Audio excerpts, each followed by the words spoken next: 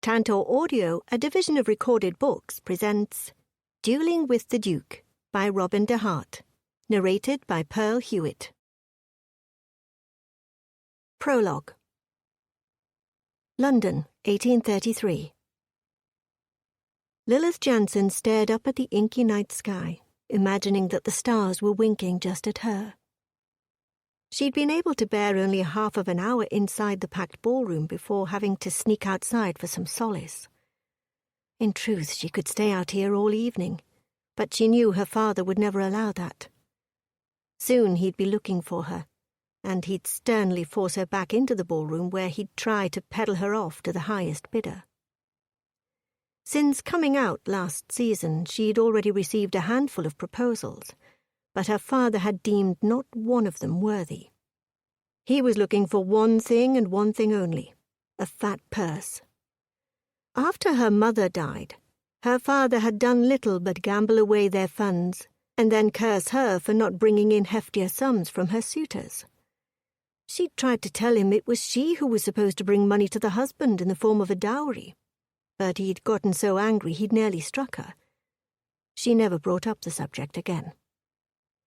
Until the suitor with the biggest purse came along, she supposed she would bide her time and wait for the inevitable. For much of her first season, she'd wasted time fantasizing about a wealthy, handsome, and kind man who would sweep in and fall desperately in love with her. That had yet to happen, and the more she was around other couples in London, the more she realized that it wasn't only her parents who hadn't been a love match. That seemed as rare as a falling star. "My lady, are you hiding from someone?" Startled, she turned and found a gentleman watching her. Either he'd silently approached, or she'd been so enraptured with the stars and her own thoughts that she hadn't heard him. No. She'd briefly noticed him earlier in the ballroom. He was wickedly handsome, with light brown hair that fell in soft waves about his head, and shrewd hazel eyes looked directly at her. A silent but palpable tremor seemed to shimmer between them. She forced herself to look upward. He followed suit. "Are they not magnificent? You can see them so clearly over here where the light is dimmer." Once her eyes were off the handsome stranger, she could once again appreciate the heavens. "The stars?" he asked. "Yes, though admittedly there are those who shine brighter." She again looked to him, confirming that his words had been a compliment as he gazed directly at her. "I don't believe we've had the pleasure of a formal introduction." "True. It is quite scandalous that we're even speaking." He winked at her. "I won't tell anyone if you won't." She grinned. "My lips are sealed." "That is a pity, dear lady." He bowed slightly. "Lord Gabriel Campbell," he said, retrieving her hand and bending his head over it. His warm breath permeated the thin fabric of her glove as his lips pressed to her wrist. Lord Campbell. She knew the name, or rather, she knew the reputation that went along with the name, and now she understood why he was known as a rake. He'd scarcely spoken to her, and she already felt partially seduced. A warm flush covered her chest and neck.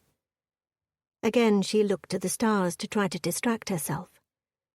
"Do you see that cluster of stars there?" She pointed up and to the right. "Yes, the Seven Sisters, is it not?" The fact that he recognized them pleased her. "Yes, the Pleiades are commonly called that. I'm not quite certain why, but they've always been a favorite of mine." "Fascinating. I don't believe you introduced yourself, by the by." "Lilith Jansen. Quite nice to meet you, my lord." "But we haven't just met." He winked. "We are old friends now, are we not?" She smiled and nodded. His eyes travelled the length of her, and immediately her body responded. Her breath caught, and she found herself biting down on her lip. She'd had suitors, more than she could count, but this man, something about him was definitely different. Granted, he was a notorious rake, which should shoot off warning signals in her head. Instead, she found herself wanting to lean closer to decipher precisely what balance the green and brown were in his eyes. He closed the distance between them, as if reading her mind. His gaze never wavered off her. "The stars are lovely, but not as lovely as you, my lady. I suspect that someone will come looking for you soon." She eyed the doors that led back into the ballroom. "I suppose you're right," namely her father. If he made an appearance, he would no doubt embarrass her. If he knew she'd been out here discussing the heavens with a gentleman, he'd most certainly threaten to throttle her. He'd never actually done so, but she certainly wouldn't be surprised if one day he did. "Tell me, Lady Lilith, are you out here merely to enjoy the evening sky, or are you also not a fan of these ordeals?" She laughed. He'd given her a perfect opportunity to pretend that her interests had been something other than the stars. Ladies weren't supposed to be given to academic studies, at least according to her father. She should flirt and get as much male attention as possible without being inappropriate. "I shouldn't be so transparent. These balls are rather tedious." Not entirely untrue, though she found herself longing to be more honest. "That being said, I rarely get the freedom to enjoy such a beautiful view." "Nor do I," he said. Her cheeks flushed. "Your secret is safe with me. In truth, I too find these parties trying. I'd much prefer to be home reading, though I admit it would be nice to sit with such a lovely creature while enjoying my philosophy books." So he too had interests that defied society standards. He reached over and toyed with the dance card that hung from her wrist. "Have you been hiding out here long?" he asked. "I should think a woman of your beauty would have a filled card within 10 minutes of arriving." She gave him a sideways glance. In truth, she could fill her card faster than that, but she'd become accomplished at sidestepping men who she did not wish to encourage in their pursuit. "Brother, have you found a dance partner for me?" a man asked as he approached. "I don't believe I've had the pleasure. Introduce us, Gabriel." The muscles along Gabriel's jaw tensed, but he nodded nonetheless. "Lady Lilith Jansen, may I present my brother, the Duke of Linford, Raphael Campbell." The Duke winked, then bowed deeply. Raphael was more conventionally handsome than Gabriel, but she found her eyes drawn to the taller younger brother. Though he was likely out here attempting to do nothing more than seduce her, she'd felt as if he'd seen her, the real her. A foolish notion, that. "Well then, I do believe the next dance is a waltz, and I should like to claim it." The Duke lifted her dance card. She raised her eyes to Gabriel's, willing him to interject and claim the dance as his own, but he merely bowed and stepped aside. Disappointment flooded her. It was futile, she knew that. The Duke of Linford was the one with the purse strings, so he would be the one her father would select for her. It mattered not that the younger Campbell was the first man in London to pique her interest. Duty demanded that she take the Duke's arm and allow him to lead her back into the ballroom. She stole one last glance back at Gabriel, but found him gone. Disappointment flooded her, but thus was her lot in life. She supposed she should be pleased she'd captured the attention of a duke. It certainly would thrill her father. Chapter 1. London, 1838. Gabriel Campbell, Duke of Linford, stepped down from the carriage and surveyed the area around him. He'd been back in London for less than 48 hours, after being assigned to hiding Queen Victoria whilst she healed from a minor injury. Personally guarding the Queen was an important task, but he was not accustomed to being relegated to babysitting, and the only reason he'd been the one selected was because of his own personal vow of celibacy. His comrades in the Brotherhood of the Sword, the covert and elite organization dedicated to protecting the Crown of England, jestingly referred to him as the priest. But this assignment, this was more of what he was used to. Earlier that evening, He'd received a message from Lord Somersby. There had been a shooting, and one of their own had killed the man who'd just 3 days before broken into Queen Victoria's bedchamber and tried to assassinate her. Gabe had been tasked with examining the scene, retrieving any evidence, and dealing with the dead body. The location for the old Tyburn gallows sat directly behind him, and just beyond the trees, many of London's finest would be riding through Rotten Row in a few hours. They had to get the mess cleaned up before that happened. The Brotherhood had caught the would-be assassin the night he had broken into the Queen's chambers, and held him for questioning, but he'd managed to escape, and they'd lost track of him. His death meant that Gabriel couldn't question the man to discover if he was working alone or if he had an accomplice who also wanted the Queen dead. Still, there could be clues on his person that could provide them with necessary information. He could have sent others to the park to gather any potential evidence, but recently things had not been running smoothly. They'd already lost the attempted assassin once. Gabriel was ready to manage things himself to ensure that this particular attack on the Crown was resolved. He knew from past experience that doing so was the best way and often the only way to ensure that things got done. He had brought some lower-level assistants with him. They'd need to take the body back to the offices for examination. "Over here, my lord," one of the men called. Gabriel stepped over some low shrubbery and made his way over to where the man stood in a clearing. At his feet lay the body of the would-be assassin. Something about him seemed familiar. "Give me the light," he told the assistant. The man knelt and held the lantern over the body. Blood caked the right side of the dead man's face. His hair was neither long nor short, but stuck out in wild tufts of black and grey. Gabe didn't touch him or examine the wound. He'd do that back in the offices when he had proper tools and light.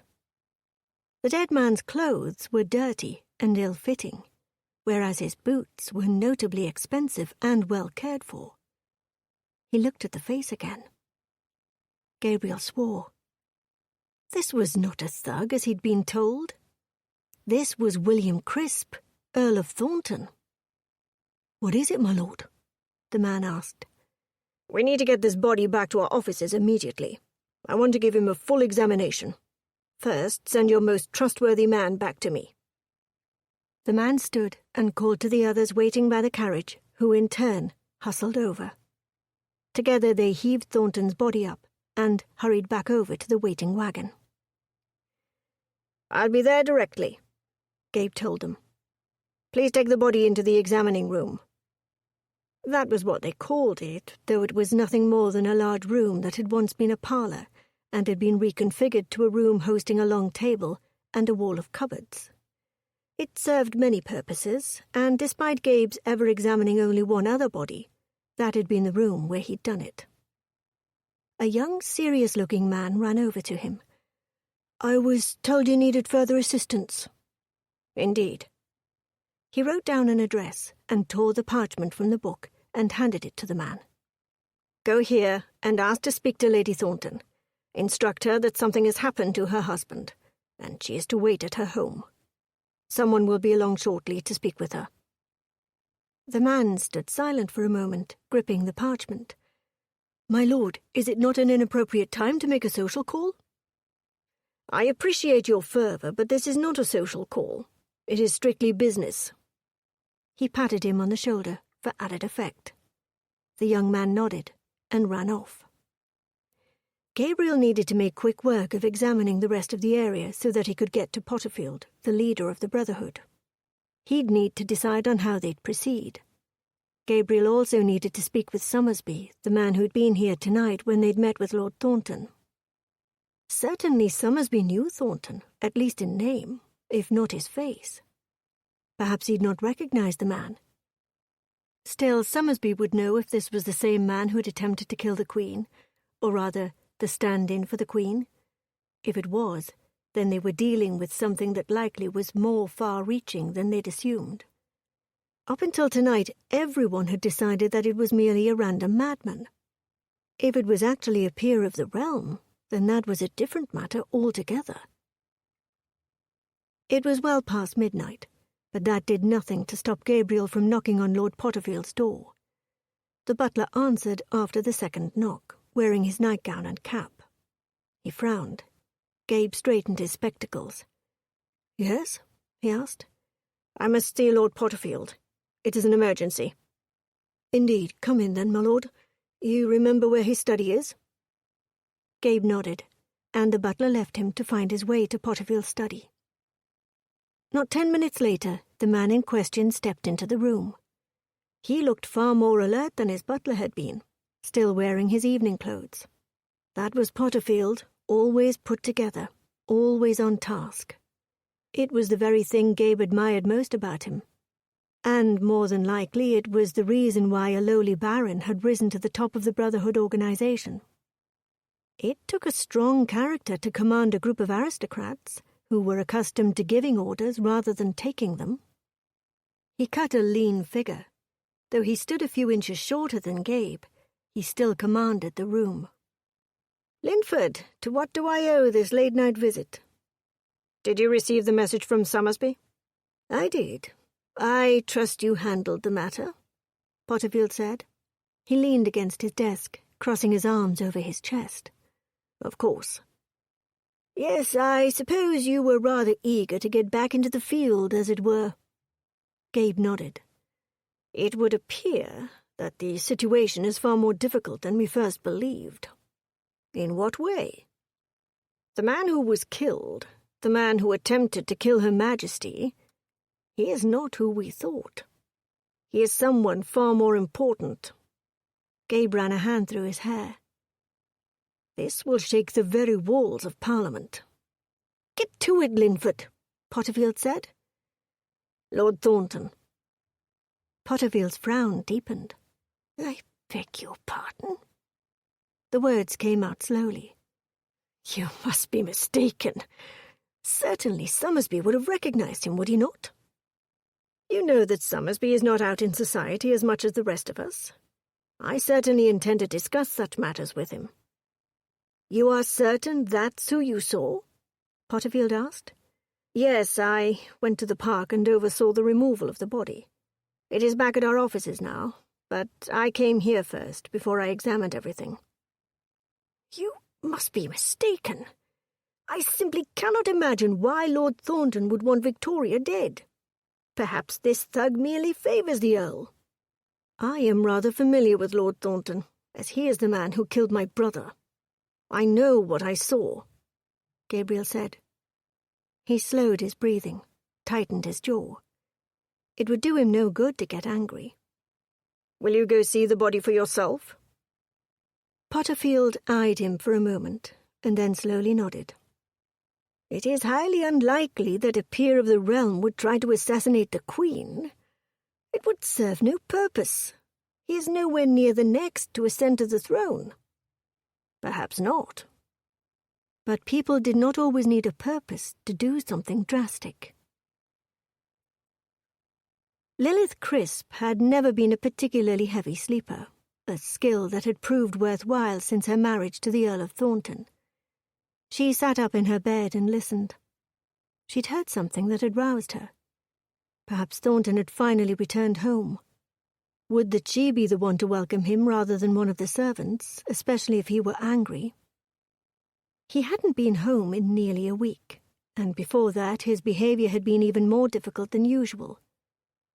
Over the past 5 years, she'd grown accustomed to his anger, his outbursts, and especially his jealousy. She'd learned that it often only took a seductive glance or a brush of her hand to distract him from taking his wrath out on the servants. But the truth was he hadn't touched her in nearly a month.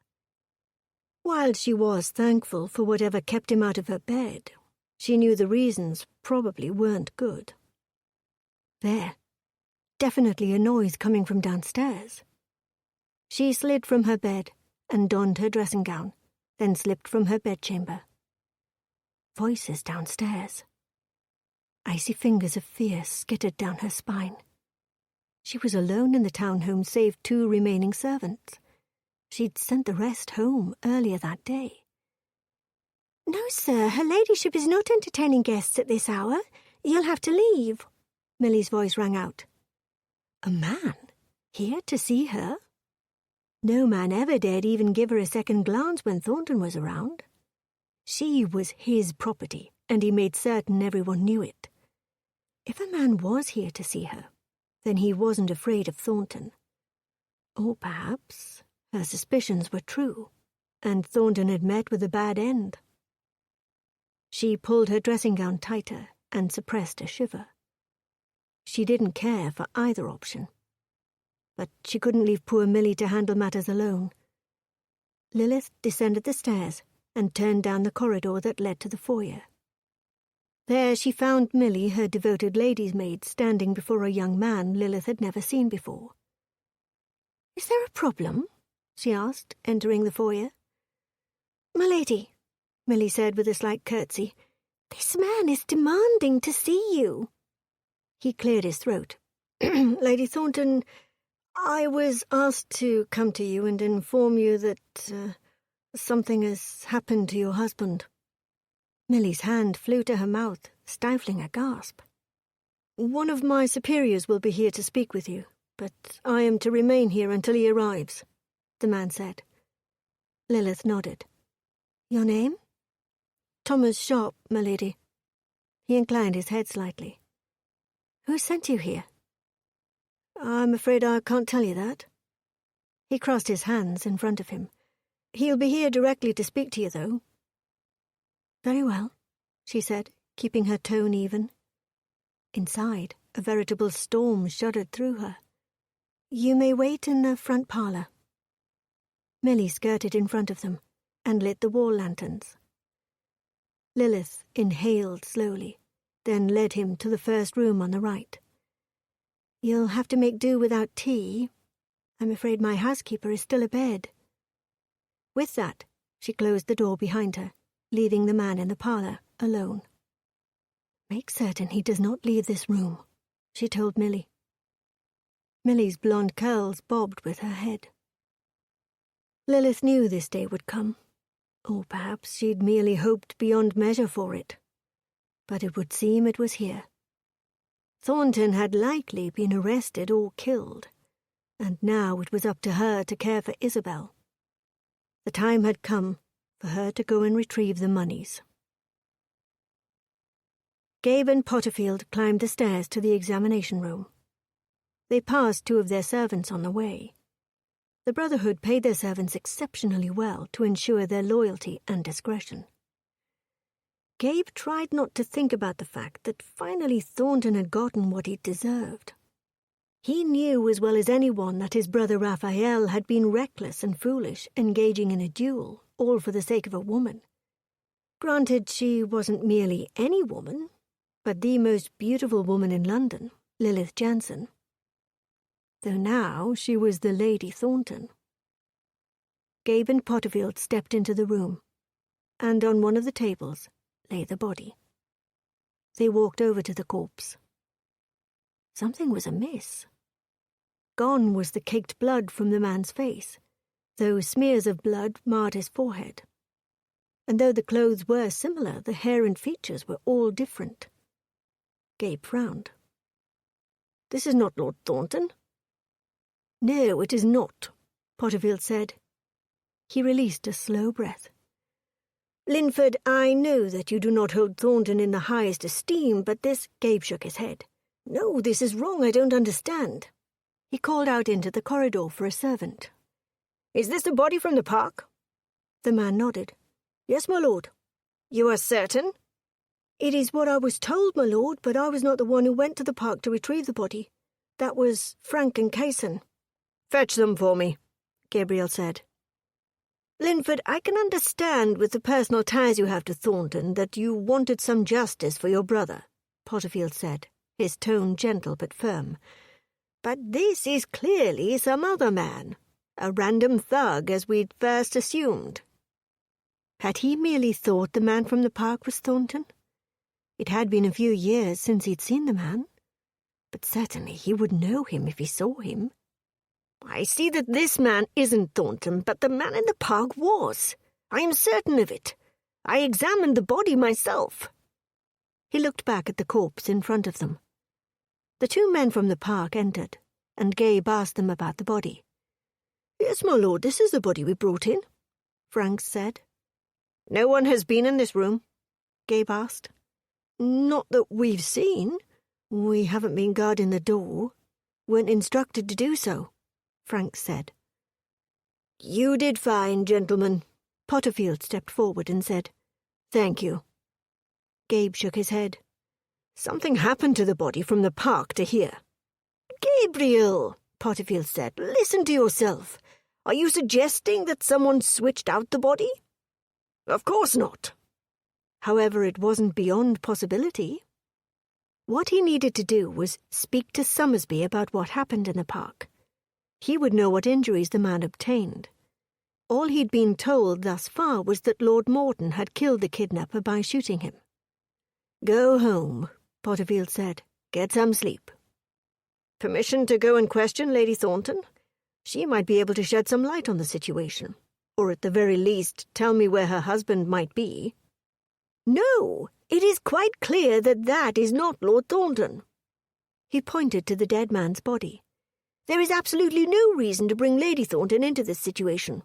She can provide no answers to the investigation." Gabriel exhaled slowly, then steeled himself. He didn't know what the hell had happened tonight, but he knew that if he showed any weakness to Potterfield, he'd earn himself a holiday. "Sir, I know it was Thornton. I know what I saw." "Be that as it may, that man," Potterfield pointed at the body, "is not Thornton." Gabriel nodded absently. "I'm going to go ahead and examine the body, and then I'll head home.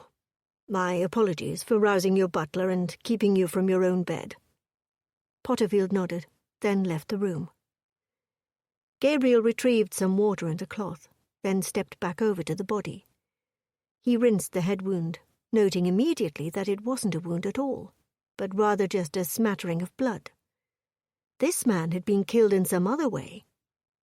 He grabbed the scissors and began cutting off the man's clothing. There, in his chest, he found the fatal wound, left side, on the upper part of his torso. It was far too large to be a gunshot. This was the mark of some sort of knife. This man had been stabbed to death, not shot, which meant that, as ludicrous as it sounded, someone had in fact switched out this body for the one in the park. Thornton had not been working alone. Someone out there knew of Thornton's plan to assassinate the Queen, and they didn't want the Brotherhood to know of Thornton's involvement. That meant two things. One, Her Majesty was still in danger, and two, Gabe knew something they'd tried to hide. Potterfield would not believe him without proof, he knew that. The man did not rely on hunches, ever. Neither did Gabe, for that matter, which was why he was often Potterfield's choice for sensitive assignments. But this wasn't a feeling or a hunch. Gabe knew he'd seen Thornton in that park and now knew that someone had traded his body. Thankfully, they'd already increased security around Victoria at Buckingham. Now Gabe had to find proof, which meant that he had to go to Thornton's townhome, see the Lady Thornton, and discover what she knew of her husband's nefarious activities. Lilith had donned the darkest dress she owned, an old frock that still fit her perfectly well, but which Thornton had forbidden her to wear since it was not as revealing as he demanded. But for the purpose of skulking around London in the dark of night, it would work perfectly. Before she could travel to St. Bartholomew's to retrieve Isabel, Lilith had to secure the funds she'd been saving, which meant breaking into the British Museum. Yes, she could simply wait for morning to go when the doors were open, but it had been difficult enough hiding the first stash of money there. The other 2 times she'd brought funds, she'd gone in the middle of the night, and things had gone much smoother. No one had inquired what she'd been doing on that ladder for so long. If Thornton were dead, whoever had been after him would most assuredly come for her. She'd been his wife for nearly 6 years.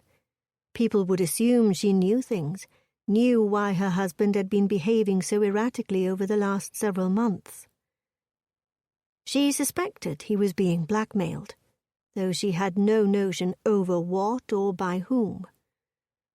As far as she knew, he had no secrets, or rather he'd always freely shared tidbits with others, held business and political conversations in front of her and the like, simply because he hadn't believed her capable of doing anything with the information. Perhaps he thought her too stupid. More than likely it was because he thought of her as nothing more or less than the pretty bauble on his arm. She didn't know for certain he was dead, but considering he hadn't been home in a week, it seemed highly likely, as he'd never before been away from her that long. She'd seen the threats he'd received, only 2 of them, and he hadn't known she'd found them. And though they hadn't been blatant, it was evident from the language that someone was quite angry with him. There was no telling what sort of dangerous situation he'd gotten himself into. He wasn't the most popular man, as he was unkind, but he'd earned his status in London, and people tended to respect him. Or perhaps they feared him. Either way, as Lady Thornton, she tended to gain entrance anywhere she needed to go. He'd even been so bold as to bring her to a gentleman's club one evening. That had not gone over well with the other men, and the following day she'd been peppered with questions by some of the other wives, but she'd kept mute about the whole situation. In truth, it hadn't been anything to get overly excited about. Nothing more than a darkly lit room, men smoking and gossiping, and drinking too much. Shortly after that night, Thornton's behaviour had shifted, and he'd become increasingly absent, less attentive, and angrier. Initially, she'd wondered if he'd found himself a mistress to occupy his time and desires. But then the first of the threats had arrived. The following day, she'd made her way to the museum and hidden her first bit of saved funds. For the last 6 months, she'd saved even more, perhaps not expecting but preparing for something like this to happen. She needed to retrieve Isabel, her niece, and together they would go somewhere and begin a new life. Though Isabel was only her niece by marriage, Lilith had always thought of her as more of a sister, since they weren't that far apart in age, less than a decade. Lilith knew that if she did not care for the girl, no one would. She'd merely disappear, and no one would be the wiser. Eventually her uncle's funds would dry up, and the school would kick her to the street. Lilith would not allow that to happen. Isabel would have more choices than Lilith had had herself. She quietly descended the stairs and went into Thornton's office, since the windows lined the wall facing the street. Milly had assured her she would make certain the young man sent to guard Lilith stayed in the parlour while she went on her errand. If the other man arrived to speak with her, he'd have to wait. She peeled back a curtain to check under the window. This one would not do, unless she wanted to lower herself directly into a boxwood shrubbery. Another window revealed the same. Finally, on the third, she found a clear choice, albeit a little higher off the ground than she might prefer. She unlocked the window, then slid it open, wincing as the glass squeaked. With one last glance at Thornton's study, she lowered herself out the window. Chapter 2. After leaving the Brotherhood offices, Potterfield sent Gabe and Ellis to Lord Morton's house. According to Summersby's report of what had happened in the park, Thornton, or the would-be assassin, had been shot by Morton. Neither Lord nor Lady Morton was home. "And you said Summersby had already left town?" Gabe asked. Ellis nodded. "Gone to prove his affection for my cousin, it would seem." "Indeed?" Gabe asked. "Yes, it would seem that protecting her while she was disguised as Queen Victoria proved too tempting for him," Ellis said. "Not all of us can endure such vows as yours, priest." Gabe didn't take the bait. He nodded. His friends never missed an opportunity to jest him about his celibacy. "I suppose Potterfield would have us wait here for Morton," he said, shifting the subject. "More than likely, yes." Ellis eyed him. "But You have a different idea? I do. Gabe told him about sending the man to secure Lady Thornton so she could be questioned, but how Potterfield had instructed Gabe to stay away from her. Without Thornton's body, they were not to involve her. Ellis held up the reins. Where to? Gabe gave him the address, and they travelled in silence through the quiet, dark London streets. What are we hoping to discover here? Ellis asked as he prepared to jump down from the rig. Wait, Gabe whispered. He nodded toward the left side of the house where, sticking out of one of the windows, was a pair of legs and a rounded backside. Tell me that doesn't mean she knows something about her husband. It's not what I would call conclusive proof, Ellis said, but it certainly presents several questions. The person then lowered herself from the window to the ground below. She straightened her skirts and crept to the street, where she climbed into a waiting hack. Gabe would know Lilith anywhere. Her walk, the graceful line of her neck. She was simply not a woman one forgot. Her carriage lurched forward. We're not supposed to be following Lady Thornton, Ellis said as he snapped the reins. Potterfield specifically said to walk away from this. Yes, I know. But she is a lady leaving her home at a rather questionable hour, Gabe said. Perhaps she is going to meet a lover. The suggestion sparked anger, which Gabe promptly ignored. She's smart, so it seems unlikely that she doesn't know anything about her husband's activities. If we don't go after her, we'll risk forever losing her and whatever information she has. Eventually, Potterfield will be able to see that, Gabe said. Ellis nodded and drove forward. Next time, I'd prefer a cover where we can sit in the hack rather than drive it. Duly noted. They were quiet for several moments before Ellis spoke again. How is it that you know the Lady Thornton? From polite society? Gabe didn't particularly want to speak of it, but he knew from experience that Ellis was not likely to drop the conversation if he sensed any hidden details. You know how my brother died, he began. Ellis whistled through his teeth. She is that woman? He nodded. Of course, Rafe duelled with Thornton. Gabe inclined his head. The gaslights along the streets of London flickered as they drove behind Lilith's rig. Why is it that we're following her? Ellis asked. Gabe released a breath, but kept his gaze locked on the carriage in front of them. I suspect Thornton to be the man who attempted to assassinate the Queen. I received word that the suspect had been killed, Ellis said. Yes, I was called to the park to survey the damage, Gabe said. I saw the body. Though I haven't seen Thornton in many years, I'm certain it was him. I sense there is more to the story, Ellis said. Indeed. When I got to the morgue, the body was gone and replaced with someone else's. Someone who had been stabbed and not shot. You could have been mistaken. Yes, that's what Potterfield said. It is the most logical conclusion, but I know what I saw. Damnation, he knew that wasn't the case. He had seen Thornton, and then the bastard had been replaced with someone else. Even if I was wrong about who the man was, I know the difference between a gunshot wound and a stabbing. Why would someone trade the body? To cover up whom Thornton was working with. Obviously, the threat is not gone if someone would risk breaking into the morgue to trade the body. Ellis was quiet for a few moments and turned with the carriage in front of them. Unless Thornton isn't dead and got up and walked out himself, and replaced his body with someone else's? That seems even more ludicrous. Besides my own observations after the fact, Summersby's report was that the man in the park had been shot in the head. No one could survive that, Gabe said. Unless you were mistaken, Ellis said. Yes. Do you think I have not considered that? But you don't believe it possible. Ellis, how many times have you known me to be wrong? I rarely express my views on anything, but when I do... You're right, Ellis finished for him. I know.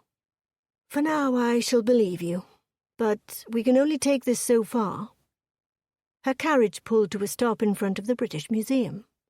They stopped farther back to avoid being seen, and waited.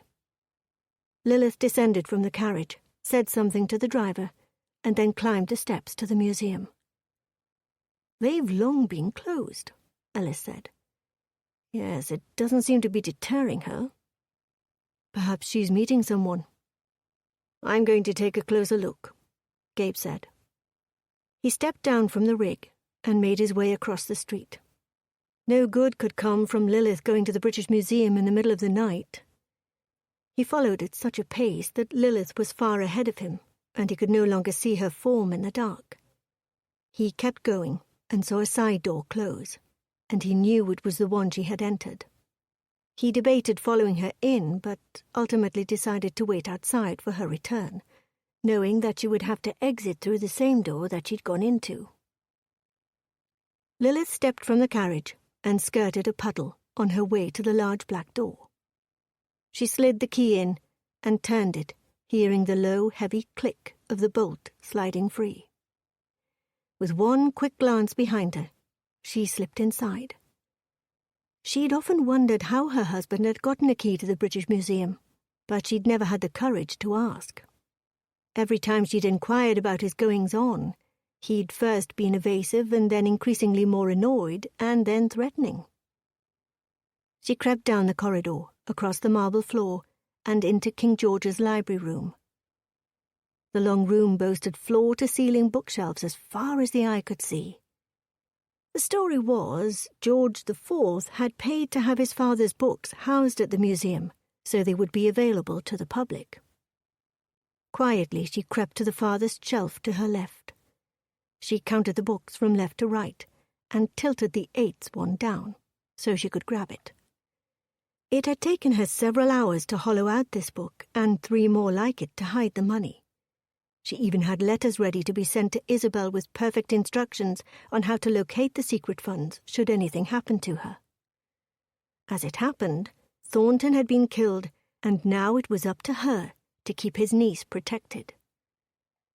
Lilith couldn't remember when the money had become Isabel's, but at some point that's how she had come to think of it. Salvation money for Isabel, to save her from a fate that Lilith had endured.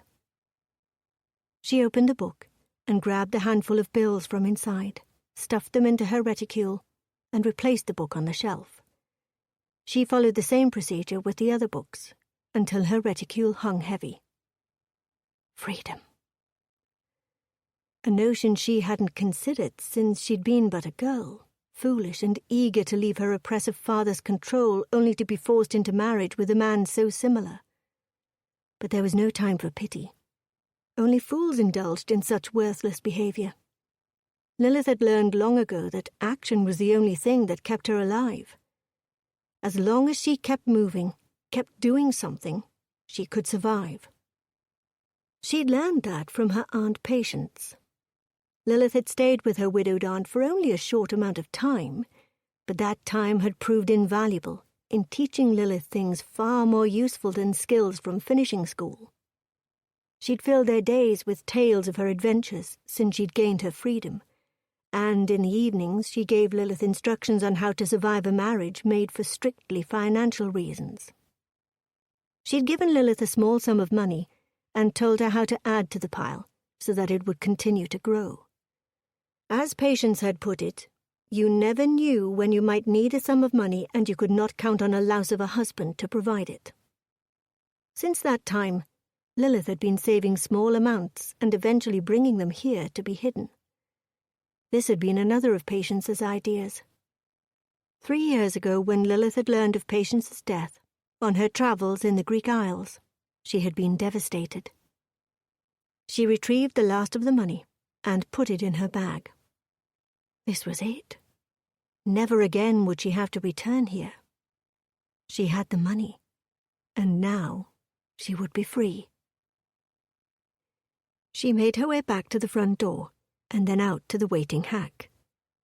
There, against her rig, leaned Gabriel Campbell. Her heart stuttered at the sight of him, but she chalked it up to surprise. Of all the people she'd expect to seek her out, the Duke of Linford was not one of them. As far as she knew, he loathed her. "I believe you were instructed to wait at your house," he said. "You? You sent that young man to me?" "I did." "On what authority?" She walked directly to him, and then was immediately sorry she had done so. This close, she couldn't deny that Gabriel cut a handsome figure in his black trousers and overcoat, gleaming spectacles perched on his perfectly aristocratic nose. He looked nothing like his brother. Rafe had been dark, mysterious, and seductive, with his raven black hair and equally dark eyes. At least she'd thought so, until she'd realized he was not mysterious. Instead, he'd been reckless to the point of foolish. In contrast, Gabriel was lean and athletic, with rakish waves in his light brown hair and intelligent hazel eyes that peered back at her from behind his gold-rimmed spectacles. A crooked smile slid into place, giving him an almost mischievous appearance, and again, her heart fluttered erratically. She shoved aside her observations. Whether or not Gabriel was attractive mattered not to what she was doing. "I believe I asked you a question." "Ah, yes," he said. "You were questioning my authority." "Your authority?" "I see no reason to argue here on the street. I shall escort you home." He opened the carriage door and helped her inside. He followed suit, closing the door behind him. "Now then, would you like to tell me what you were doing in there? The museum has been closed for hours." She tilted her chin ever so slightly. As the carriage lurched forward, Lilith shook her hands in front of her, a vain attempt to rid herself of the nerves. Damned if Gabriel Campbell hadn't re-entered her life at the most inconvenient time. It was more grist for the mill, she supposed. Nothing in her life had ever been particularly simple. She did her best not to look at him, sitting across from her, no doubt wearing a smug expression. How was she supposed to protect the funds until she was able to get to Isabel? She had to come up with a way to get him away from her. She could do what she always did, use her wiles to the best of her ability. It had always served her well. It would distract him, and she could slip away. No one ever saw her true nature. "That is my own private business, and that is a public building. I have every right to be in there." "Perhaps, but one might wait until morning to make such a visit, so they didn't have to burgle the establishment." "I did not burgle anything, and I prefer the night to the day," she said, doing nothing to ease the starch from her voice. She peered out the curtained window of the rig and found the darkened streets useless in determining where they were headed. "Are you simply going to come home with me, or are we going somewhere else entirely?" "I told you I would see you home. I am not in the practice of lying." She couldn't help but feel that jab was meant for her. Several moments passed before he spoke again. "You are looking well," he said, as if they were nothing more than long-lost friends. "As are you." "How long has it been?" she asked. Then she held her breath and waited for his answer. Gabriel and she had a past, a history. They hadn't been lovers. No, she'd been courted by his older brother and Thornton at the same time. Their competition to win her hand had nearly driven her mad. Her father had made it abundantly clear that there was no choice. A duke would always be preferable to an earl, so therefore she would wed Rafe. But then there had been the duel, and the choice had been made for her. "I believe the last time I saw you, it was the day before your would-be husband killed my brother." She winced. There it was. Why had she even asked him that ridiculous question? She'd certainly known the answer. There was no point in addressing the issue. It hadn't been her fault. She'd been telling herself that for the past 6 years, although she never quite believed it. Certainly she could have done something to prevent that foolish duel from ever happening. "What do you want, Gabriel?" What is so important that you insisted on seeing me so late in the evening?" He had been 19 or 20 the last time they'd seen each other, and time had most assuredly been kind to Gabriel Campbell. He'd already been handsome then, but the man who sat across from her was the very picture of a dashing gentleman. His hair fell in soft brown waves, appearing both wild and restrained at the same time. Their first meeting had been a lifetime ago, when she'd foolishly thought marriage could be about love and affection instead of money and power. She knew better now, and though much of Gabriel looked the same, down to the locks of hair that fell onto his forehead and his same intense, bespectacled gaze, he was not the same as he'd been so many years ago. He was harder. She could see the pain and jadedness in the tense tick of his jaw.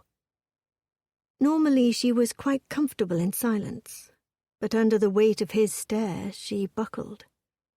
"What do you want from me, Gabriel?" "Your husband is suspected of some questionable behavior, and I need to know what you know." "I know nothing." His right brow rose. "Indeed. Well, that might be more believable had you not just broken into the British Museum." His forehead wrinkled in a frown. "Precisely what were you doing in there?" "Would you believe me if I told you I have a key, and I was retrieving my own personal property?" she asked. "No," he said plainly. "Of course not, because Gabriel, as most other people in this damned town, expected the worst of her." "I suspected as much. Then it matters not what I was doing in the museum. It is a public building, and I owe you no explanation.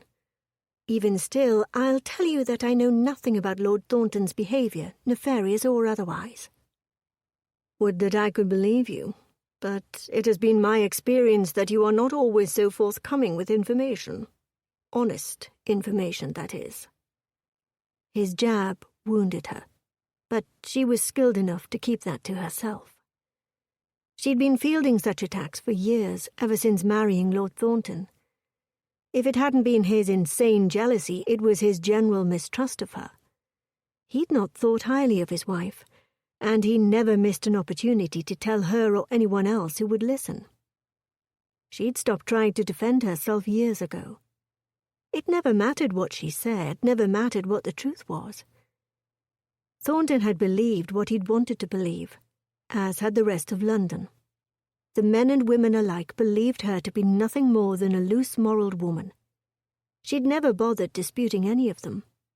Such reputations could be useful at times. It seemed Gabriel was no different.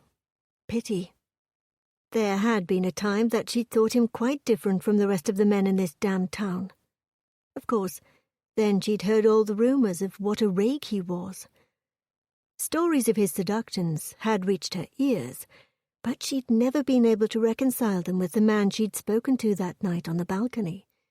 The man she'd thought would ask her to dance, but had instead allowed his older brother to sweep in and take her off his hands. "Your husband, when was the last time you saw him?" She glanced out the window, wondering what she could say to Gabriel to make him go away. He took the opportunity to snatch her reticule from her grasp. "I beg your pardon, sir, but that is mine." She reached to grab it back, but he was too swift for her. He opened it and peered inside. Then he looked back at her, both brows lifted. "This is quite a sum of money, Lilith." Why was it she could never get too far removed from a man wanting to control her? "This is all none of your concern." "On the contrary, my dear lady," Gabriel said, his tone stern and brimming with judgment. "Your husband is under investigation for crimes against the Crown. Being his wife, you are being scrutinized as well. Not to mention, stealing from the British Museum is as good as stealing from the Crown." "What sort of crimes against the Crown? Thornton might not have been the most gregarious man, but he was a patriot, always fighting in Parliament for something or another." That was the honest truth. However, she never knew precisely what he'd been fighting for, though she knew enough to be certain it wasn't for the benefit of the lower class. "And his feelings about the Queen?" Gabriel asked. How am I supposed to know? We never talked about such matters. He rarely spoke to her. She had been an extension of his property. You said that you sent that young man to my house on your own authority. But under whose authority are you making these enquiries? I don't recall you working for the Crown. Again she looked out the window, and was pleased to discover the carriage had turned down her street. Regardless, you asking questions does not mandate I answer them, she said. She had a sneaking suspicion he would come inside with her. After all, he was the one who'd sent that boy tonight, confirming her suspicion that something had happened to Thornton. And there was the annoying little fact that he currently held her moneys captive. Besides, she knew virtually nothing about her husband's activities outside of their town home. For that matter, she knew little of what he did when he was home with her, which he hadn't been for the better part of a week. Once the carriage stopped, Gabriel stepped down and assisted her to the ground. "Perhaps you do not realize what you know. We shall talk when we get inside," Gabe said. At least he had followed his word and returned her to her home. "If I answer your questions, you must return my funds." He did not verbally agree, and her protest was lost as another carriage pulled up and stopped in front of the house. The man driving it jumped down and followed them as they went up the walkway to her front door. She glanced over her shoulder. "Who is that?" "Viscount Ellis, pleasure to meet you, Lady Thornton," the man said, stepping forward and bowing over her hand when she turned toward him. But where had he come from? Had she been so distracted at the museum at the sight of Gabriel that she hadn't noticed an additional hack? "Do you always follow Lord Linford around?" She unlocked the door, and together the three of them breached her threshold. Her skin prickled. Though she might not be interested in answering Gabriel's questions, she did want to know what he knew about her husband. Had Gabriel come to confirm Thornton's death? Or perhaps he hadn't been killed and was being detained somewhere. She had no notion of what had been happening with her husband, but she was counting on Thornton's being gone for a prolonged absence so she could grab Isabel and run. "Do you know where he is?" he asked, though his tone suggested it wasn't a real question, as if he already knew the answer. "Before I answer any of your questions, I want you to promise you will return my bag. That is my money," she said. "And if I refuse?" She crossed her arms over her chest. "Then so do I." "Ah, but I can have you arrested for treason," he said. "I highly doubt that.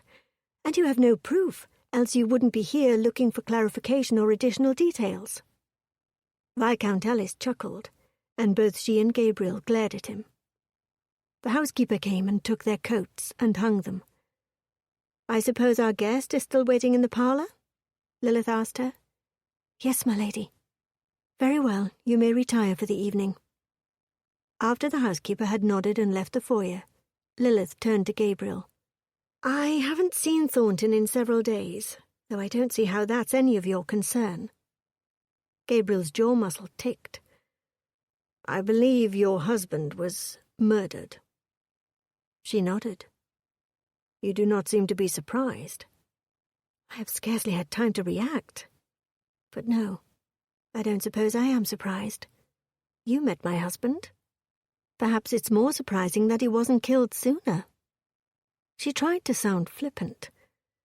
The truth was there was no love between her and her husband, never had been. She didn't even like the man. He was cold and cruel. That didn't mean she had no feelings at all, but there was no sense in advertising that fact. Showing too much emotion only made you more vulnerable. And if Thornton were truly dead, it meant she needed to get to Isabel as soon as possible. "What do you know of your husband's activities over the last several days?" Viscount Ellis asked. "Nothing. He rarely told me where he was going or what he was doing unless he brought me along, which he hadn't done recently." She paused, wanting to ask, but uncertain if she should. Finally, curiosity got the better of her. "Do you know for certain he was killed, that he is dead?" Gabriel's greenish-brown eyes seared into her. Then he slowly nodded. "I believe I saw him, dead." "You believe, but you are not certain." "The body was taken." Perhaps Thornton was simply too cruel to die and had gotten up and walked away. Chills scattered up her arms. She shoved the thought away and asked, "Who the devil would want my husband's dead body?" "I suspect whomever he's been working with. What can you tell me about your husband's communications? Did he have visitors here or go places to see people? Receive messages from anyone?" Yes, and yes. But she had no reason to trust Gabriel with that information. She'd learned the hard way that it was best to keep information close and reveal it only when necessary. Anything that could provide the upper hand gave her a measure of power, regardless of how small. Power kept one alive. Lilith Crisp was still ridiculously beautiful, that Gabe could not deny. And she was obviously as secretive as ever, which, in his experience, meant deceptive. More than likely he was wasting his time standing here and asking her questions. If she knew anything, she wasn't inclined to share it with him. There was always the chance that she knew nothing. Men didn't always share everything with their wives. She led them to a parlor, where Gabe found the young man he'd sent earlier. He was dozing on the sofa, his snores echoing through the small room. Ellis coughed, and the boy jerked awake. "Sirs," he said, coming to his feet.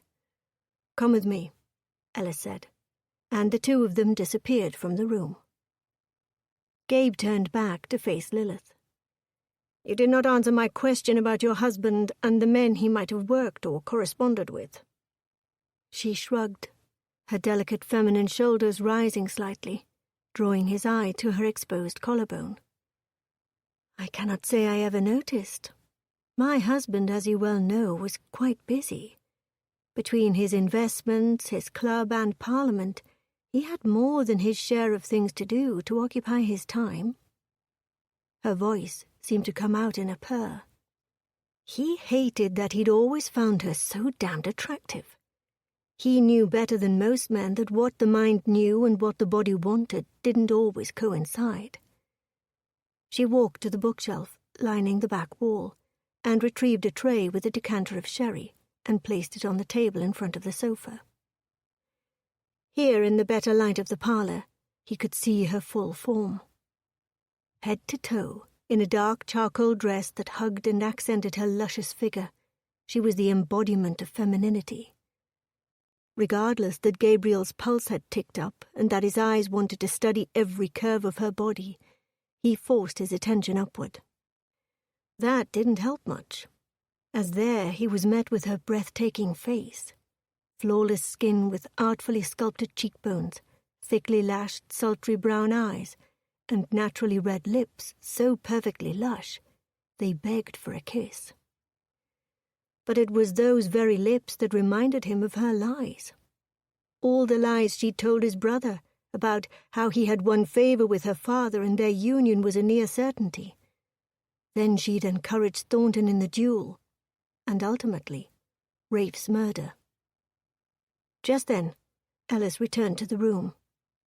"It's evident that you seem to believe I'm keeping secrets from you about my husband's activities. But there is nothing I can tell you," she said. She retrieved a handkerchief and dabbed at her eyes. "I would appreciate you letting me know what you discover about my husband's death." Ellis stepped forward. "Of course." He nudged Gabe in the side with an elbow.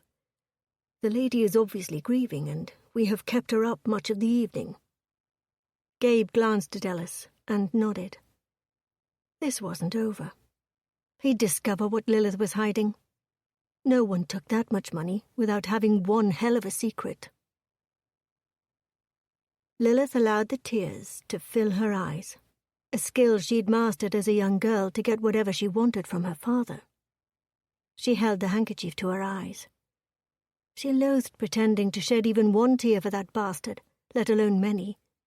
But If portraying the grieving widow would get Gabe and his companion out of her house, then she would weep all night if she had to. Her eyes welled, and she knew it would take only one blink to release the tears. She closed her eyes, then opened them. "I am truly sorry, Lady Thornton, for your loss," Viscount Ellis said. The men stepped into the corridor to leave. Gabe stopped, turned, and looked at her. The weight of his stare nearly made her falter. Thankfully, he'd returned her reticule of money. Otherwise, she would have had to hunt him down to snatch it back. She put the handkerchief up to her eyes again, not willing to watch him as he left. She'd seen enough in his glance to know he'd return. But for now he was leaving, and that might buy her enough time to get to Isabel. Chapter 3. They had driven down the street and were about to turn when Gabriel stilled Ellis's hand on the reins.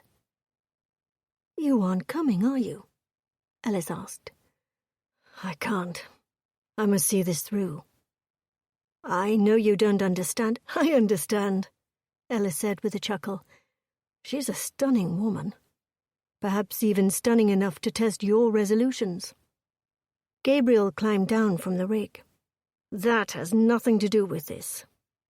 Ellis nodded, but Gabe could tell that his friend did not believe him. "Her husband tried to assassinate our queen. Is it not our duty to follow the evidence and see where it leads?" "I will make your excuses to Porterfield, but you know he will not be deterred long." Gabe nodded, and Ellis snapped the reins, leaving him standing on the quiet, abandoned street. Lilith knew something. She was running, stealing money, and behaving most suspiciously. These were not the activities of an innocent person. Or at least she knew that her husband was involved in something nefarious, and she was taking precautions to keep herself safe. Gabe was determined to discover everything she knew. The fact that she was a beautiful woman had no relevance to his investigation. Besides, Gabe knew who she was underneath that lovely exterior. She was a rose, carefully hiding her thorns below her vibrant color and beauty. But he would not be fooled. He turned and walked back to her townhome, noting that the rig still waiting outside. He walked closer to ensure it was in fact her home, and not one of her neighbors. It was the third home in the row, boasting 2 columns and a black door with a gold number 5 on it. Hiding himself in the shadows, he crept closer. Lilith slipped out the front door and into the waiting rig. He withdrew his pocket watch, noting the time. 4:15 in the morning. Where the devil could she be going at this hour? There was only one way to find out. He quickly jumped onto the back of the rig and held to the mudguard as the horses clipped forward. The carriage turned several times and eventually headed down the King's Road, heading straight out of London. Had he known this trip would be farther than a few blocks, he would have climbed inside with her instead of hanging off the back. Where the devil was she going? Perhaps a clandestine meeting with whomever had stolen Thornton's body. He didn't want to believe that Lilith could be involved in an assassination attempt on the Queen, but he knew he couldn't trust her. She certainly could be involved, and she might be leading him into some sort of a trap. He'd have to be on alert and make certain to not fall prey to any of her schemes. An hour and a half later, the rig stopped outside a large building surrounded by a black metal fence. A sign read St. Bartholomew's School for Girls. She made no move to leave the carriage. Gabe quietly jumped to the ground and stretched his legs. Thankfully, the days prior had been relatively dry, and they hadn't hit many puddles on the journey here, else his pants legs would be caked with mud. Gabe scanned the area. The school across the street, a park behind them, and then houses up the way. Was she meeting someone in the park? He glanced at his watch again. It would be another hour before the sun began to rise. Perhaps going into that neighborhood down the street? Though she'd parked right here at the school.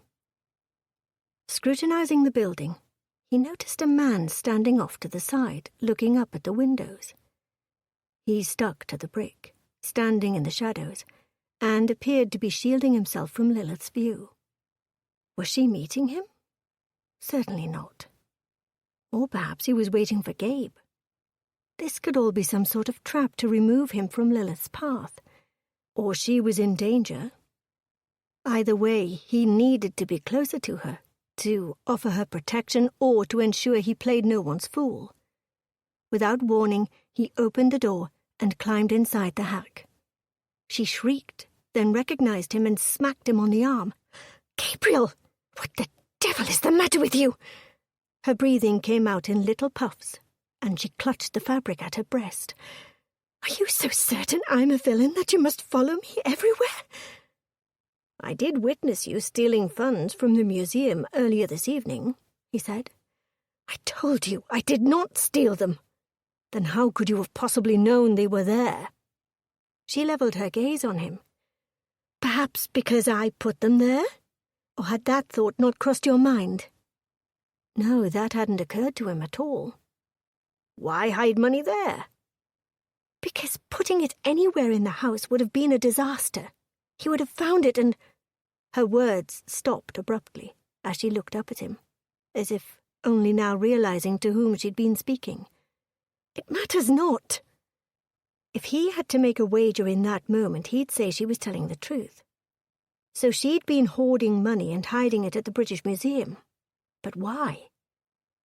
He could certainly ask her now, but he knew she wouldn't answer. So instead he asked, "Are you here to meet that man?" It was too dark in the carriage to tell for certain, but he would have sworn her face paled. "What man?" She swallowed and pulled back the tiny curtain to look out into the darkened street. "The man lurking in the shadows out there." "No, I am not here to meet a man." "Then what are you doing here?" She crossed her arms over her chest and glared at him. She was silent for a minute or more before releasing a breath. "If you must know, I am here to pick up Thornton's niece to inform her that her uncle has passed." "Why would Thornton's niece need to be informed at this hour? Could you not send a messenger?" "I intend to go in at first light. I cannot bear to sit in that house alone." He could believe her. She certainly sounded as if she was telling the truth, and her dark brown eyes did not waver from his gaze. But this was Lilith, and didn't he know better than to believe her? She had never been truthful. She had deceived his brother, and it had led him right to his death. Why doesn't anyone know about this niece? Or perhaps people did know and Gabe wasn't aware of her existence. But that seemed unlikely. Over the years, he'd kept a close eye on the affairs of Lord Thornton. He was, after all, the man who'd killed Raphael. She looked out the window again, shifting in her seat. "Who is that man?" "I have no notion. If he is not here to meet with you, then perhaps he is loitering," Gabe said. "Now, about the girl." "She is illegitimate. Her mother, Thornton's sister, died, and now it would seem that I am all she has left." "She is not your responsibility." Something flickered across Lilith's eyes, but it was so quick he nearly missed it. "That may be, but I have known her since she was but a child. I will not pretend I don't know she's here." Gabe felt a stirring at her admission. That was not the confession of a heartless woman. Caring for the illegitimate niece of your late husband, that was the act of a caring person.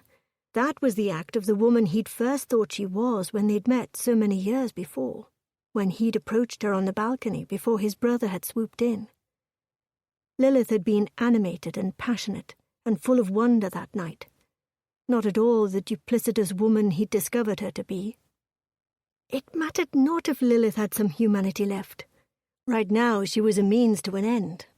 Someone was after the Queen, and as a member of the Brotherhood it was Gabe's duty to discover who that was. If Lilith could lead him closer, then he would endure time with her. "That man is still out there," she said, her tone edged with concern. "I'm going in. I can wait no longer. Gabe stilled her hand on the door. I'm going with you. He jumped down from the rig and then assisted her.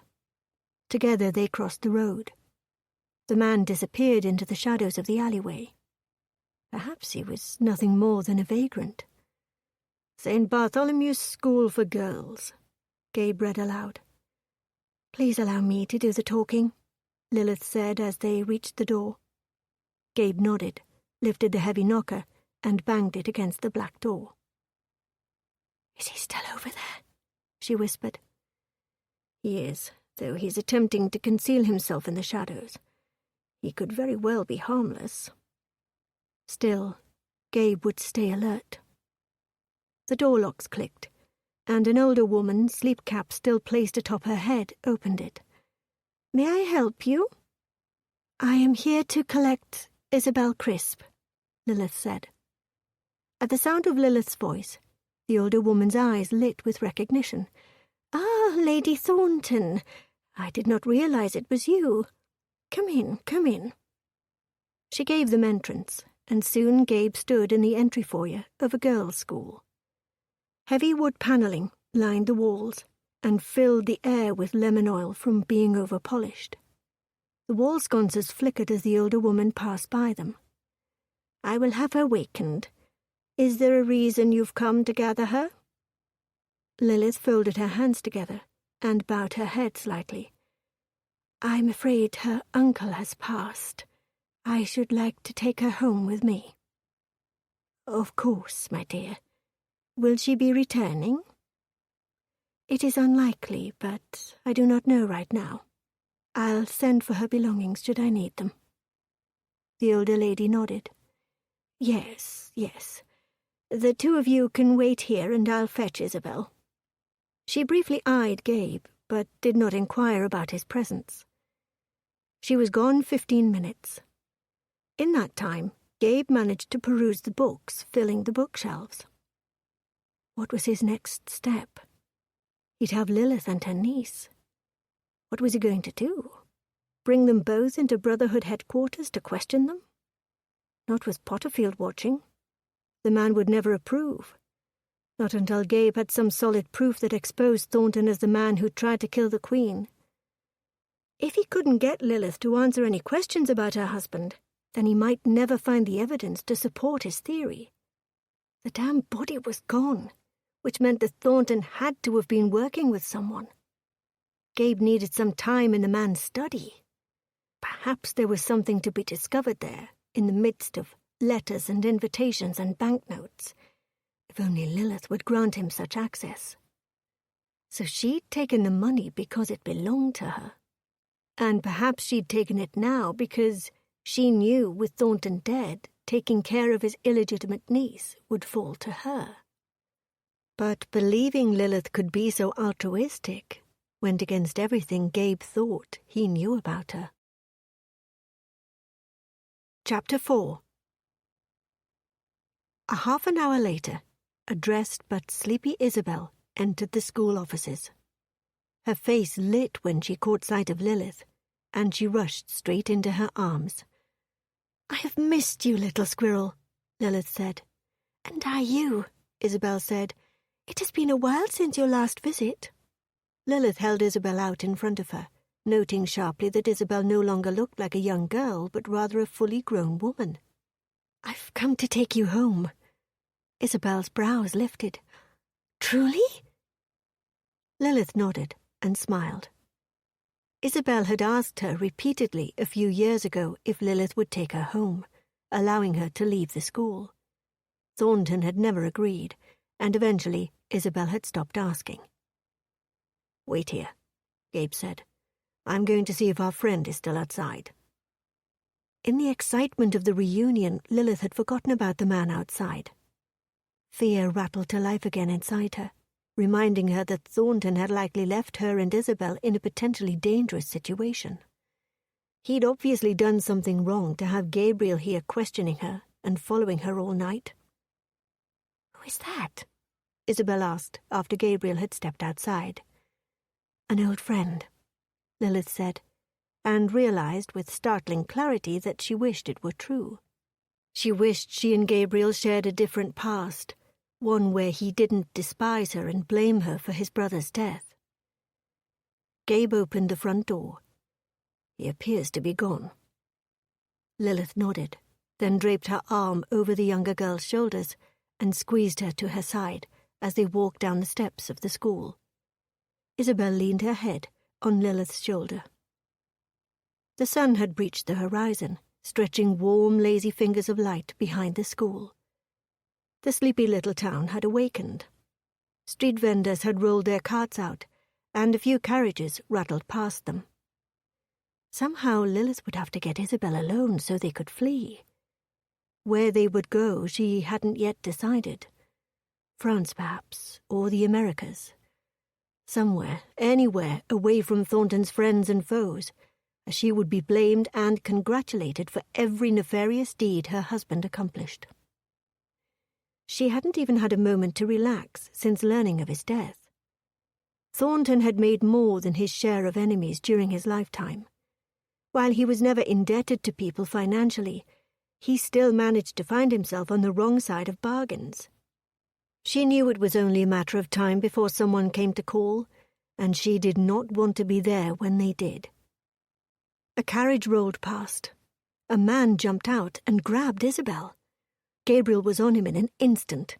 Isabel squirmed away and rushed back to Lilith's side. "Get to the rig!" Gabe shouted, between punches to the man's face and torso. Lilith froze, simply stood watching the two men exchange blows. "Lilith, now!" Gabe yelled.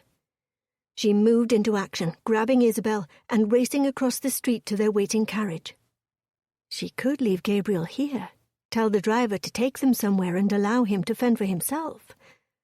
But she couldn't abandon him. She peeked out of the small window just in time to see Gabriel land a blow to the man's gut. And with that, he turned and sprinted to their carriage and jumped inside with a yell to the driver, "Go!" "Did you know that man?" Lilith asked, once they were moving. He levelled his hazel gaze on her, the intensity seeming to turn her insides to liquid. The muscles along his jaw ticked and flexed. Then he shook his head.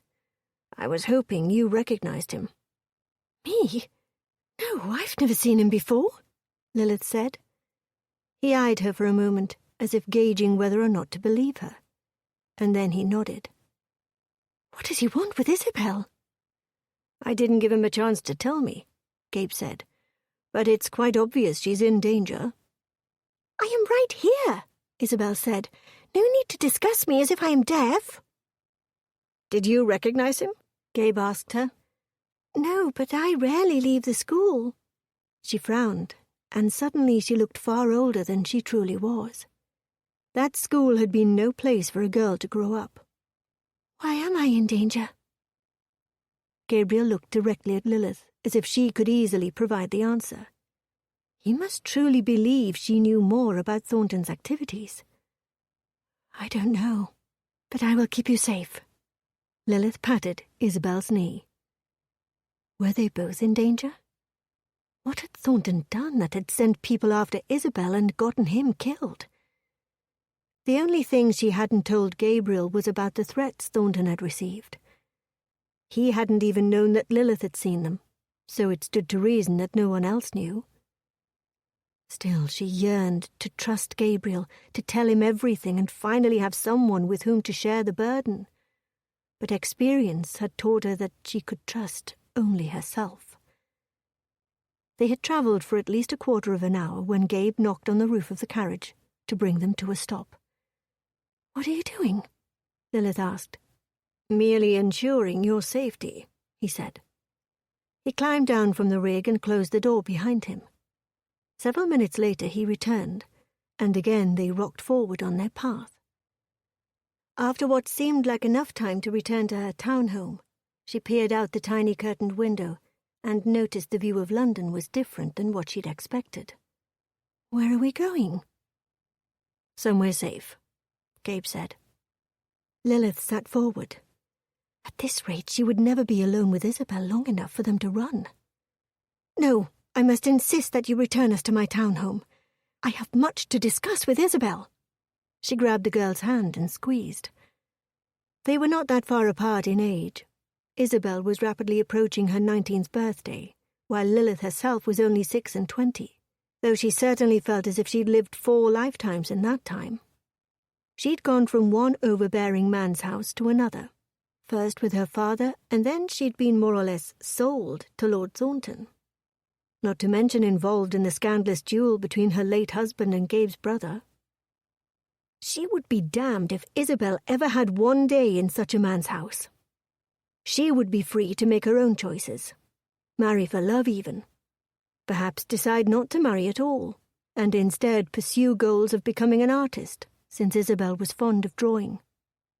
Lilith had had dreams once, fanciful dreams her father had said. Still, she'd studied them quietly.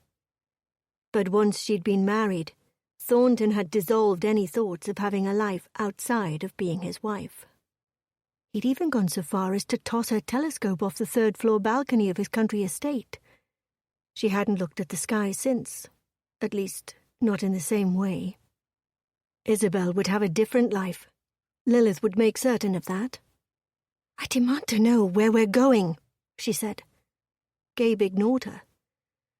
It was quiet for several moments, and then Isabel spoke. "Lilith, why did you come get me?" Lilith didn't particularly want to have this conversation in front of Gabe, but her options were limited at the moment. "You have been at the school long enough, wouldn't you agree?" "Well, yes, but every time I asked Lord Thornton if I could leave, he refused me," Isabel said. Gabe's brow rose. "You call your uncle by his title?" "He insisted on it," Isabel said. "He will no longer be insisting on anything," Lilith said. "He is gone." "Gone?" Isabel asked. "Dead, my dear." Lilith braced herself for whatever reaction Isabel might have. She didn't think the girl held any misguided affection for the man. He rarely saw her. Still, she herself had loved her own father despite how cruel he was to her. Perhaps Isabel loved her uncle. But Isabel said nothing, merely nodded. If she felt anything, she kept the emotion inside. The carriage came to a stop. Lilith looked outside and saw a traditional red-brick townhome with a portico framing the large green door. "Who lives here?" "Lord Ellis," Gabe said. He held his hand out to them. "Ladies." They followed him to the door, where he knocked once, then was quickly granted entrance by the butler. "Your Grace," the servant said, "this way, please." Lilith followed, but she wasn't pleased about it. She used the length of her legs to match Gabe's stride. "I'll have you know I don't take kindly to being abducted." He gave her a sideways glance. "I believe I saved your lives, so that should make you grateful for my protection." He was smug. Not the way his brother had been. His brother had been arrogant without reason. Gabe had reason to be arrogant. He was far more perceptive than most people, intelligent, and judging by how he'd beaten that man at the school, he was obviously stronger than any nobleman had right to be. The butler led them through a door to their right. A study, as it turned out. And the man who'd been with him earlier at her townhome sat behind the desk. He came to his feet as the butler announced Gabriel. "Alice," Gabriel said with a nod. "Are you travelling about London picking up stray women tonight, Linford?" "Not precisely," Gabriel said. Alice came around his desk. He nodded to Lilith. "Lady Thornton, a pleasure to see you again." She inclined her head. "I still do not understand why we are here. Not that I do not appreciate your hospitality, but is there a reason we could not return home?" "I believe Miss Crisp—" Gabriel paused and looked at Isabel. "Isabel is fine," she said. "Very well, Isabel is in need of protection." He came forward, lowered his voice. "We could discuss this in private if need be." "Unnecessary. I trust your assessment." "Who is she?" Alice asked. Isabel coughed gently. "She is Lord Thornton's niece. I can certainly speak for myself." "Duly noted. I shall address you directly in the future, Alice said. She nodded, then turned to face Gabriel. Why am I in danger? We don't know that for certain, Lilith said, coming forward. There was no need to unsettle Isabel on her first night away from the school. Perhaps that man was going after any one of us and by chance grabbed you. Someone tried to grab you? Alice asked. Yes, he did not have hold of me long before Lord Linford tackled him, though, Isabel said.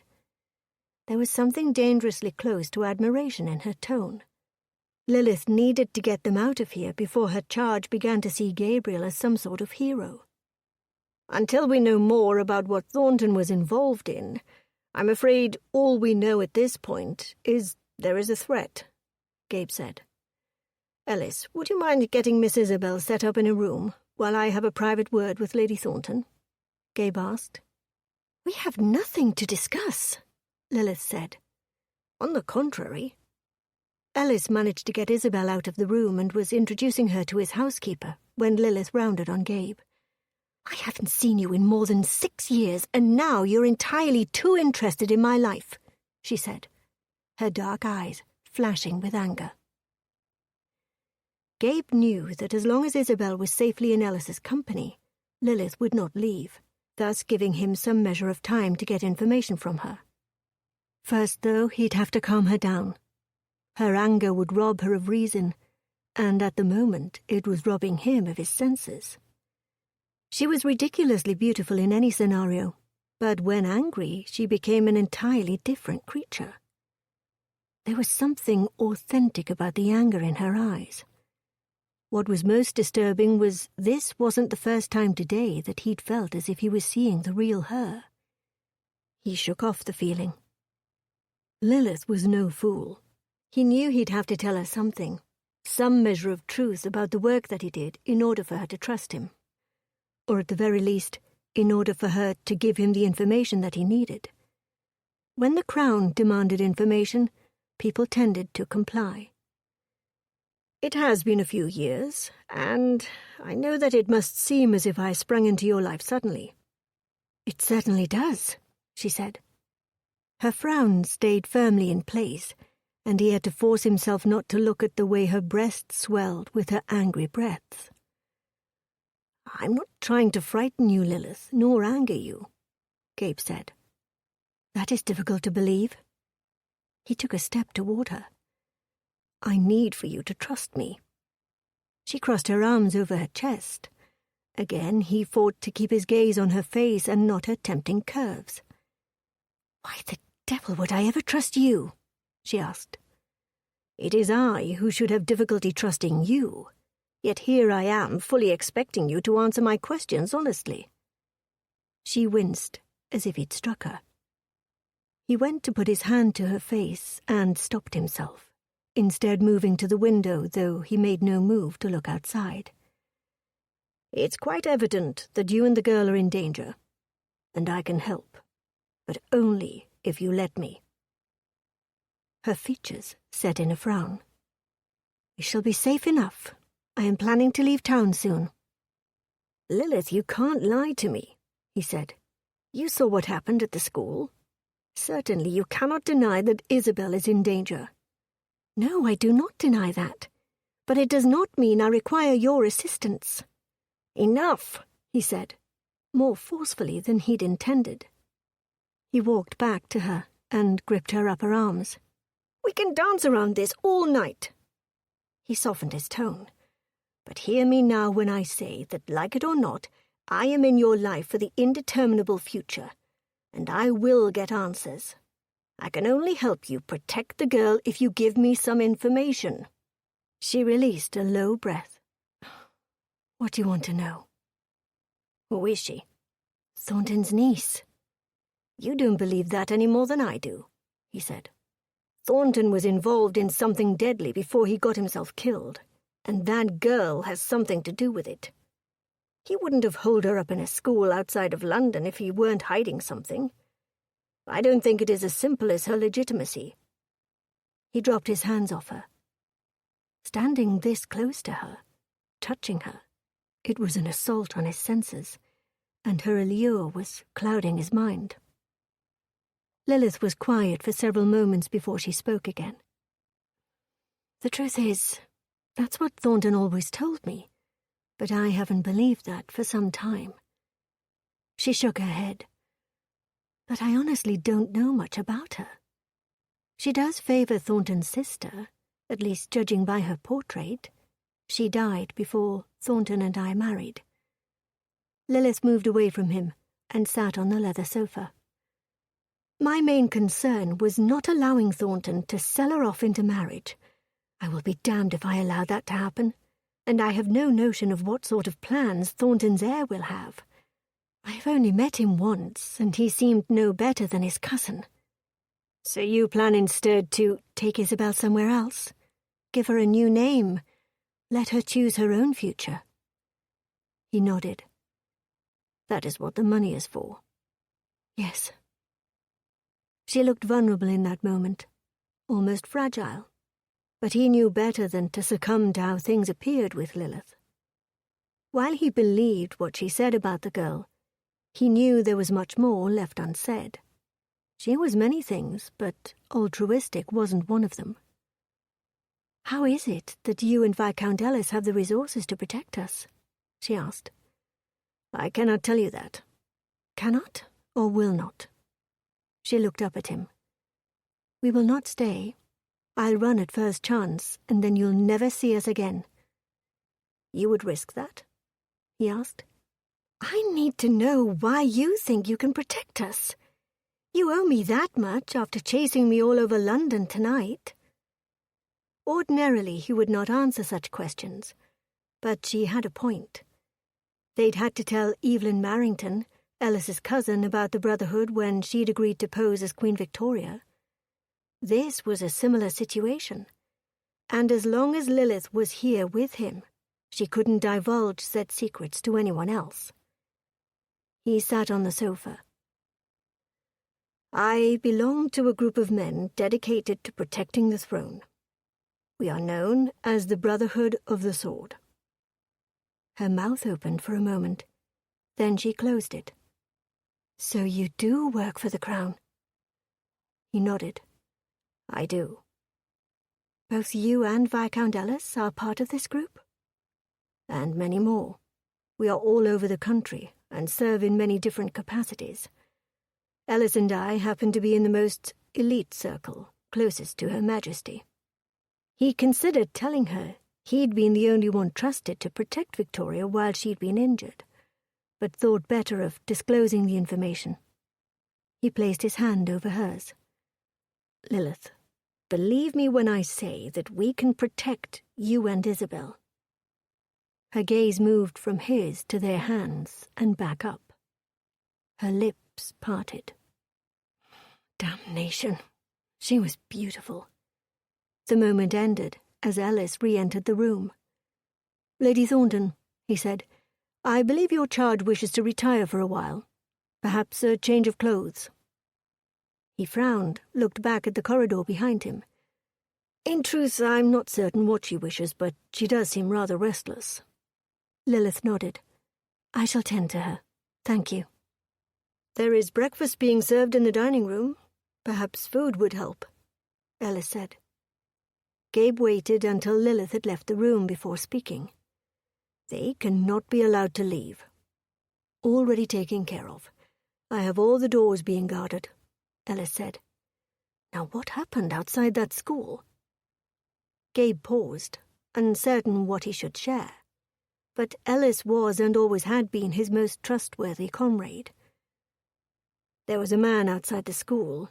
He'd been loitering in the alleyway, and then tried to snatch the girl when we brought her outside. And you believe this has something to do with Thornton's attempt on Victoria? It's the only thing that makes sense. If Thornton was involved with a plot, then whomever he worked with is still out there, Gabe said. Why would they want his niece? Ellis asked. I'm not certain. Lilith doesn't believe that she's merely Thornton's niece. Perhaps she knows something. Ellis nodded. And whomever Thornton had been working with took his body, but why the devil would they do that? It could be nothing more than a cover-up, A way to protect the people he was working with, Gabe said. Which means that somewhere there's evidence, a trail that will lead us from Thornton to whoever is behind the attempted assassination. Potterfield will never approve of the investigation, since we have already broken protocol, Gabe said. You'll have to do this on your own, Ellis said. Abandon my oaths to the Brotherhood? Yes, but remember, if you're right, then ultimately you aren't abandoning anything. You are instead steadfastly upholding them in the face of adversity. Ellis took a deep breath. I can cover for you for a while, but you know Potterfield. He is relentless about following the rules. Normally, so am I. But I feel certain that Thornton was involved in this, and I need to know to what end. Need to know with whom he worked. Presumably the threat is still there. While I am working this investigation, can I trust you to protect the girl? Gabe asked. Ellis frowned. I am not equipped to be a nanny. She is in danger and might prove important. No one will look for her here. That's certainly true. My town home is the last place anyone would look for a maiden, Ellis said. That is true. It is why I brought her here. I know I can trust you not to be tempted by the girl's virtue. Indeed. Ellis paused a moment. Will you be all right, working so closely with Lady Thornton? Gabe knew what the man was asking. Lilith would be a temptation for any man. But not all men had the strength he had. Not all men had made the same oath he'd made. There is a reason they call me the priest. I shall be more than all right. Ellis didn't look convinced, and if Gabe were completely honest with himself, he wasn't totally convinced either. Chapter 5. Instead of going directly to the dining room after locating Isabel, Lilith found doors that led to the garden area behind Ellis's house. I thought some nice morning air would be just the thing, Lilith said. They wound through the flowers to a stone bench. Isabel glanced around. Why do you suppose that man was after me? I'm not certain. Lilith didn't want to tell Isabel everything, as she didn't want the girl to worry too much. He probably wasn't after you specifically, but merely a vagrant looking for valuables. Isabel nodded, but her expression clearly showed she didn't believe Lilith's explanation. They'll keep us safe. Isabel nodded. It seems I should feel something now that Thornton is dead, but I don't. She looked up at Lilith with her crystalline green eyes. That makes me a horrible person, doesn't it? Of course not. Thornton was a cruel bastard. All he ever did for you was pay for your schooling and belongings. He certainly offered you no familiar love. Was he even my uncle? So Isabel suspected something too. There was no point in arguing with her. She placed her hand over Isabel's and squeezed lightly. Honestly, I'm not certain. Do you remember anything from your past, from before Thornton? Lilith asked. Isabel looked up as if trying to search through her memories. I remember a cottage, by the sea, I believe, because I recall the salty air. She shook her head. And a woman. Perhaps she was my mother, but I only remember her voice singing a song about birds. Nothing about the way she looked. That's a start. Isabel's head tilted. It's not very helpful. It's all right. We're together now, and we'll figure everything out. I've saved money so we can have a new start somewhere. On the continent or even the Americas. You think about where you might like to go, Lilith said. Isabel nodded. Lilith stood. I should like to discover the truth about myself before we leave the country, Isabel said. That Lilith had not been expecting, but it certainly made sense. Of course. Isabel came to her feet, and resolve settled in her features. I believe I am hungry. She embraced Lilith. Thank you for coming to get me. Tears pricked Lilith's eyes, but she swallowed hard against them. Of course, no matter where you truly came from, we are family. Isabel nodded firmly, then disappeared into the house. Lilith inhaled deeply, allowing the rich aroma of roses to settle into her lungs. Viscount Ellis had gone to discuss something with Gabriel. More than likely it had something to do with Isabel or Thornton.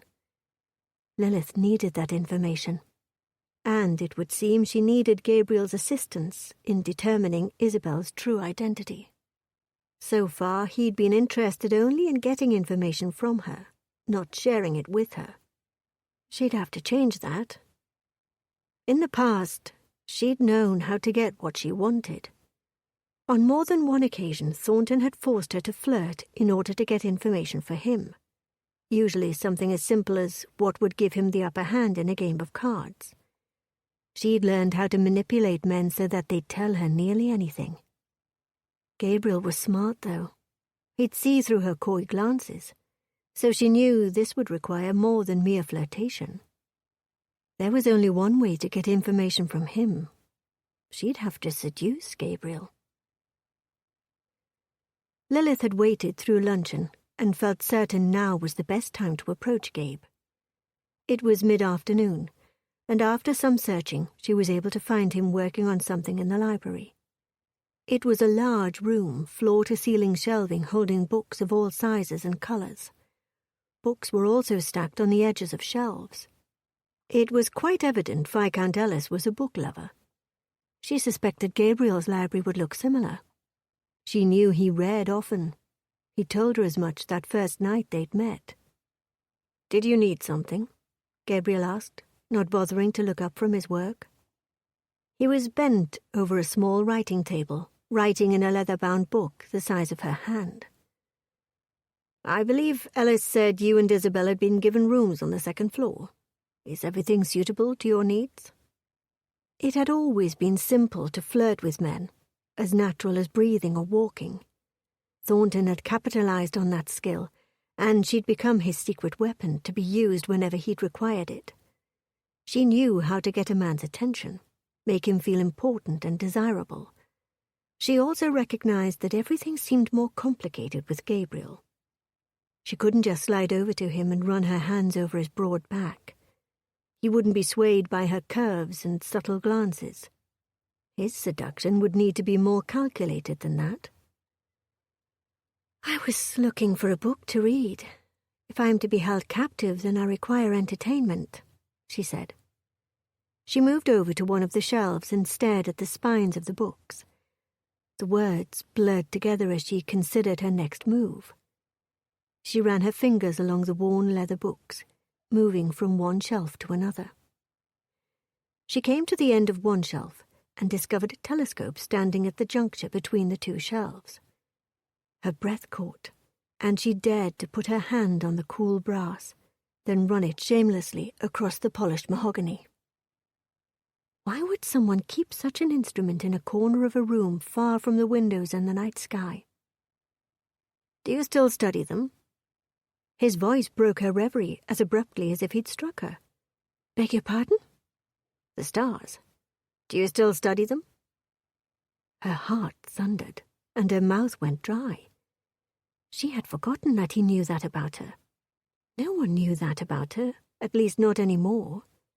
It had been years since anyone had seen her as more than just the pampered wife of a cruel man. Years since she'd thought of herself as more.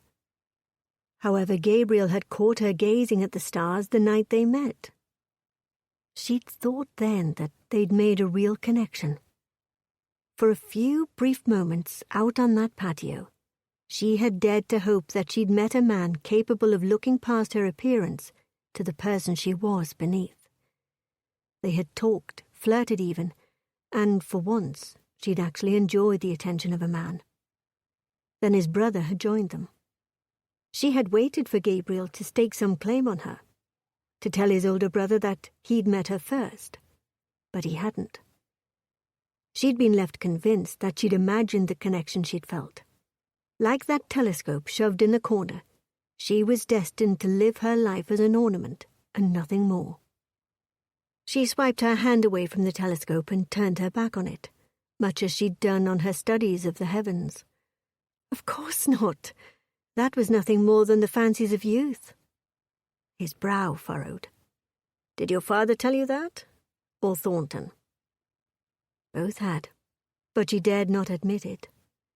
She might use this reunion with Gabe to aid in her protecting Isabel, but she would not reveal to him any other part of her. He did not want to know the true her. In any case, he wanted to believe she was nothing more than a liar with a pretty face. A pity.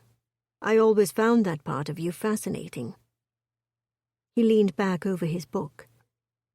You don't find many women bold enough to pursue higher studies. Or perhaps that wasn't his only thought of her. His opinion warmed her, that she could not deny. But the truth was, his opinion was rare. Most people in the aristocracy wanted their women handsome, accomplished at running a household, willing in the bedroom, and empty of thought. She had managed 3 of those. Thanks to the fact that both of her parents had been beautiful, Lilith had always been able to catch a man's eye. Whether it was her lush curves or her raven black hair, men saw her the moment she entered a room. She'd learned early that it took little to captivate them. Only a small amount of effort was required to persuade them to do her bidding, and if she was particularly accomplished, they walked away from the experience believing the entire situation had been their idea. Which brought her back to her current task. She knew that Viscount Ellis had brought information to Gabe. More than likely it had something to do with Thornton's death, which might give her some indication to who was after Isabel. She could simply ask Gabe what he'd been told, but she knew that he wouldn't be so accommodating with information. He didn't trust her any more than she trusted him. She crossed to him and sat on the edge of the desk where he worked and toyed with the lock of hair behind his ear. I hadn't realized you found any part of me fascinating, she said. That got his attention. He folded the book over his hand to mark his place. Lilith, don't play coy with me. You know you're a beautiful woman. Yes, she'd been told so her entire life, but that meant people only ever saw the beauty. No one bothered to ever look beneath. Yes, I've had plenty of men tell me that, but that doesn't mean that the priest noticed. His brows rose. I hadn't realized my moniker had reached outside of my small circle. Indeed. Of course. That had been because any time he was mentioned in conversation, she'd inquired about him. The name hadn't made much sense to her, as she'd always thought his reputation was that of a Lothario. But for the moment she'd stick with this direction, since it had caught his attention. So the priest has noticed? A vow of celibacy is not the same as plucking one's eyes from one's head. Of course I noticed. Perhaps all the rumors of his legendary seductions had been nothing but fanciful stories. She'd be guilty of the very thing she hated about this town, believing rumors instead of bothering to look for the truth. He had vowed to be untouched. That would most assuredly make seduction all the more difficult. She had never met a man who could resist her charms. Not to say she'd actually seduced many men. People expected her to play the part of the harlot because of the way she looked, but there had been only one man to share her bed. They hadn't been married for very long before she'd learned that distracting Thornton with her marital duties could prevent him from abusing her or the servants. She knew how to cajole Thornton, keep him happy. But certainly men couldn't possibly be that different when it came to pleasures of the flesh. She could do this. She needed to feign her own desire only long enough to get Gabriel interested, and then he would do the rest.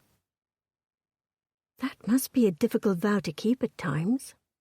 She crossed her legs, knowing that in doing so a fair bit of her calf and ankle were revealed. His eyes trailed the length of her leg, and then he set his book aside. He came to his feet. Not very often. He walked past her, then paused and said, "Though some situations are notably more difficult than others." At the sideboard, he poured himself a drink. He was tempted, she realized. The thought was more terrifying than satisfying. It would make the seduction easier, but the knowledge that Gabriel Campbell found her desirable was enticing, and she had to wonder who was seducing whom. She sauntered over to him and took the drink from his hand before he had taken a sip. She put the glass to her lips, lifting her eyes to his. The heat in his gaze was enough to burn her skin. This was a dangerous game she played, she realized with alarming clarity, far different from anything she'd done with her husband. She gulped down some of the amber liquid, then set down the glass. With feigned bravery, she put one hand on his chest. "I might have walked away from my fascination with the stars, but that vow of yours to walk away from the pleasures of the flesh, that is the true pity." To her surprise, he closed the distance between them, pulling her to him. His hands cradled her face, but the kiss that followed was anything but gentle. Gabe's soft lips slanted across hers. His tongue beguiled and tormented her. He had turned the tables on her, seducing the seductress. She leaned into him, kissing him back, and reveling in the sensations his lips created. Desire, as unfamiliar as it was unmistakable, bubbled to life low in her belly and pooled outward. She slid her hands up his chest and plunged them into his hair. No sooner had she melted into his lips than he abruptly let her go.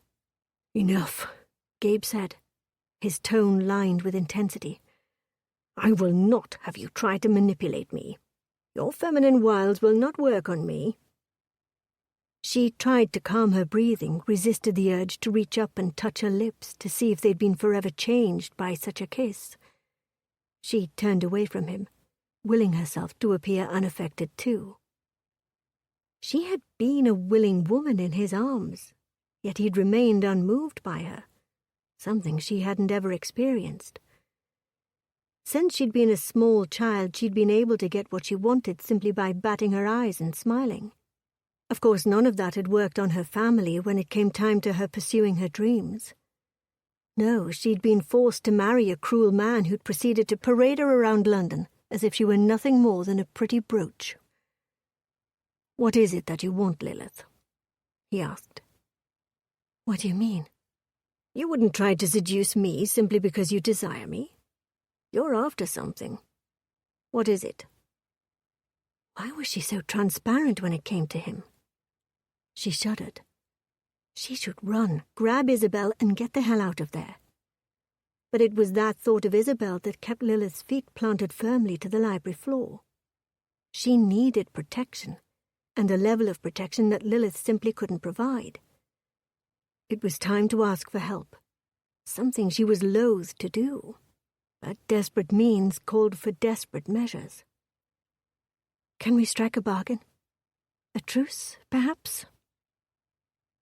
He leaned against the sideboard, his long legs perfectly encased in his black trousers. He wiped his spectacles on his shirt sleeve, then nodded toward her. "Go on." Gracious, had he always been this handsome? She frowned. "You obviously need me, or think you do, for something involving Thornton," she said. "Perhaps you have resources that would assist me. We could trust each other for this brief amount of time to get what we need. Then we move on," she said. He shoved off the sideboard. "Will you give me access to Thornton's belongings so I can proceed with this investigation?" She nodded. "I will." "And in return?" "Protection for Isabel and myself. No questions asked." She inclined her head. "Other than those involving Thornton, of course." No. What do you mean, no? There is more. You know why Isabel needs this protection, and it is not simply because of Thornton's wrongdoings. I require more information. Lilith eyed him, but said nothing. She risked much to trust him even this much. But to give even more? I cannot adequately protect you if I do not know the entire story, he said. She inhaled. Very well. You help me find out who Isabel truly is. It is obvious that someone is after her. I feel strongly that it is because of who she is and not because of Thornton. But until I know the truth, I don't feel as though I can truly protect her. That I can do. He held his hand out to her. It is a bargain. Seal it with a kiss? She asked on a jest, then immediately regretted it. She wasn't so certain she could endure another of his kisses. Much to her surprise, he leaned down and placed a chaste kiss on her forehead. Emotion swirled through her, and, inexplicably, tears pricked at her eyes. He had taken her silly moment of humor and turned it into something real and authentic. She turned away. I shall go and check on my charge. We will leave in an hour to go and explore Thornton's belongings, he said. Very well. The bargain was struck, and she was now set to working with Gabriel. Of all the men in London, he was the last one whom she'd ever thought would trust her, and she herself had vowed to never trust any man. It might be temporary, but she realized that she would enjoy this brief alliance for as long as she could. Gabe closed his eyes and inhaled. Lilith's soft fragrance, that of mint and lavender, still surrounded him. It was easy to keep a vow of chastity when you blamed the object of your desire for your brother's death. And easier still when the same woman you've always wanted is married to another man. The men in the Brotherhood jokingly called him the priest because none of them understood his temptations, his burden. Thankfully, none seemed to remember his past when he had been anything but chaste. He'd known immediately what she was trying to accomplish when she first entered the room. She was skilled at flirting with men, he knew that. Frankly, she didn't even have to try with him. Her mere presence was enough to make him want to give her the world. When he'd recognized that she meant to seduce him, he'd thought to flip the tables on her, teach her a lesson, show her that he was immune to her charms. It had been foolish, and it had failed. Now he wanted her more than ever, and that brief taste, her soft body pressed against his, her mouth willing and open against his. Oh, damnation! He'd wanted to push her up against the wall, hike her dress up, and plunge himself into her.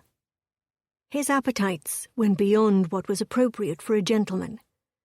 As a second son, it was unacceptable, but people turned their heads. But as a duke, it was offensive. He'd allowed himself the indulgence of his fantasies for a short while during his youth, after he'd first met Lilith and realized quite quickly that he could not have her. All other women seemed to pale in comparison.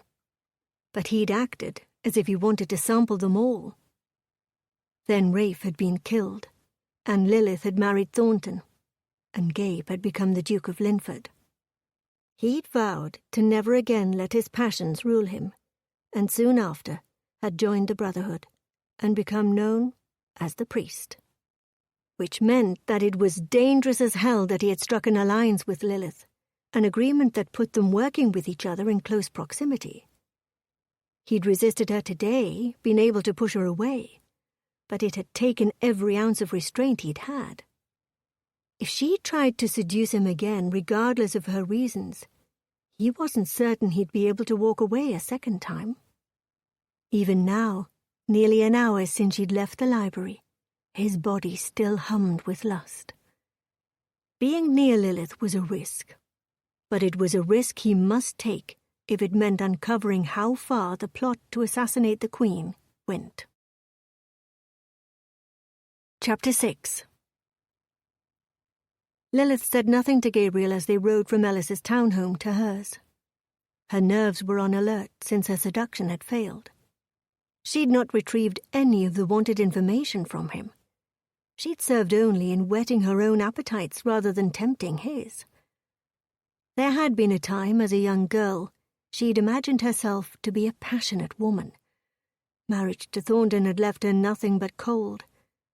But in Gabriel's arms, for the briefest of moments, he had lit a fire in her that still burned hot. Her suppressed passionate nature mattered not. She was not here to have an affair with Gabriel. They were two people whose lives had crossed, and now they were collaborating. That was the extent of their relationship. She'd do well to remember that.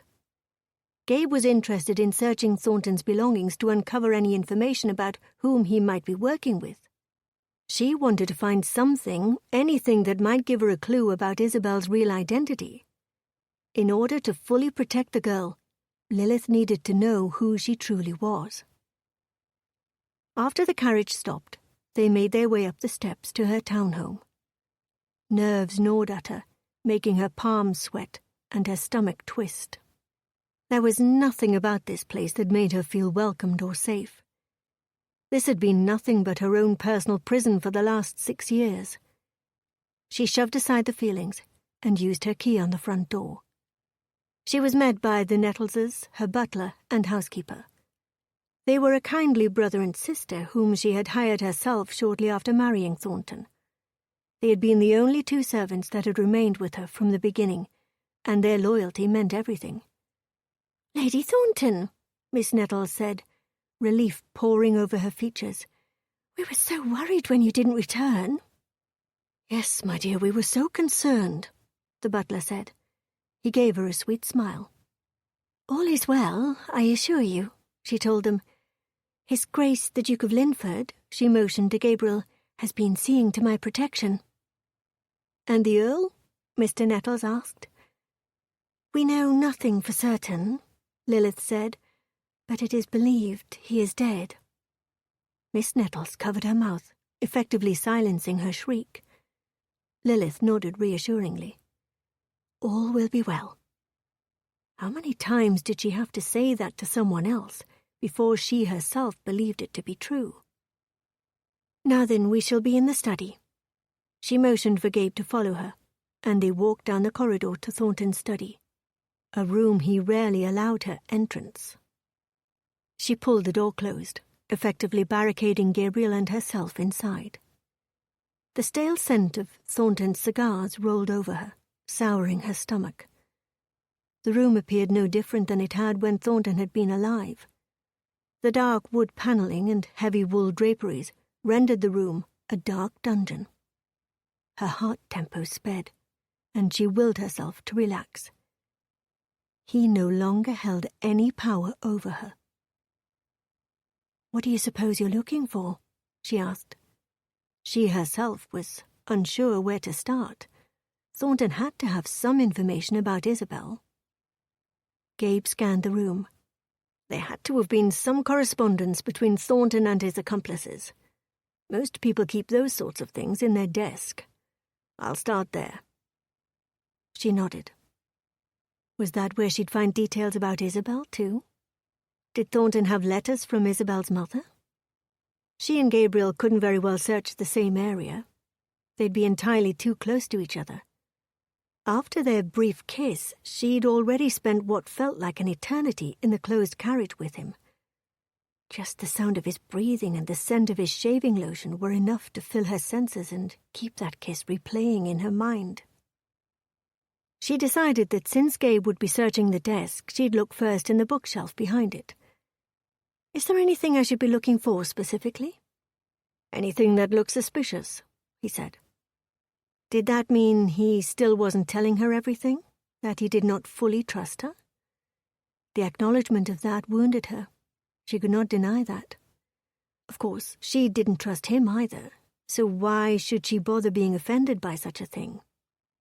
But with her it wasn't personal. She trusted no one. Still, she'd proposed a truce, one where they'd have to rely on each other. She moved to the bookshelf while Gabe took a seat in Thornton's chair. He opened a drawer, carefully looked through each item. The bookshelf was of course lined with books, some of them ledgers while others were books on mathematics and science. She started first with the ledgers.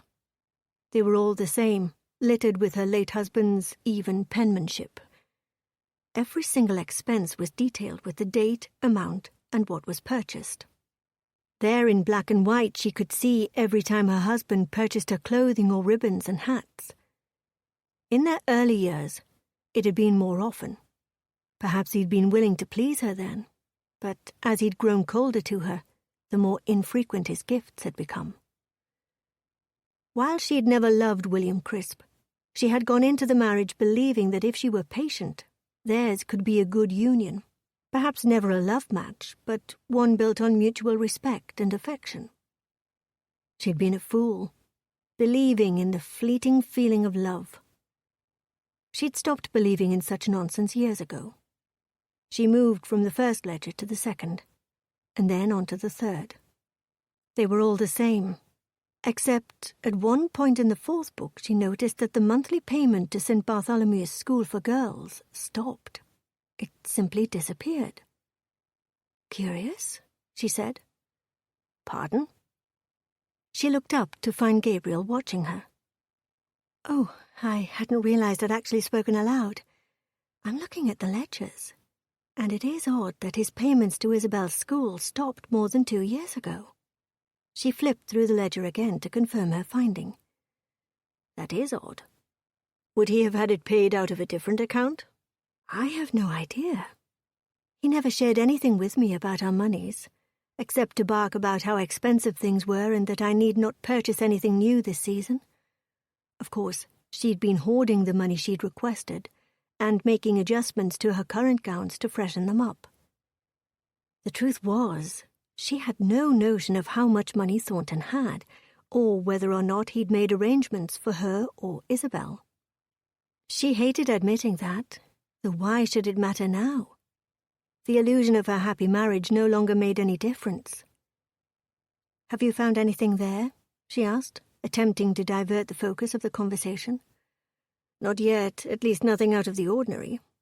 See if you can find additional ledger books, or anything that would explain the lack of payments." Gabe did his best to focus on the task at hand and ignore the sadness that filled Lilith's eyes. She spoke of her marriage as if it had not been happy. But what had she expected would happen when she married a man for nothing more than money, and one as cruel as Thornton? The man's reputation had not been a secret. Yes, such unions were done again and again in London. It was part and parcel of the aristocracy, practically expected. Still, when he'd first met Lilith, Gabe had thought her different. They'd met by chance at a ball when he'd been a young man of 19. Somehow they'd ended up discussing their academic interests, him the study of philosophy and her the study of the heavens. She'd practically glowed as she'd spoken about the stars and constellations. He'd had a thought to take her out to the garden then and have her show him her favorites. But then Rafe had arrived, and she'd ended up in his brother's arms dancing too many dances to be proper. 3 months later, his brother was dead, and she'd been engaged to Thornton. He watched her now. Her lips parted, as if she had something to add, but thought better of it. She was a stunning woman, exotic and sensual in every way. He wasn't certain which part of her face was the most attractive. The delicate arches of her eyebrows that framed thickly lashed dark eyes, or perhaps the classic Cupid's bow shape of her perfect red lips. He could not ignore the small cleft in her chin, nor the graceful line of her neck that led to equally graceful shoulders. Before he could look away, Lilith bent over to examine a lower shelf. Her dress molded so nicely to her rounded bottom, his mouth went dry. This was a most dangerous alliance, indeed. He forced himself to turn away from his scrutiny of her features. He shoved his hand through his hair, then removed his spectacles to clean them on his shirt. Resuming his search, he opened another drawer and rifled through the contents. He found more of the same: bill notes, invitations, old copies of some gossip broadsheets, and a scattering of coins. He opened the next drawer and found mostly newspapers. The next drawer he tugged on, but found it locked. Interesting. He scanned the area for something he could use to open the lock, and spied a metal letter opener. Gabe fiddled with the letter opener and the lock for what seemed like an eternity, but eventually he felt the lock give way, and the drawer loosened.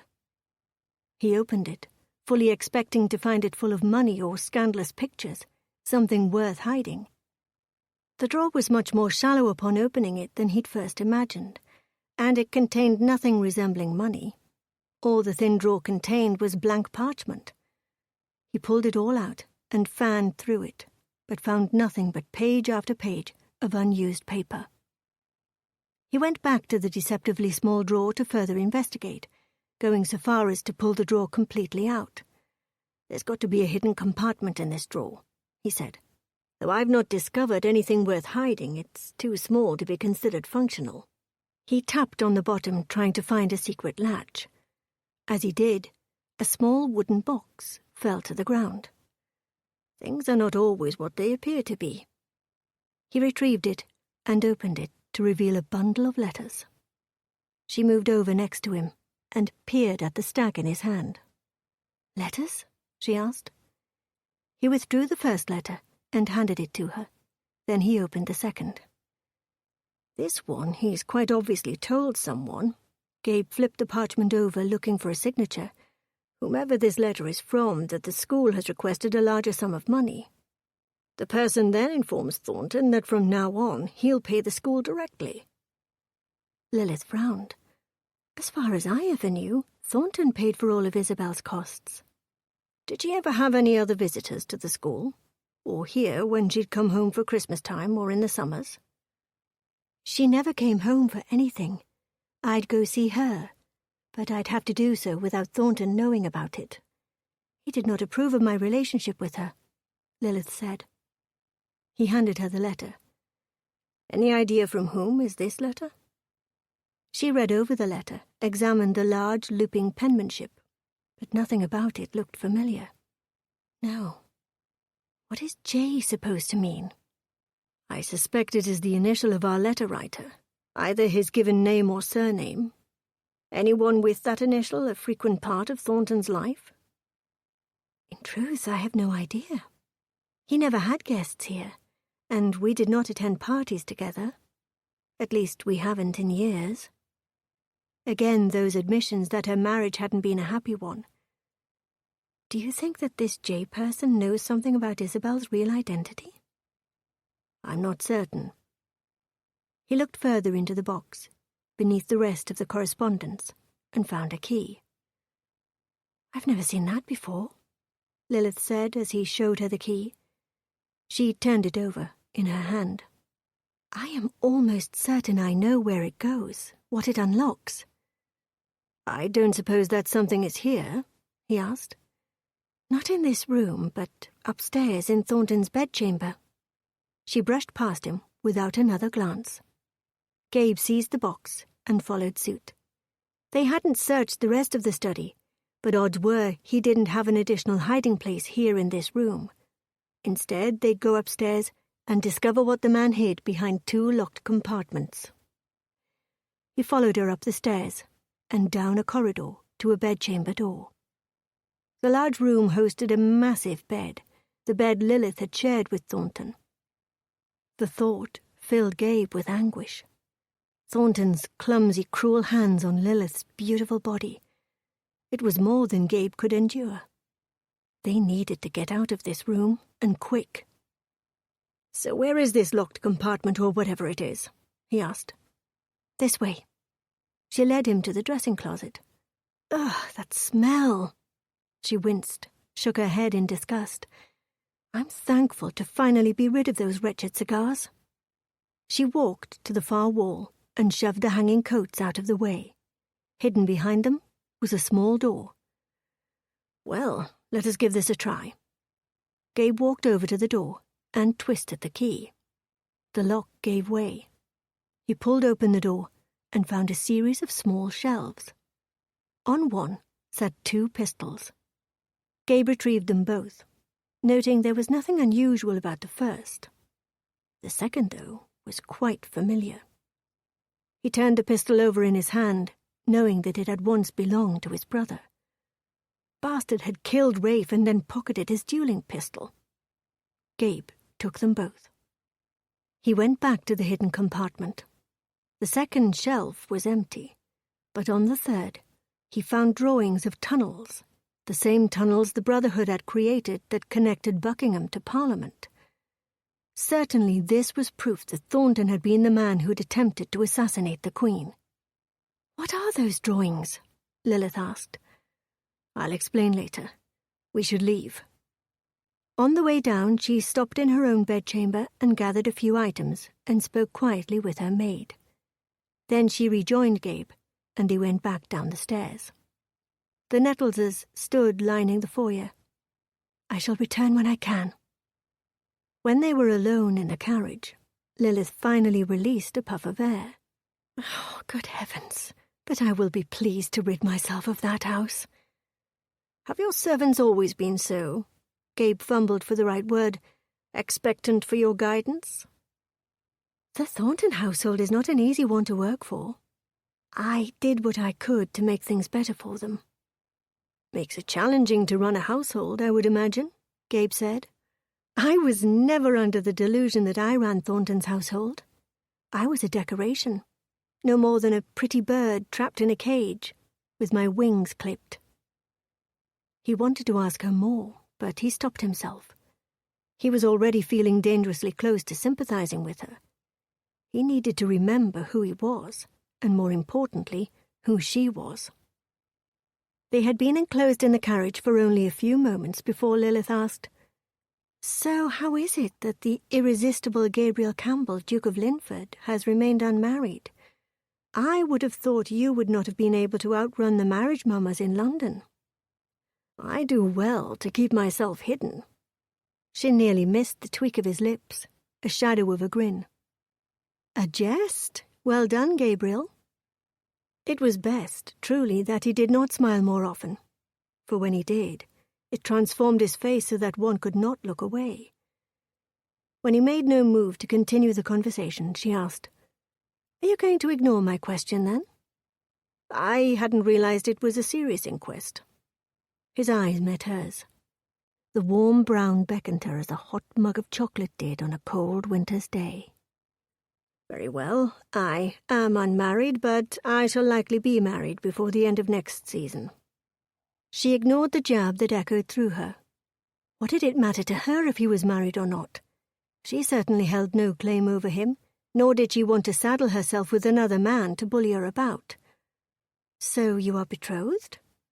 "No, but I have selected the girl." He pulled back the small curtain of the carriage and peered out. Leave it to Gabriel to make the selection of a wife as unromantic as possible. Granted, that had been her experience also. When she'd first been introduced into society, she'd had romantic notions, even though her father had all but told her he planned to give her to the highest bidder. She'd felt certain she could find a love match somewhere in London who had a heart as big as his coffers. That had not been the case. And then Thornton had seen to it that she became his countess rather than Rafe's duchess, shooting the previous duke in a foolish duel so many years ago. She'd been starry-eyed, and she'd seen the younger Campbell son enter the ballroom, and she'd been enchanted.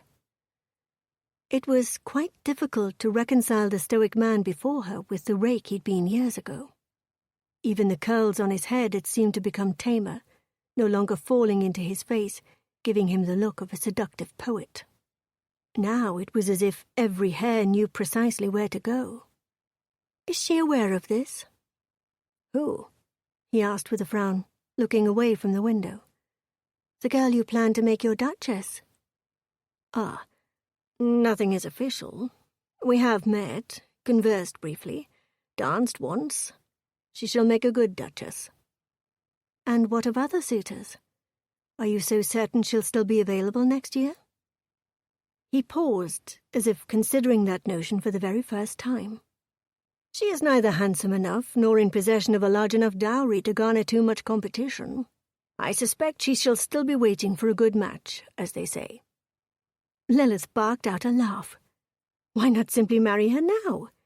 If you have already selected her, what is the reason for waiting?" She could neither see nor hear any urgency in his countenance or voice.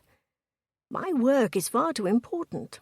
I have time to wait a little longer before marrying and securing an heir," he said. "If she is neither handsome nor rich, why do you want her?" It was a question she shouldn't ask. She'd known why men wanted her. She had a body made for sin, as Thornton had so crudely put it on more than one occasion. She'd known as a girl, just in the blush of womanhood, that she had the sort of appearance that would turn a man's head. It made it impossible to hope for someone to look past her bosom to the woman she was beneath. And now she was unsure if there was anything there at all. She is reasonably intelligent, kind, and soft-spoken. She has been raised for this very thing. She will be able to run the household, all that is essentially expected of a duchess. Lilith felt the weight of her own frown. Who is this poor and mediocre girl? Clara Salisbury. Lilith scanned her memory for the girl's face, and found it amidst the sea of other hopeful girls. Clara was indeed quiet and relatively nondescript. She was neither unattractive nor pretty, merely pleasant-looking. There was little noteworthy or outstanding about her. So why did Lilith suddenly hate the girl? Chapter 7. "We need to go back to the school," she said. "They should keep financial ledgers that indicate who pays for what. They'll be able to tell us who was responsible for Isabel's schooling." He cared not who was financially responsible for the girl, but knowing as much might connect Thornton to his conspirators. "Good idea," he said. Gabe followed Lilith up the stairs to the heavy wooden doors that led to St. Bartholomew's School for Girls. Her delicate hand lifted the knocker and slammed it against the door. The woman from their last visit opened the door, and her eyes widened. "Lady Thornton, what are you doing here? I thought you'd said you'd send for Isabel's belongings if they were needed." "I have some questions regarding Isabel's affairs, Mrs. Maybrook," Lilith said. "Is Mr. Hazelton in?" The woman did not appear too inclined to allow them entrance. Gabe put his hand on the heavy door and pushed it open. Mrs. Maybrook moved aside. "Yes, of course, come in," the older woman said. "I'm not certain he'll have any information to share, though, but follow me." The woman's wide hips nearly filled the entire width of the corridor, and bumped a side table as she led them to the right and into a second foyer area. Beyond was a closed door, upon which she rapped her knuckles. "Mr. Hazelton, there are some people who wish to speak with you." "Now?" There was a rustling of objects from the other side of the door. "They were not supposed to arrive until—" The door opened, and the man framed in the doorway frowned. "Lady Thornton, I was not expecting you." Lilith smiled warmly. "I doubt you were, since Isabel is no longer a student here." Yes, that is correct. Just what I was thinking. Come in." The man eyed Gabe but said nothing as he walked back around his desk and sat. He motioned for Lilith to do the same. Lilith moved forward. "Do not mind Mr. Jans here," she said, waving her hand dismissively in Gabe's direction. Gabe supposed that at the moment he was to play the part of this Mr. Jans. She lowered herself into the chair directly across from Mr. Hazelton. Only a desk separated them, but Lilith did an admirable job of giving the man the perception that she was right with him. "Mr. Jans here is nothing more than my hired protection, and he doesn't ever say much." She glanced at Gabe, perhaps to gauge if he'd play along with her charade. He gave her a slight nod. Her ruse was foolhardy. He was thankful he hadn't worn his spectacles, as that would have made the ruse even more ridiculous. There was nothing about Gabe that suggested he might be able to physically protect Lilith. Though he was neither a weak nor small man, in fact he was quite a bit taller than most, including the man they visited, Still, next to many of the men in the Brotherhood, Gabe looked more the part of a bookkeeper rather than a bodyguard. Still, the Hazelton man seemed so entranced by Lilith that he didn't bother giving Gabe a second glance. "You would be surprised at all the ruffians about in London for a newly widowed woman such as myself," she said, leaning forward to give the man an unobstructed view of her luscious décolletage. "It's truly frightening, and I cannot be too careful." No, the man stammered, unable to look away from Lilith's cleavage to her face. "Of course you can't." Gabe ignored the rush of anger that catapulted through him. She had assured him she knew how to handle this man. They had agreed on a truce, so for the time being he would trust her, but he would not allow this to go much further. "What can I do for you today, Lady Thornton?" Mr. Hazelton asked, finally looking up at Lilith's face. She scooted forward on her seat to be closer to the man across from the desk. Gabe continued to stand to the side, saying nothing. "I've been going through my late husband's affairs, and it would seem that our payments here to your illustrious school ended a few years ago." She lifted her reticule. "I'm prepared to pay the remainder of Isabel's tuition." The man frowned, then opened a drawer and retrieved a ledger book. He flipped through several pages, shook his head. "I do not see that you have any outstanding debts with us, Lady Thornton. Perhaps his lordship's records are incomplete." "Perhaps." She gave the man a smile, then bit her lip.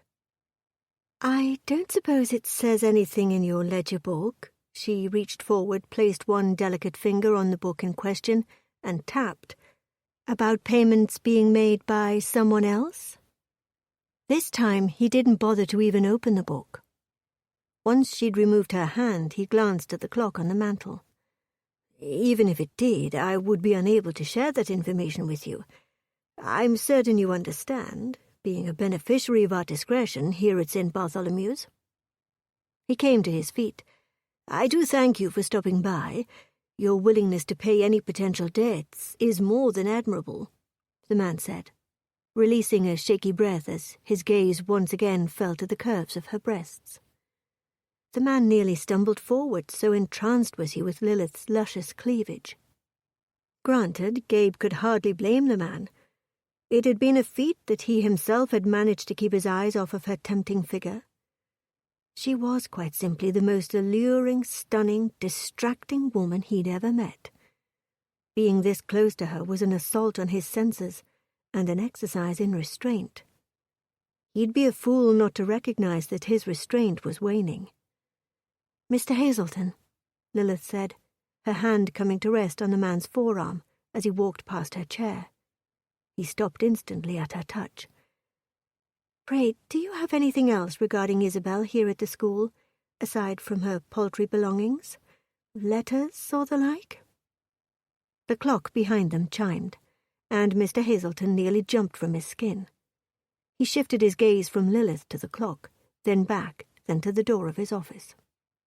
He stepped out of his office, giving them no choice but to follow. "I have no notion of what you could be looking for, good lady, but I assure you I am not hiding anything from you." The man might as well have held up a flag and waved it about, yelling, "I'm hiding something." He showed all the signs of a person guarding a secret, with his nervous glances and blurting out that statement when no one had accused him of hiding anything. There was something to be found in this school that would give them more information on the girl. Perhaps that would lead to whom Thornton had been working with, or for. "Now, if you'll excuse me, I am terribly sorry, but I'm afraid I have another meeting that I must ready for," Mr. Hazelton said, then turned and left them standing in the outer office. Lilith made to make further protests, but Gabe put a hand at the small of her back to still her. "Come," he whispered.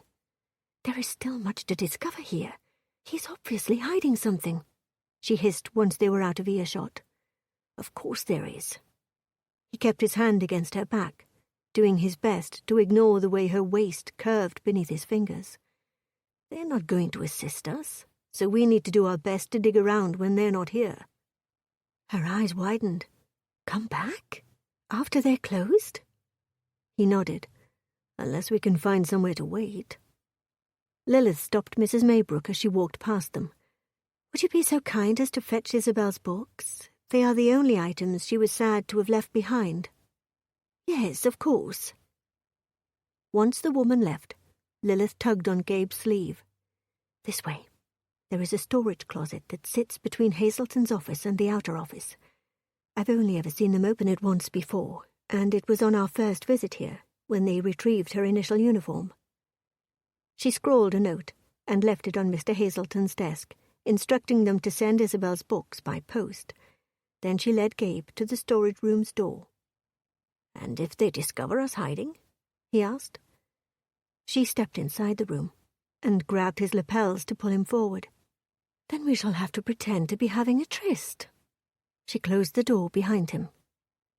The tight confines of the storage closet increased Gabe's awareness of Lilith. His desire was nothing more than a weakness. He'd seen her in action, seen the way she'd flaunted and flirted. She'd tried such tactics on him as well. Evidently, that's how Lilith did anything in life. She manipulated men to get whatever she desired. Anger rattled through him. "Don't you think that your behavior in there bordered on unacceptable?" he asked. She whirled on him, her eyes ablaze. "I didn't see you offering a better solution.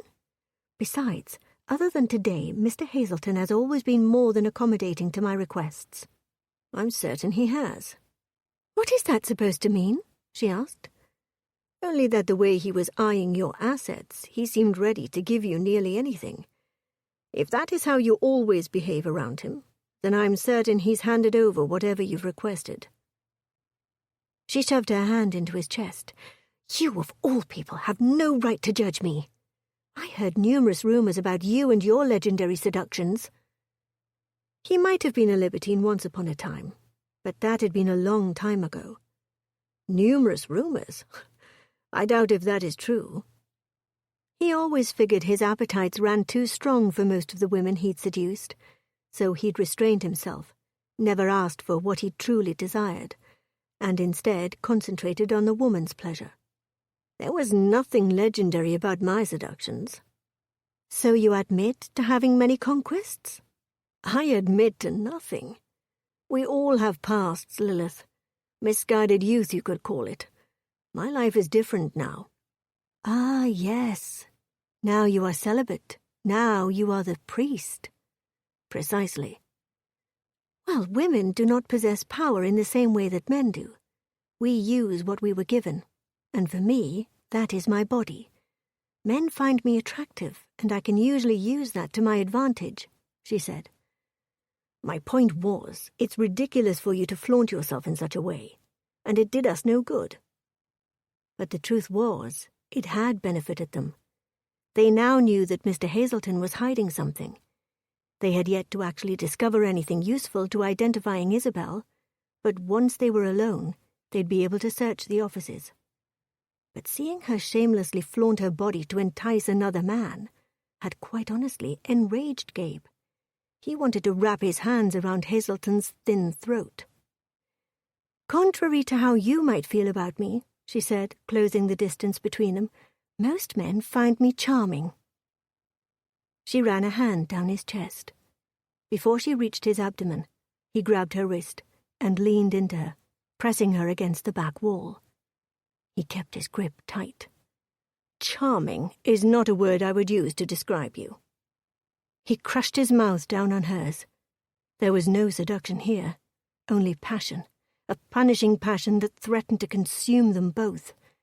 His other hand came up to claim her other arm, which he pinned above their heads.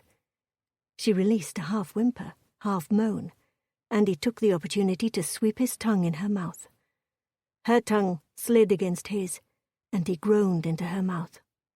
Desire surged through him as her hand clutched his shoulder. He could kiss her forever. Only her.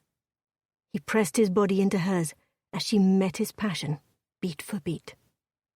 Her desire was heady. Her legs flexed at his sides, and while she did not wrap them around him, he had the distinct feeling she'd thought about it, that her body had wanted to envelop him. but still a modicum of her restraint remained. Nevertheless, her legs were tight at his hips.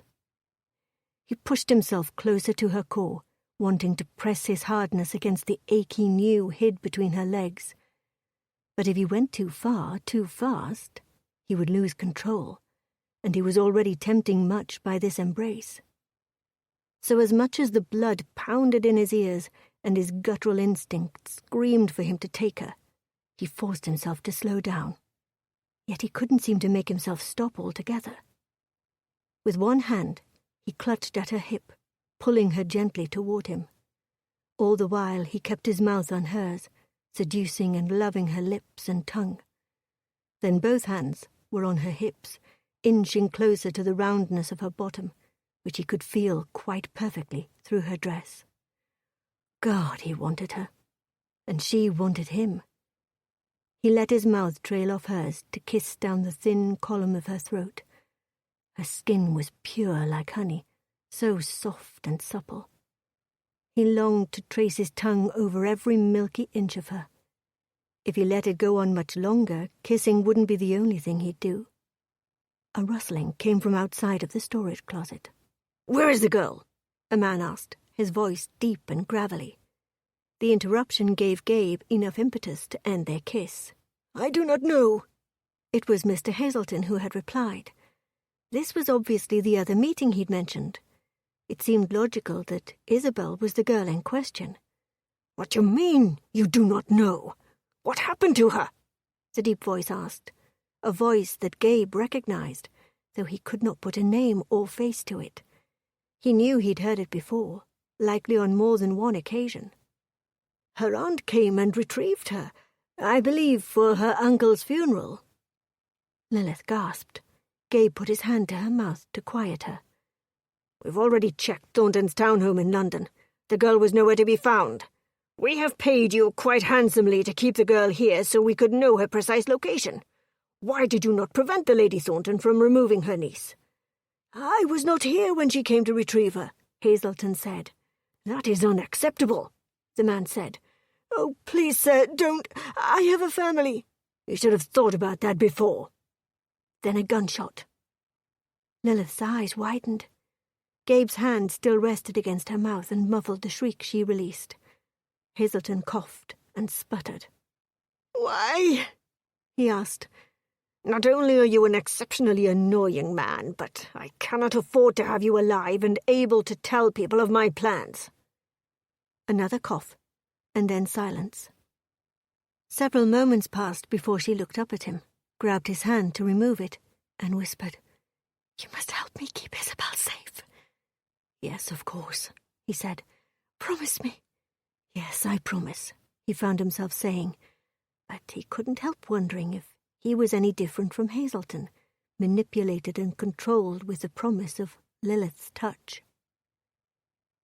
"What do we do now?" Lilith whispered after they'd waited for several moments. "Should we not try to help Mr. Hazelton?" "He's dead, Lilith. There is nothing we can do." She reached for the door, but Gabriel's hand stopped her. "You wait here," he said. "Are you mad? I'm not leaving your side," she hissed. "Lilith, I will not put you in danger. I must see if I can find that man, bring him into custody." She grabbed both of his hands. "Please don't leave me in here alone." He released a breath, and his shoulders sagged. "You stay behind me." He pulled a pistol out of the back of his trousers. Her heart thundered, but she nodded in agreement. Gabriel opened the door to the storage room and peeked outside, and then he opened the door wider. She followed right behind him as he left the storage area. Mr. Hazelton's body lay behind his desk, his eyes opened wide, but they held no life. A large bloody spot stained the front of his shirt. Lilith stopped, unable to look away. "Don't," Gabriel said, pulling her closer to him. She allowed herself to melt into the strength of his arms. There's nothing to be done for him now. They moved silently through the rest of the offices. Lilith passed a small stack of books with the note she'd written earlier placed on top. Isabel's books. She grabbed them and followed Gabriel quickly outside, but the streets were quiet and empty. I recognized his voice. The man who shot Hazelton, Gabriel said. Who is he? Recognized, as in I've heard him speak before, he said, shaking his head. I could not place him. Perhaps it will come to you later, she said. Perhaps. And then they were in the carriage and on their way back to Ellis's townhome. Gabriel moved from the seat across from her to sit next to her and grabbed her hands. You're shaking. She looked down and found her hands trembling. I'm cold. He rubbed her hands between his, and warmth immediately permeated her skin. I'm sorry you had to see that. I am too. She shook her head, as if to erase the image. You have to distract yourself. Turn your mind to something else, he said. What should I think about? He shifted in the seat to face her better. Ask me something, anything. Why didn't you ask me to dance? Well, first of all, we are in a carriage. Also, there is no music, Gabriel said. I'm being quite serious. Obviously not now. That night we first met, on the balcony. It was a question she'd wanted to ask him for years, and now he'd given her the opportunity. This conversation certainly wouldn't erase the image of Mr. Hazelton's haunting face, but it could distract her momentarily. You seemed more than willing to dance with Rafe. Yes, but he asked. You did not. He leaned closer until there was but a breath's distance between them. Are you suggesting that had I asked you to dance, you would have picked me? The second son of a poor duke? That is doubtful. I wasn't given the freedom to pick anyone, but I would have loved to dance with you. He leaned back, and then was quiet for several moments. Are you still frightened? Not now, not while you're beside me. It was the truth, and not something she should ever have admitted to him. It was an admission that would give him too much power, and that was terrifying. Chapter 8. Lilith had fallen asleep about 20 minutes before they arrived at Ellis's townhome. Gabe had enjoyed her lush curves pressed against him, her head resting on his shoulder. He'd been hesitant to wake her, but staying out here in the carriage would not assist them in their investigation, and it left her too much in the open, in danger. They climbed the stairs together, and had not even reached for the door before it opened, and one of Ellis's servants met them. Your Grace, the Viscount left you this note. He instructed I give it to you as soon as you arrived. Someone took Isabel. I'll bring her back shortly. Gabriel folded the parchment and stuck it in his greatcoat pocket. We must get inside, Lilith. Panic filled her eyes. Why? What has happened? Where is Isabel? She bolted through the door and called for her niece. Isabel! Lilith moved toward the staircase leading to the bedchambers. Lilith, she's gone, Gabe said. She froze, then turned to him. What does that mean? That is all I know. Is that what the note said? She walked toward him and started to reach for the inside of his greatcoat. He did not give details. Ellis has never been one to embellish. I've got to find her. Lilith made for the front door. He took her by the shoulders and met her panicked gaze. There is nothing you can do but put yourself in danger. Ellis has gone after her. He will bring her back. You can be assured of that. He led her forward. Come, let us sit you down and get you something to drink. Gabe stepped into Ellis's study to find furniture overturned and a bronze bust on the floor with a bloody stain on the base. It appears as if he was attacked in here. Attacked? Lilith's hands went to her throat. Oh my God! Isabel! She looked near faint, so he assisted her to a chair. He then poured her a drink and handed it to her. Drink this. He stepped over to where the servant stood, waiting in the doorway. Tell me what you know. We heard a ruckus, but by the time we got here, the girl was gone. Viscount Ellis had a nasty knot on his head, bleeding down in his eyes, too, the servant said, his Cockney accent thick. He scrawled a note, gave me the instructions, and left immediately. How far behind them was he? The young man shook his head. "Not long. Maybe quarter of an hour." "Good man," Gabe said, and then he shut the door and turned back to Lilith. Damnation if he didn't also want a drink, but now was not the time to lose himself in a glass. He walked over to where she still sat, holding the glass he'd given her. Her brown eyes looked up at him, and he knew without a doubt that he'd do or say whatever he could to restore the confidence to her gaze. The fear in her was palpable, and he did the only thing he could think of. He pulled her up into his arms and switched their places so that he sat in the chair and pulled her back down atop him. He smoothed his hand on her back and kissed her forehead. "Trust me when I say that Ellis is our very best rider and tracker. In fact, he does all our training for horse skills. He will find her and bring her back. She'll likely be here by morning." She exhaled a long, slow breath. "Just keep doing that." She nuzzled her head into his neck, and he had the overwhelming sensation of rightness. There was no other way to describe it. His instinct at recognizing that was to stand and drop her to the floor. He and Lilith did not belong together. He'd learned that years ago. Still, he moved his hand up her back and down it again. "Tell me your fondest memory as a child," he said. "Why?" "I want to know." "I know what you're trying to do. Occupy my mind with something else so I won't think about Isabel missing, just as you did in the carriage." "Did it work?" "This is different." "Humor me." "Very well." She released a long breath that tickled across his neck. "I had a rather eccentric old aunt who would come visit periodically. She would always come with these wild stories of her travels, amazing animals she'd seen, men she'd fallen in love with, spices she'd tried. She was a wonder. When she'd visit, it was my favorite time of year, even more so than Christmas. She'd bring me presents, but mostly I craved her stories. One time in particular she came, and one evening whilst my parents were out, Aunt Tilly wanted to bake some biscuits she'd had on her travels. We nearly set the entire kitchen ablaze, but we had so much fun. When it was all over, we were both covered in flour and sugar. My parents were furious, but it was worth it." He found he was smiling at her story, longed to know more of her Aunt Tilly. Whatever happened to her? "The rumor is she was eaten by a hippopotamus on a trip down the Nile. I suspect the truth was far less dramatic. She likely fell ill and died, as most people do. It was the summer before I came out." "That is a lovely memory."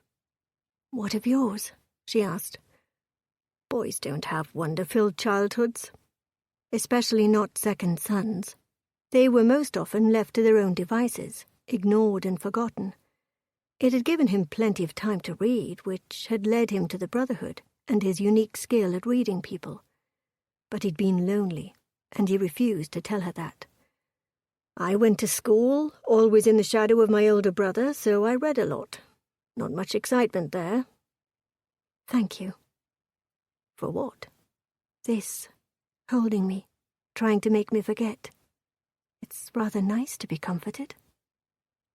Without another thought, he bent his head and kissed her. It was a gentle, sweet kiss to comfort her, he told himself. That was how it started out.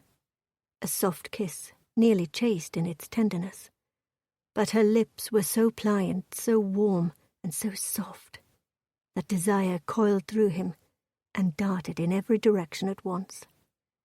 He moved one hand behind her neck and pulled her closer to him. He held her firmly in place. She sighed and relaxed into him. Everything changed, shifted. Gabe pressed into her, her lips parted, and what had begun as tenderness changed abruptly to hunger. He took her mouth with a ferocity that surprised even him. His tongue slid into her mouth, met hers, and merged as if they were one, as if this were the woman he'd been meant to kiss. He explored until he thought he would go mad from wanting her. He kept enough of his senses to keep his hands in place, to not run them over her ill-fitting dress, and feel what curves she hid demurely beneath. He knew, though, that he needed to stop now, or else there would be no turning back. There was no denying, no pretending what he wanted. He wanted desperately to lay her back on this settee and spend the rest of the day exploring every curve of her body and pleasuring her until she forgot about Hazelton's dead body and Isabel's being in danger. Desire or not, he knew it was time to stop. Finally, he was able to pull himself away. He stood, putting space between the two of them. She still sat on the settee, eyes closed, lips parted, a flush covering her cheeks. Damn, but she was beautiful. Lilith's body still hummed with awareness as Gabe walked her to her room. He leaned in close, kissed her cheek. "You know where to find me if you need anything," he whispered, then turned to go. She stepped inside her room and closed the door behind her. Had that been an invitation? She certainly needed it to have been. She needed his touch, his embrace. If she stayed in here alone all night, she'd go mad with worry. She knew he was right. Viscount Ellis had a much better chance of finding Isabel. Lilith had no notion of where to look. Instead, she tried to steer her thoughts to their embrace, in Ellis's study, in the storage closet at the school. She'd danced with enough to know that plenty of the men in London were athletic, though most were not. Gabriel, however, was the very picture of health. His arms and chest were firm with tight muscles, his legs strong, and undoubtedly the most attractive in all of England. Kissing him had been most pleasant, more than pleasant. It had been world-tilting. And that was precisely what she needed at the moment. Something that would completely take her thoughts off Isabel. Tonight, Gabriel could become her lover. She'd be a liar if she said she didn't want that. At least for one night. To hell with what it meant. Tonight she needed a man's touch, and nothing more.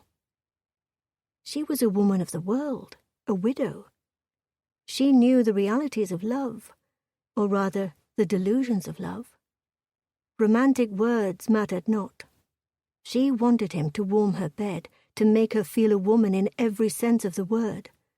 Some secret part of her heart bucked against that logic. Some secret part longed to be loved.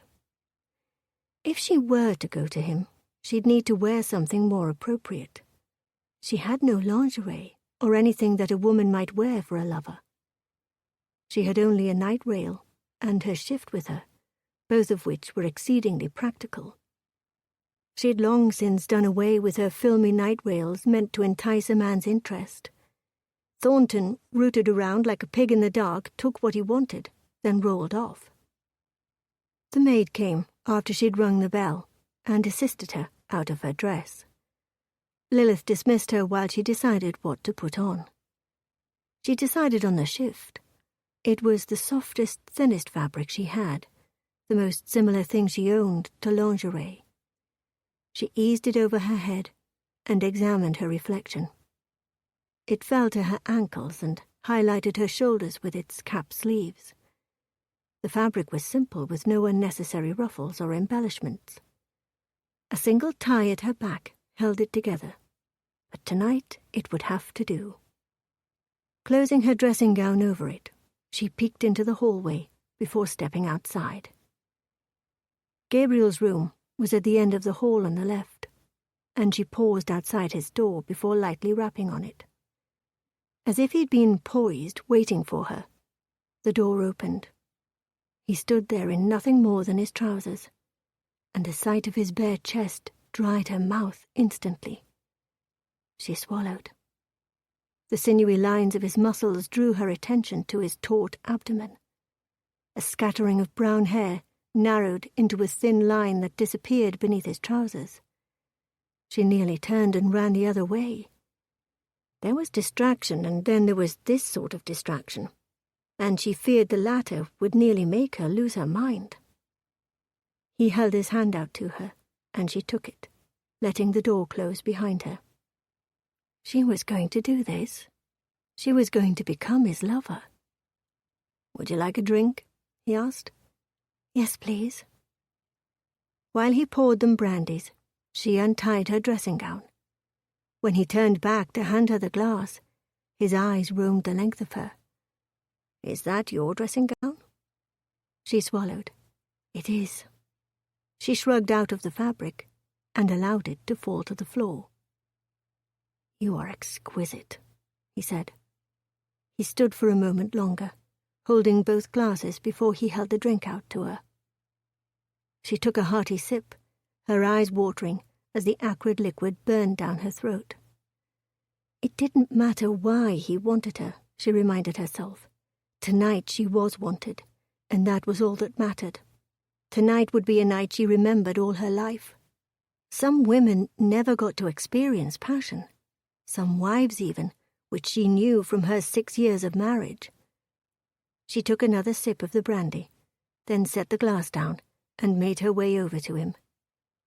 With one finger, she traced the hair that trailed down his torso. She could see him straining against his pants, his desire for her already there, waiting. Nervousness radiated through her, making her feel the blushing virgin again. Somehow she knew that this night with Gabe would be totally different from Thornton's fumbling in the dark. She nuzzled into Gabe's neck, inhaling deeply, trying to memorize his scent, the way his body felt pressed against her. Gently she kissed the skin, loving the taste of him. He groaned softly and ran his hands down her arms. Gooseflesh followed his touch, and her nipples hardened. With one hand, he pulled the ties at her back, and the shift slid down her arms until the flimsy material pooled at her feet, and she stood before him in nothing but her personal assets. Both of his hands came up to cup her breasts. His hands kneading the sensitive flesh only fueled her desire. She closed her eyes, concentrated on his touch, the warmth of his hands, the small calloused patch on his thumb as it flicked against her nipple. She bit down on her lip. She wanted more, wanted him now, but she didn't want to rush him. She wanted to feel every sensation there was to be felt. Her hand slid down his torso to rest on his flat, hard stomach, and his muscles contracted beneath her touch. He pulled her to him and kissed her fervently, his tongue sliding against hers in a passionate dance that nearly made her climax. With both his hands, he gripped her to him, lifting her up by her bottom. "You have a perfect bottom, Lilith." That only made her smile. His erection pushed hard against her bare stomach, and she longed to wrap her legs around him, to put that part of his body firm against the core of her own. She lifted one leg in instinct, and he moved her so that her back pressed onto the wall. Then he wrapped her other leg around him. Finally, she could feel his hard ridge pulsing between them. She tried to rub against him, but found the fabric of his trousers to be much in the way.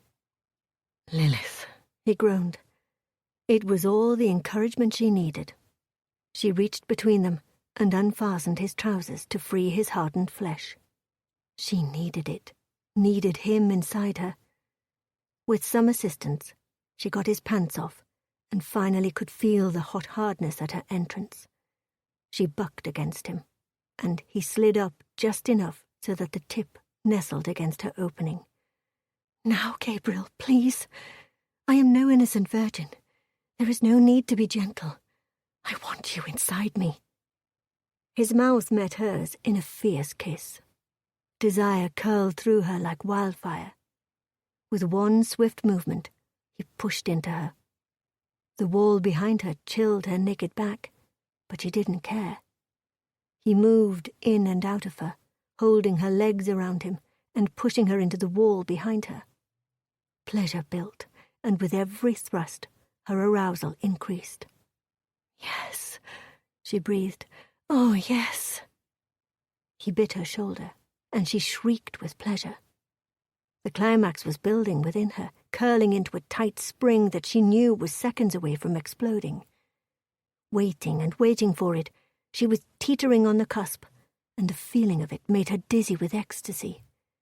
It burst inside her, and she felt her body convulse around him. She tightened her legs and grabbed onto his shoulders as it rocketed through. A moment later, she felt his body stiffen, and then he released a guttural moan as he lost his seed within her. For several moments they stayed in that position, sweaty, out of breath, and holding on to each other. When she finally brought her legs back down to the floor, she found herself off balance and weak. He lifted her to the bed and placed her gently onto the lush sheets, then lay down beside her. She said nothing, merely snuggled up against him, relishing the smell of him permeating her skin. His hand absently stroked her back. Never had she imagined that lovemaking could be so hurried and passionate and so satisfying. Her body had reacted in ways she hadn't known it could. I suppose I should make my way back to my own bedchamber. She leaned over and kissed him, and he caught her by the back of the neck and held her close to him. You could stay. I didn't want to ask, but I'd really like to. Good. He rolled them over so that he was above her. Because I don't think I'm done with you yet. Now that she was in his bed, he wasn't certain he'd ever let her leave. He kissed her. Her hunger was evident in the first brush of his lips. She opened her mouth and snaked her tongue out to slide it seductively across his teeth. He hardened instantly. Then her tongue was in his mouth and rolling across his in a passionate kiss that seared him to the bone. The top of the bed covers must have fallen, as he could feel her erect nipples tease the hairs on his chest. He groaned and deepened the kiss. Her hands moved all over his back, in his hair. He reached between them and shoved the bed covers down so that there was nothing between him and her curvy, luscious body.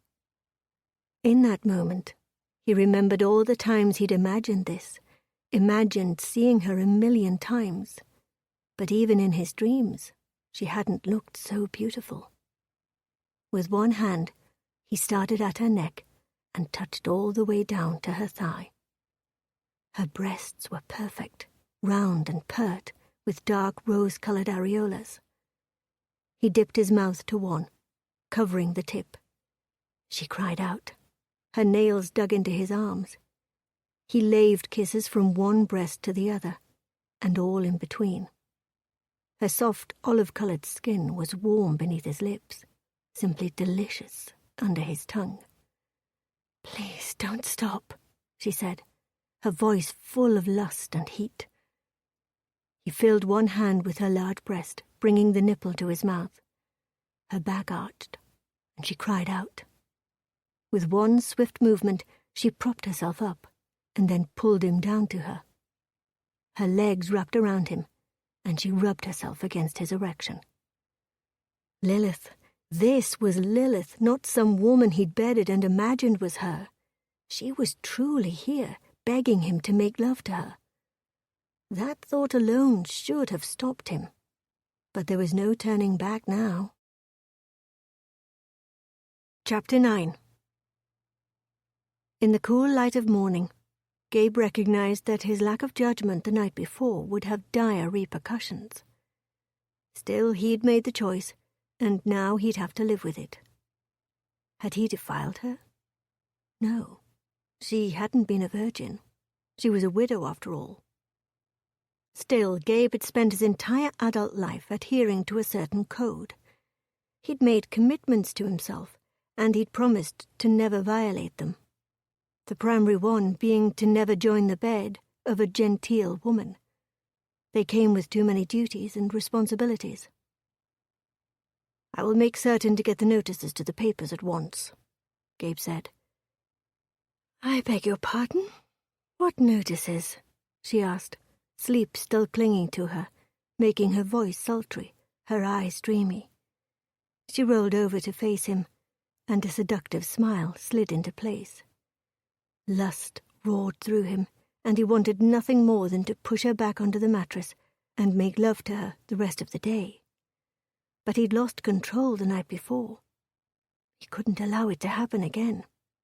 Nothing good ever came from that. He had an investigation to attend to, and he'd solved nothing in this bed with Lilith. The notices of our impending nuptials. She sat up, clutching the bedcovers to her. Lines furrowed her brow, but his gaze settled on the curve of her neck that sloped into her bare shoulders. "I beg your pardon?" "Last night, Lilith. We have lain together. You are a lady of good breeding. I am a gentleman. There are standards we adhere to. You know that. The rules of propriety demand we marry." "I don't give a damn about the rules of propriety. I'm not marrying you or anyone else, ever again." She stood, still clutching the covers. She went about picking up the discarded pieces of her clothing. "You're being ridiculous." "I'm being ridiculous?" She put her hand to her chest. Do you have any notion of what it was like to be married to that man for the past 6 years?" Her voice hitched with emotion, but she did not cry. "I have no desire to ever be saddled with another overbearing man to rule my life. I finally have my independence. I can do what I want, go where I want, wear what I want. No more parents making decisions for me, no more cruel husband." Her words pierced him. She'd obviously endured more than he'd ever suspected. Had Thornton ever hit her? Or had his cruelty stopped with his words? The thought of that bastard putting a hand on Lilith turned Gabe's blood to ice. Still, in good conscience, he could not allow her to walk away from this. "Lilith, you must know that I would never treat you the way Thornton did. You can retain some independence. I would, of course, take care of Isabel, too." "No!" Anger rolled off her in hot waves. She didn't even seem to notice the tears now streaking down her cheeks. "What of last night? We cannot pretend that it did not happen. I made a decision to bed you, and that choice comes with consequences. What if you are with child?" "Don't be daft, Gabriel. I know how you lived your life before Rafe died. You chased skirts all over this town. Are you telling me you proposed to every one of those women?" The muscles in his jaw ached from the tension. "What I did back then was wrong. I have worked hard to live a different life. I am a man of high moral standards now." Last night was the first night he'd lain with a woman since the night after his brother had died. He'd made a vow then, and hadn't broken it until Lilith. She had proved too damn hard to resist. "I am not bound by your morals." She spat out the last word as if the mere taste of it was unpleasant. "Last night was pleasurable, but that was it. It meant nothing." Her words sliced through him. A night in his arms had meant nothing. Perhaps this confirmed what he'd believed of her when they'd first met, that she used her body to get her way. Last night had meant nothing to her because she was incapable of having those types of tender feelings. He'd been nothing but the distraction she'd needed. Or perhaps it was merely that she didn't want him. He'd been there last night, a warm body, and nothing more. "Lilith, this is not really a discussion. I've already made up my mind." "You will not, no, cannot force me to marry you. I will run away at the first opportunity." With that, she left the room, her clothes and the bedcover still clutched to her lovely curvaceous body. Well, that had not gone as planned. Did she actually believe he'd force her? Precisely what sort of marriage had she endured with Thornton as her husband? He would not force her. He'd never forced a woman to do anything. But he would not be swayed on this matter, which meant he'd have to convince her. Fury swirled through Lilith until she thought she would go mad from it. Of all the pompous men, what could possibly have made him think she'd want to marry him? She slammed the door to the bedchamber she was borrowing and slung the bedcovers across the room. She was pleased to find the basin filled with water, and even more so to discover it was still slightly warm. After washing herself, she redressed, and then sat at the small dressing table to ready herself. She yanked the brush through her hair, then stood to pace as she pulled at tangles. The knots in her tresses were a reminder of their lovemaking. Gabe had plunged his fingers into her hair more than once. It had been a perfect evening in his bed, and then he'd gone and ruined everything with his stupid rules and moral obligations. She'd gone to bed with Gabriel and woken up with the priest. Last night had been passionate, oh so passionate and gentle and fierce. Everything she'd ever wanted from a man, everything that her damned husband hadn't been. Why couldn't she have received that proposal from Gabe 7 years ago before she'd been forced to marry Thornton? Nothing about Gabe's proposal had been tender or full of romantic promise. He didn't love her. She didn't even think he respected her. But she knew he'd certainly be a better husband than Thornton. She'd belonged to one man after another since her birth, and she refused to do so any longer. She knew that while Gabe might not be cruel as Thornton had, he also would be constantly embarrassed by her behavior, and that seemed even more hurtful than Thornton's cruel rants. The worst part of this entire situation, damned if part of her hadn't wanted to accept his lackluster proposal. She doubted if real professions of love could sway her decision now. Thornton died, and she was finally free. Well, she would be as soon as she ensured Isabel was safe. As soon as Ellis returned her. Oh, please God, let Ellis find Isabel. And then she'd be damned if she'd send that girl off to her own loveless marriage, to a brute of a man who would use her body for his own perverted pleasure. No, Isabel would have choices. She'd have the luxury to select a partner based on her own desires. But first, they had to find her from whoever had kidnapped her. Lilith had slept and eaten, and was feeling slightly better since her last conversation with Gabe. But they still had matters to discuss. She found him in the study. With one knuckle, she rapped lightly on the already opened door. He was likely sitting there regretting taking her to bed and the fact that he was now honor bound to marry her. But she'd settled that misguided issue, and now she could focus her attention on Isabel. He looked up from reading whatever was on the parchment in his hand. "A message from Ellis. He has already found and rescued Isabel. They are staying somewhere tonight and then will return here tomorrow." Relief nearly buckled her knees. She closed her eyes as the tears stung at them. "I told you that you could trust him," he said, his tone sharper than usual. "But since you don't even trust me, that was wasted advice." Fury reared its head, dissolving her relief. Oh, damnation! She had wanted Gabriel to be different from everyone else, but ultimately he was just one more person who wanted something from her. Why couldn't he be the one who simply gave instead of demanding more and more from her? Trust was difficult for her, and rightfully so. It wasn't him. It was everyone. No one had ever done right by her. Instead of wallowing in that, she'd decided that if she wanted something to happen, she had to do it herself, else she'd be constantly disappointed. But for him to toss that into her face... She leaned forward, planted her hands on the desk, and glared at him.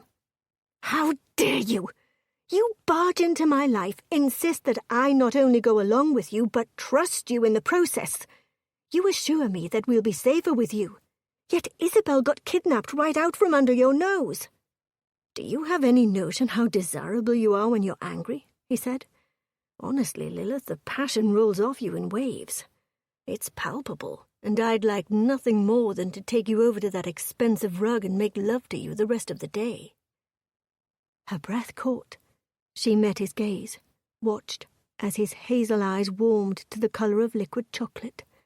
Desire tumbled through her, and she took a deep breath. That was the very worst thing that she could do right now. Fall back under his spell and completely forget what she was about and what she needed to do. So instead she ignored his comments. Give me one good reason why I should trust you, she said. He exhaled slowly. Yes, she was taken on our watch, but I believe the only reason she was found, and found safely, was because of Ellis. He's very good at what he does, he said, his tone even and calm. Now that she's safe, as soon as she returns, we'll be leaving. I'll take her somewhere not dangerous, Lilith said. If I had done that originally, none of this would have happened. She stood and walked away to stand in front of the fireplace. Perhaps, but what is far more likely is that you both would have been taken, or you would have been killed in the process. He came to stand behind her. Though he did not touch her, his warm breath feathered across her neck. She closed her eyes. Obviously, we are dealing with skilled individuals who are after her. Otherwise, they would never have gotten their hands on her with Ellis here. The first rule of protecting someone is to recognize your opponent. We can't ignore that, Lilith. I can't rely on you and your colleagues to keep us safe. We'll go somewhere else, change our names, our appearances if we have to. We'll find a way to stay safe. She was quiet a moment, then said, I am truly grateful that Isabel is safe. Safe now, yes. But you must ask yourself why someone would kill a man to get their hands on her, Gabe asked. Lilith's stomach soured at the thought. He gripped her arms, pulling her back so that she rested against him. I recognize that you are loath to ask for help, but now is not the time to be prideful. We'd be foolish not to recognize that you shall never be able to completely protect her unless you know who she truly is.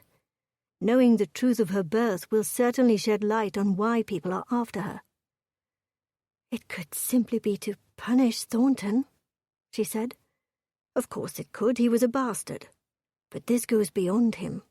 These people were after Isabel for a specific reason. Certainly you recognize that as well. You're far too intelligent to have not seen that. Her body warmed at his compliment. It meant something for Gabe to think her intelligent. She turned to face him. He dropped his hands from her so that he no longer touched her, but they stood so close together. His expression was unreadable with his tight features and stern brow. I don't know how we're supposed to uncover the truth of Isabel's identity. I think I might. How? You left Isabel's books in here when we returned from St. Bartholomew's, and I was flipping through them. I came across a name and village in several of them. I thought we could start there. Does the name Mary McCord mean anything to you? Hope bloomed in Lilith's chest. She could not suppress a smile. Yes, she was the woman whom Isabel lived with for the first few years of her life, before she was sent to live with Thornton. I had forgotten about her completely. Her name was written in several of the books. I thought perhaps she might have sent them to Isabel. Yes, that would make sense, Lilith said. The village is not the same as an address, but perhaps it will get us close to her. Perhaps the people near there will know where we can find her. I just hope she's still alive. She was rather old, I believe. So you will stay with me a while longer, until we solve this mystery, so Isabel can remain safe? He asked. He was asking her to trust him. She wanted to. She couldn't ignore that. But damnation if that wasn't terrifying. She believed him, though, about Isabel. Knowing why someone was after her was the only way to truly protect her. So, for Isabel, she'd trust him one more time. Chapter 10. It had taken longer than Lilith expected for them to locate the house of Mary McCord, primarily because the woman had moved 2 villages over. The good news was she was still living. The bad news, no one in town believed she still spoke. Whether that meant she was incapable of speaking or simply had nothing left to say, only time would tell. The village was small, containing only a cobbler's shop, an inn and tavern, and a few cottages scattered about the hillsides. The rig stopped, and Gabe wasted no time in getting down, then assisting Lilith. They approached the small thatched-roof cottage.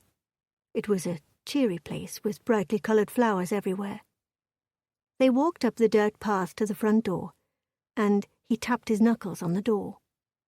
Several minutes passed after his knock, and Gabe raised his hand to rap on the door again when they heard shuffling from inside. Lilith nodded, and soon the door opened. The woman who stood on the other side was indeed old, but she didn't appear as if she were on death's door. A pipe hung from her lips, and she held a large grey tomcat under one of her arms.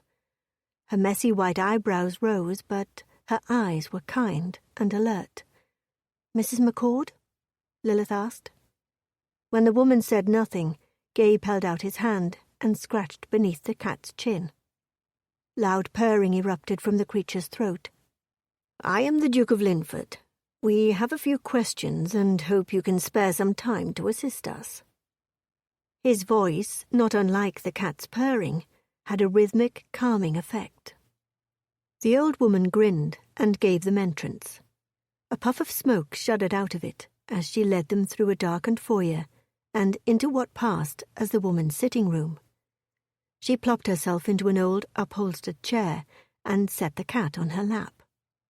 He stood and turned a circle, then lowered himself into a furry ball with a contented meow. Mary held up her teacup with a questioning glance. "No, thank you, we don't require refreshments," Lilith said. It would seem that the villagers had been correct in saying that Mary no longer spoke. It would make getting information from her all the more difficult. Lilith sat on the edge of the sofa, certain that when she rose, her bottom would be covered in cat hair. Gabe sat beside her.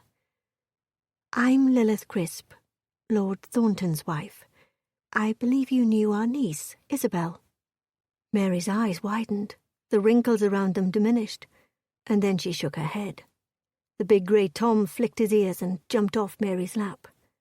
"Are you certain? Because I know that Isabel lived with a woman by your name before she came to be under Thornton's care," Lilith asked. Again Mary shook her head. Then she pinched tobacco out of the small wooden pot and poked it into the pipe.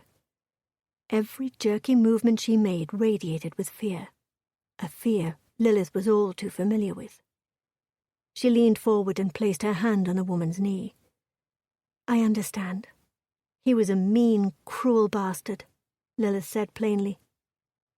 Mary met her gaze, her wrinkled face full of surprise, and then a grin settled in. "That he was. Dead, is he?" The hoarse quality of her voice spoke to many years with that pipe. "You can speak," Gabe said. "I can. I often find I have nothing to say." She took a puff on her pipe. "Besides, most of the time people don't listen." Gabe grinned at her, and Lilith fought to ignore the flip her heart made at the sight of his smile. "I have found that to be true as well," he said. Mary's shoulders relaxed. She took a long draw on her pipe and exhaled. "Of course I remember sweet Isabel. She lived with me for a while before I took her to the school when she came of age. Pretty little thing. She still is, though she is nearing her 19th year," Lilith said. "What can you tell us about her from the time you had her? How did you come about caring for her?" Mary set her pipe down and took a thoughtful sip of her tea. "I don't know much. They wouldn't tell me. Only that she was in danger and needed hiding, needed protection," Mary said. "Who is they?" Gabe asked. "Lord Thornton and some other men." "Who is she?" Gabe asked. "She's quite obviously not Thornton's relation." "She is related to him distantly. I'm not certain how precisely." "Do you know who she truly is?" Lilith asked. "I don't know anything official, but I have my theories," Mary said. "She has a very distinct birthmark on her hip. It is said to be the mark of the royal family of Sardinia." "Where is that?" Lilith asked. Gabe stood and wiped his hand down his face. "It is a small island nation off the coast of Monaco. Nearly 20 years ago, the entire royal family was killed. But there have always been those who have speculated—" "What?" Lilith asked, impatience gnawing at her. Gabe turned to face her. That someone got the baby princess out, rescued her, he said. But there's never been any evidence of her surviving. The Saldanians would have been in line for the crown of England, but without any survivors, it hasn't been a concern. Lilith's world seemed to stop moving, as if everything had frozen into place. She stared at Gabe, willing him to say something else, but no words came. Finally she asked, "You believe Isabel to be this lost princess?" Mary nodded. "As I said, she bears the mark. Every member of that royal family has had the mark for the last 200 years. She stood and shuffled over to a cabinet in the corner of the room. There she retrieved a book. Gabe helped Mary return to her seat, and then he sat and faced her. "How did you get Isabel?" "I am originally from there, Sardinia. I had already fled the country when the unrest began." She opened the book, and Lilith was surprised to see a big square cut into the pages, creating a hidden compartment. "I heard about the royal massacre through letters from family and friends," Mary said. "Then a year or so later, I found her, Isabel, outside my door. She had a note pinned to her saying that she'd been orphaned during the Saldanian War and that her family had asked that she be sent to live with a Saldanian person. Every month I was sent money, and then when the girl turned 5, I was instructed to take her to the school." She held folded pieces of parchment out to Lilith. "Here are all of the letters, though they mostly contain instructions." "Then how did Thornton get involved?" Lilith asked. "In some capacity, I believe he was always involved. He met me at the school that day, introduced himself as the girl's father, but of course I'd been told she was orphaned." Mary shook her head. "He is related to her, though, in some way. His mother was Saldanian. He was chosen to care for the girl, though I'm not certain why. The other man, I have no notion of who he was. I've only seen him that one time." She reached over and handed something to Gabe. "Likely the fact that Thornton was an earl, and therefore had money and prestige," Gabe said. He eyed the ring Mary had placed in his palm. "Saldanian signet ring?" "I suppose," Mary said. "Someone else obviously knows who she is," Lilith said. "That's why—" Gabe reached over and placed his hand over hers to stop her from saying too much. She promptly closed her mouth. "She is in danger?" Mary asked. "I also thought that if anyone from Saldania knew where to find her, they would come get her." Lilith shuddered. "She might be," Gabe said. "We want to be certain. Now that Lord Thornton is dead, we can't be too careful. He was murdered," Gabe said.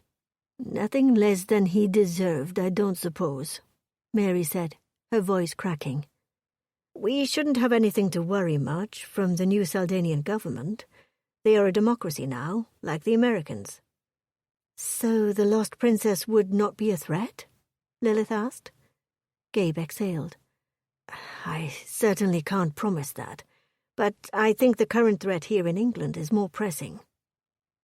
"Do keep my sweet Isabel safe," Mary said. "I shall not rest until she is safe," Lilith said. Gabe lingered in Mary's cottage for a moment after Lilith had stepped outside. He handed Mary his calling card. "If you need anything, you use this." Mary's eyes filled with tears. He wasn't normally a sentimental man, the sort to be overly concerned with the emotions of others. But something about the old woman's obvious distress pulled at him. "I'm certain Lady Thornton would agree. You are welcome to visit Isabel whenever you please," Gabe said. She hugged him, her tiny stature feeling almost childlike. When he stepped outside the cottage, he saw Lilith immediately. She stood off the cobbled path, her head tilted upward as she gazed at the heavens. So much of her stance reminded him of the night he'd first seen her, the night they'd met. He looked up as well, noting the stars were quite brilliant with the clear night, but their glittering light could not hold his attention long. Her curves, soft in the moonlight, beckoned him. He closed the distance between them, wanting to touch her, but not certain if it was a wise choice. "I wanted to ask you to dance that night," he said softly. She showed no signs that he'd startled her with his quiet approach, and instead simply said, "But you didn't." Her tone was neither accusatory nor teasing. Perhaps more resignation was what he heard. "No, I did not.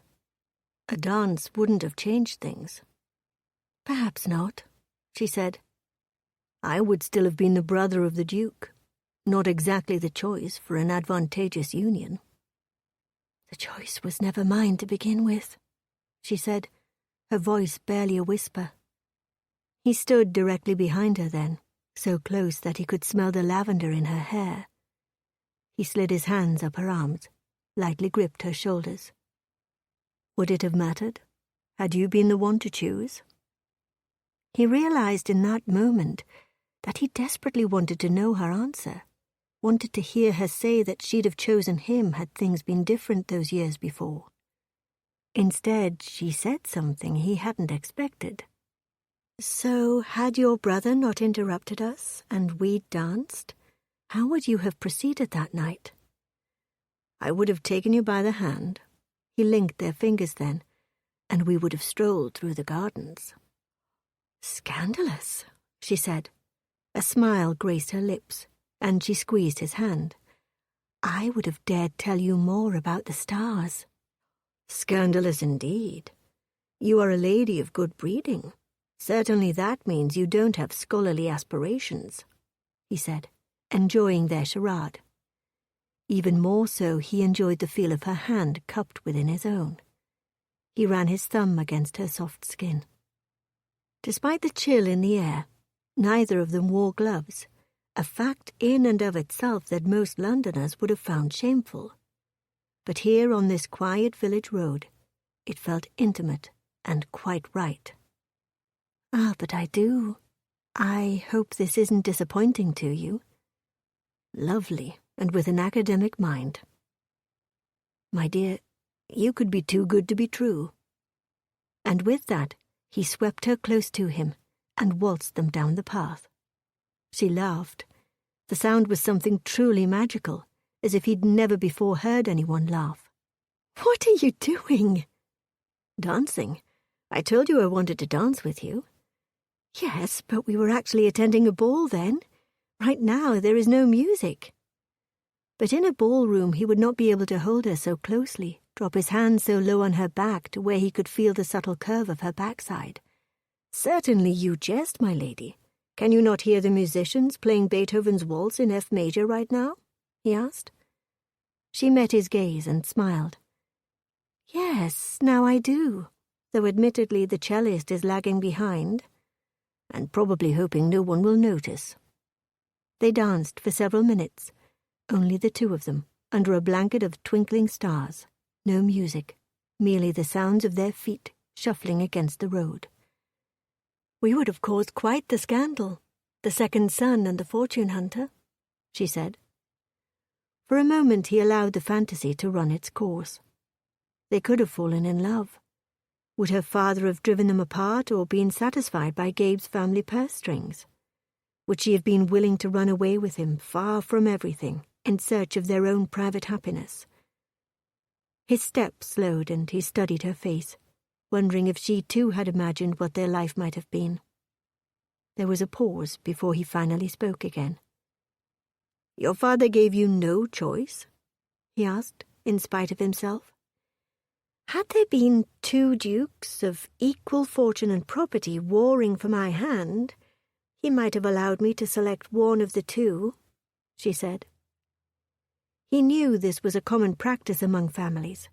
Girls were wed off to the best offer, much like their fathers were dealing in horseflesh rather than their own flesh and blood. Marriage was a business transaction, a commodity to be traded for a pretty girl's virtue. But that did not mean she would have chosen him had things been different.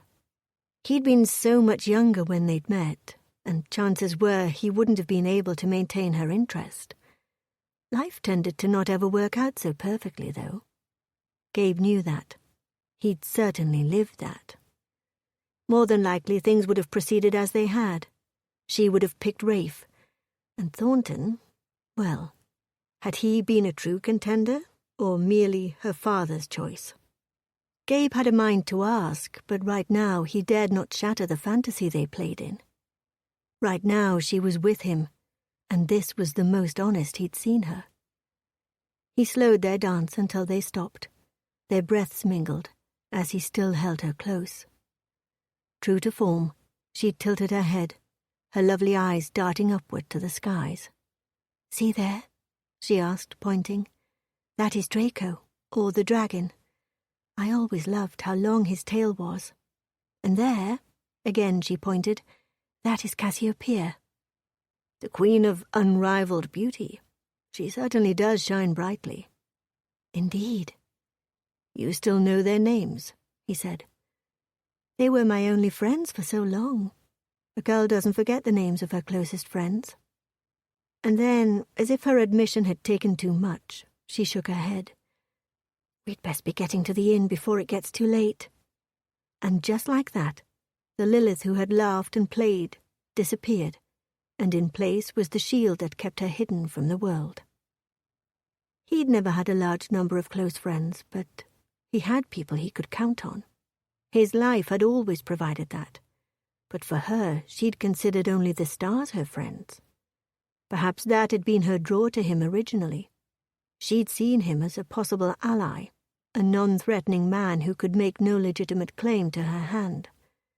Perhaps, instead of blaming her for so long for his brother's death, he should have considered life from her perspective.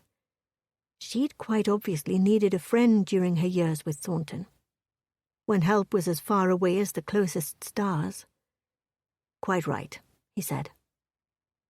Half an hour later, Lilith and Gabe had checked into the only available room at the Crow and the Thistle, the only inn in the tiny village of Bryn Bonnet. Gabe had called for dinner to be brought up, and currently the food sat on the small writing desk in the corner. The one bed in the room took up the majority of the space. The enormous carved mahogany bed boasted 4 posters and gauzy curtains that surrounded it. It should have caused her alarm, based on their courtship fantasy on their walk here, but she'd already shared too much of herself for one evening. What was it about Gabe that seemed to penetrate her walls and elicit words and feelings she normally kept buried within herself? Regardless, there was much more at stake than her revealing more of herself than was customary. Isabel was in danger. Lilith tried to comprehend all of the information they'd gathered, tried to somehow make sense of it.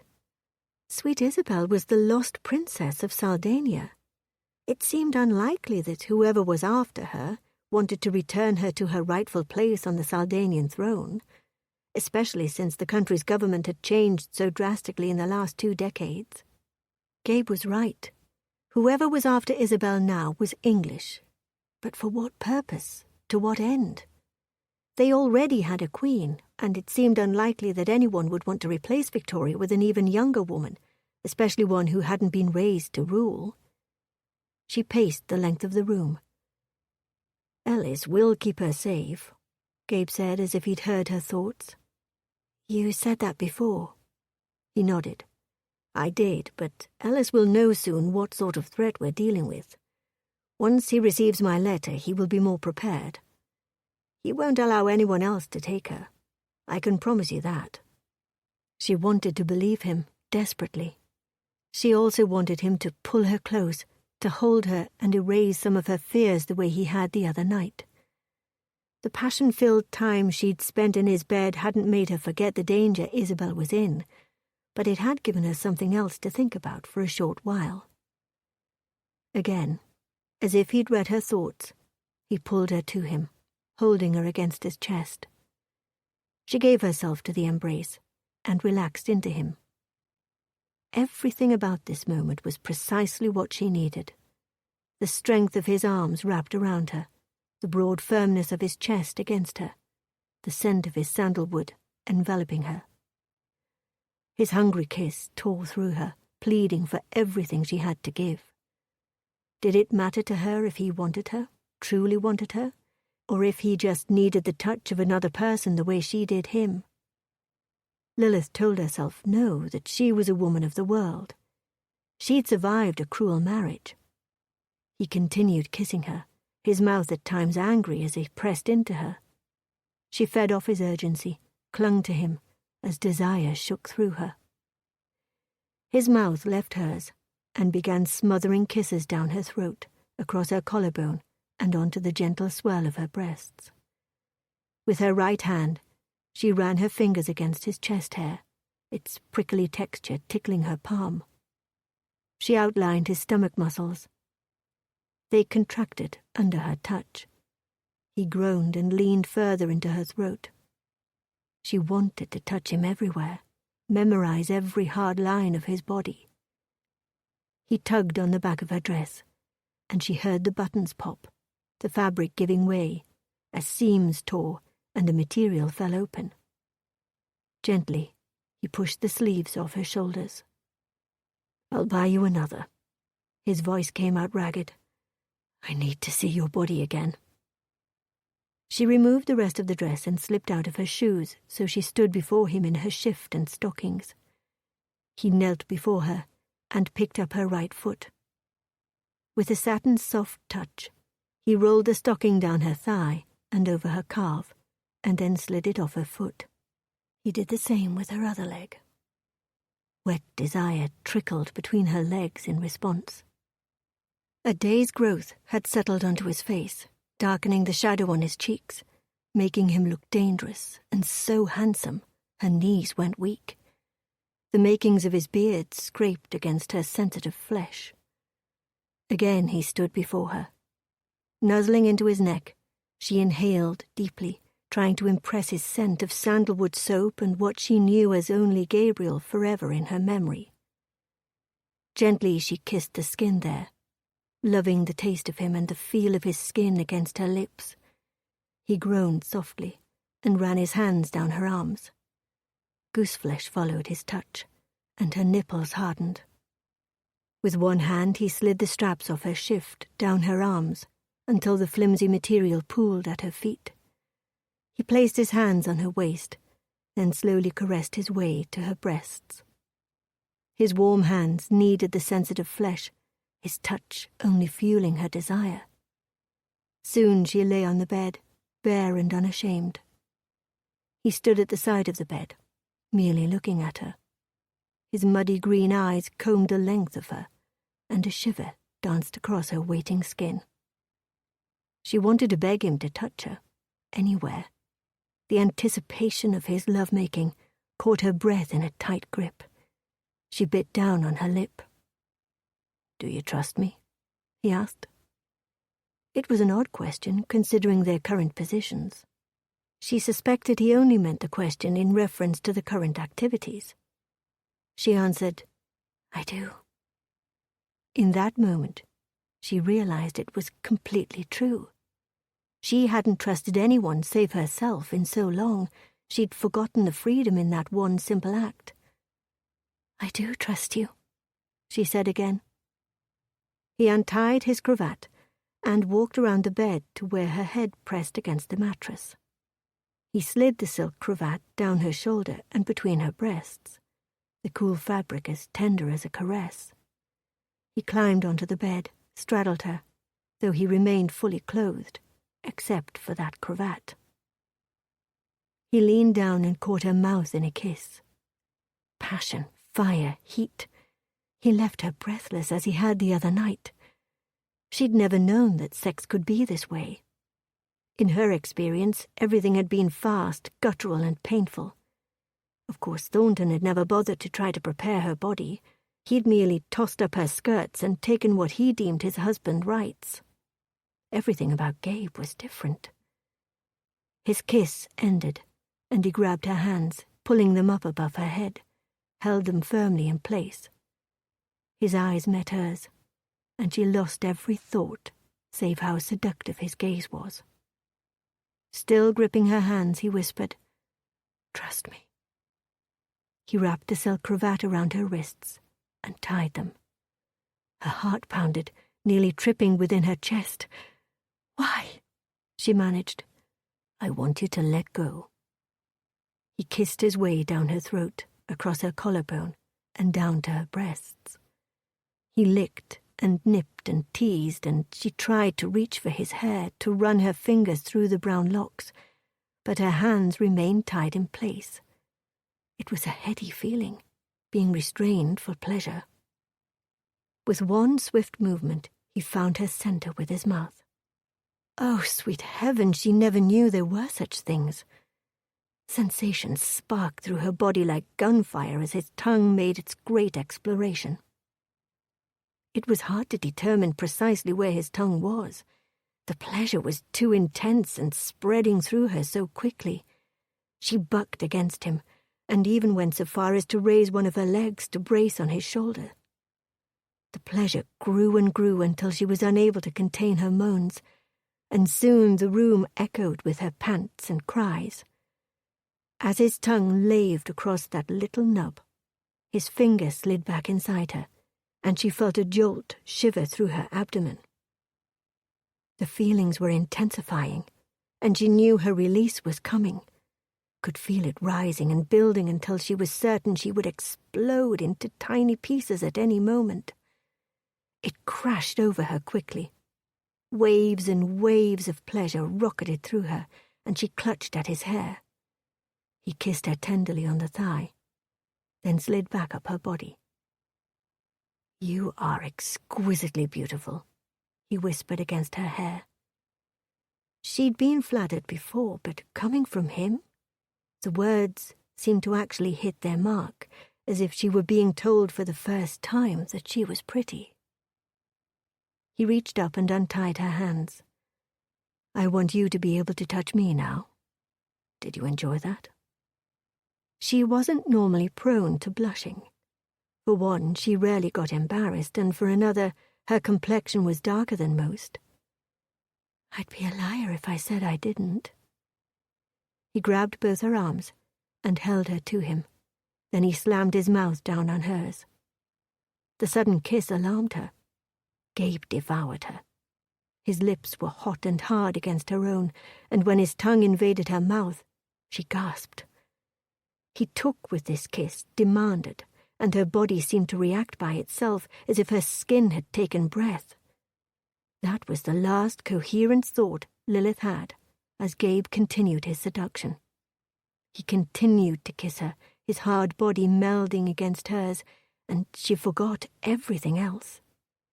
She was no longer cold. The gooseflesh had long since disappeared, and in its place, heat and fire skimmed across her skin. When Gabe's hands left her arms to stroke down her back and across her abdomen, flames followed in his wake. One hand moved up to cup her breasts, and she involuntarily cried out. Her whole body felt alive and full of energy and sensations. Gabe removed his clothes and climbed atop her. The hairs along his legs and torso tickled her flesh every time he moved over her. His kisses continued. Desire hummed through her body. Lilith reveled in every sensation, every touch, every breath, and every kiss. He moved his hand between them, ran his fingers up her thigh. She opened her legs, willing him to enter her. Thrills shimmied through her stomach when she felt him hard and warm settle between her thighs. She moved her legs, pulling them up and then wrapping them around his waist. He groaned, then thrust inside of her. It took a minute for her to accept the full length of him, but as he began to move, the delicious sensation started to build.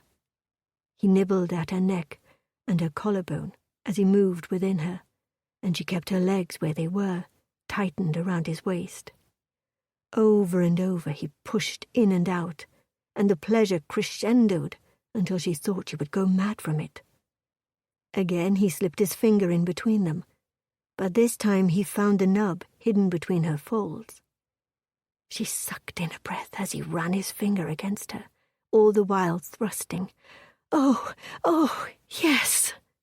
Her breathing was labored, and perspiration slid between her breasts and down her neck.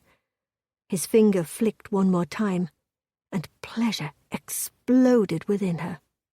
"Oh, yes."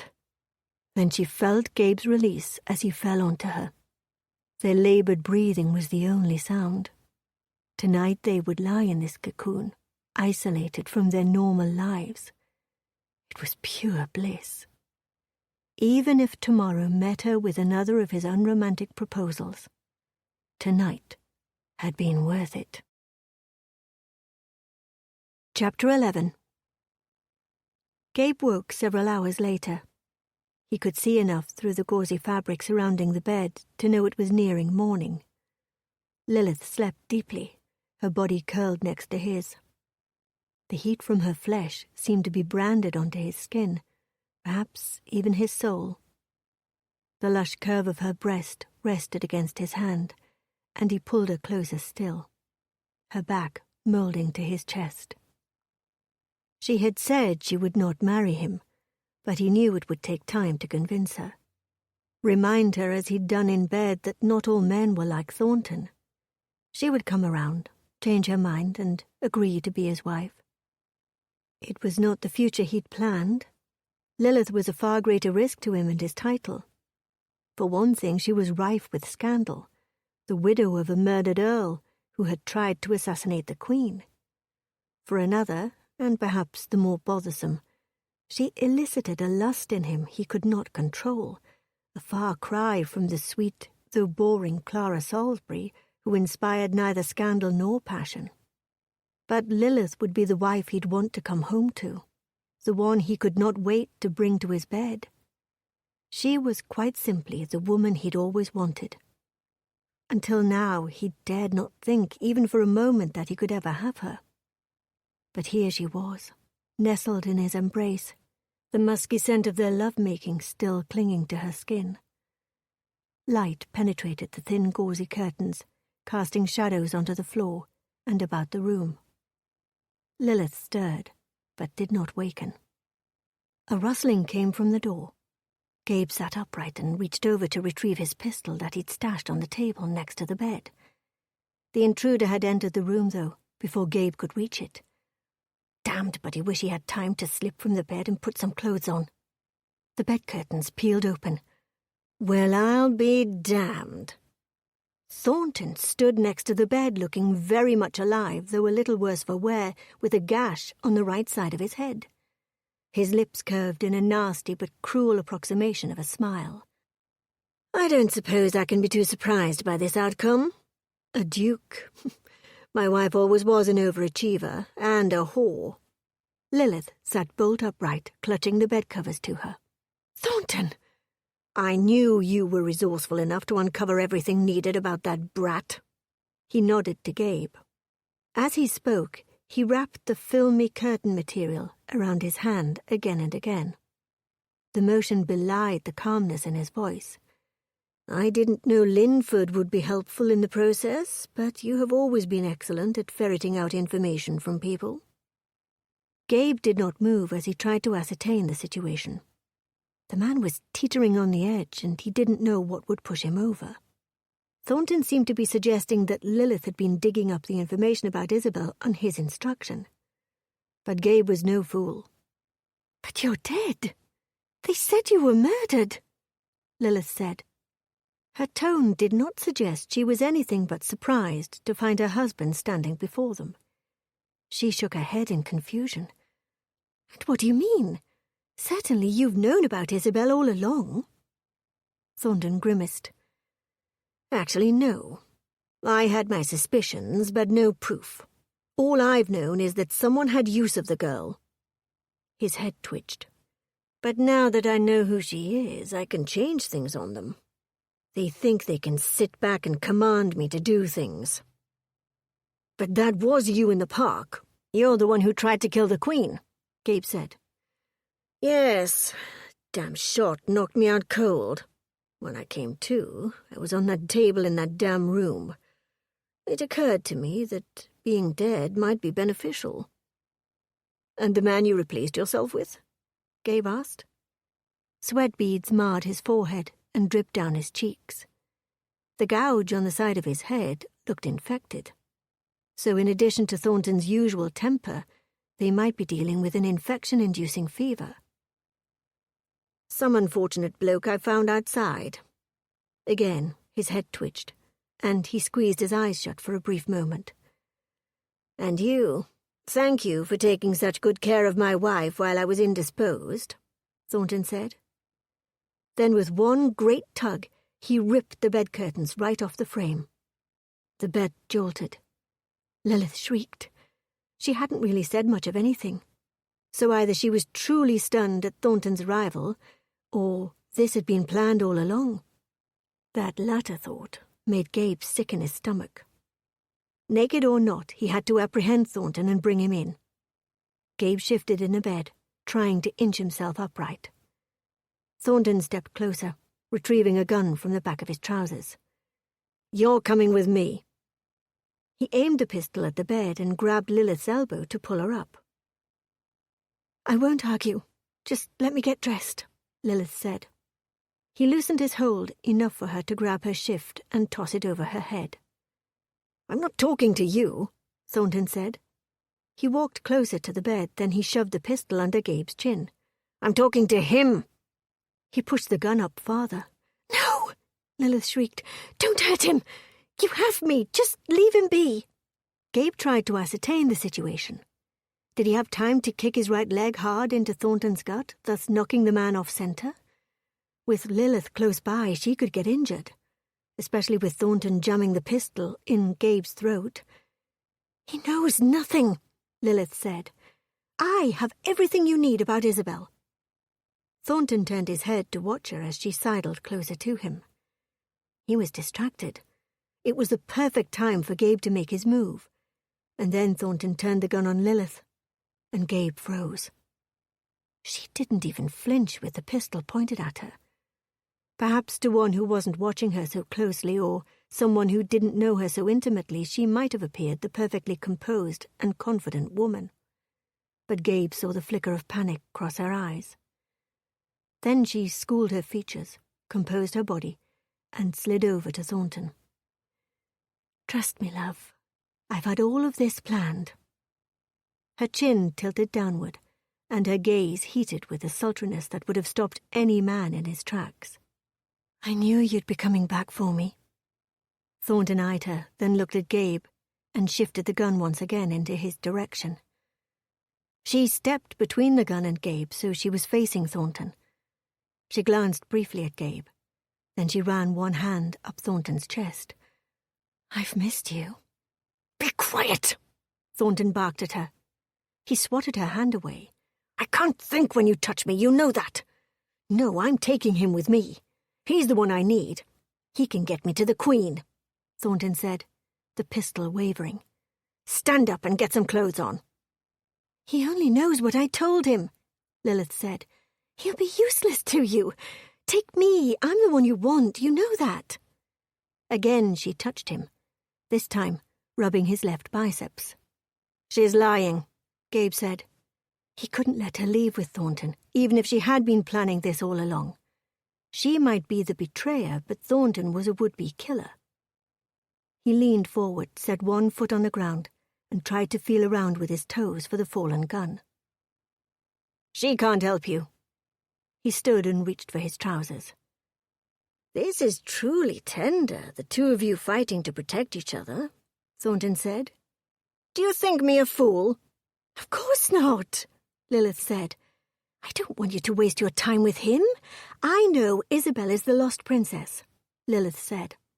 "Certainly you've recognized that with her, you have an opportunity to rise to new heights within the government. You'll need someone by your side for that." She put her hand on his arm. "You know I can be that someone. I can charm anyone you need me to charm. You need only ask." Gabe wanted to turn away.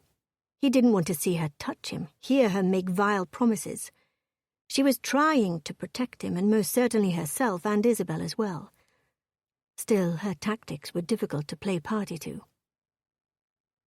"Remember that dinner party at Lord Flynn's? I smoothed over that entire situation for you, and you came out looking the hero," she said. Thornton met her gaze, nodded almost imperceptibly. If she could keep Thornton distracted a moment longer, Gabe might be able to reach for the gun.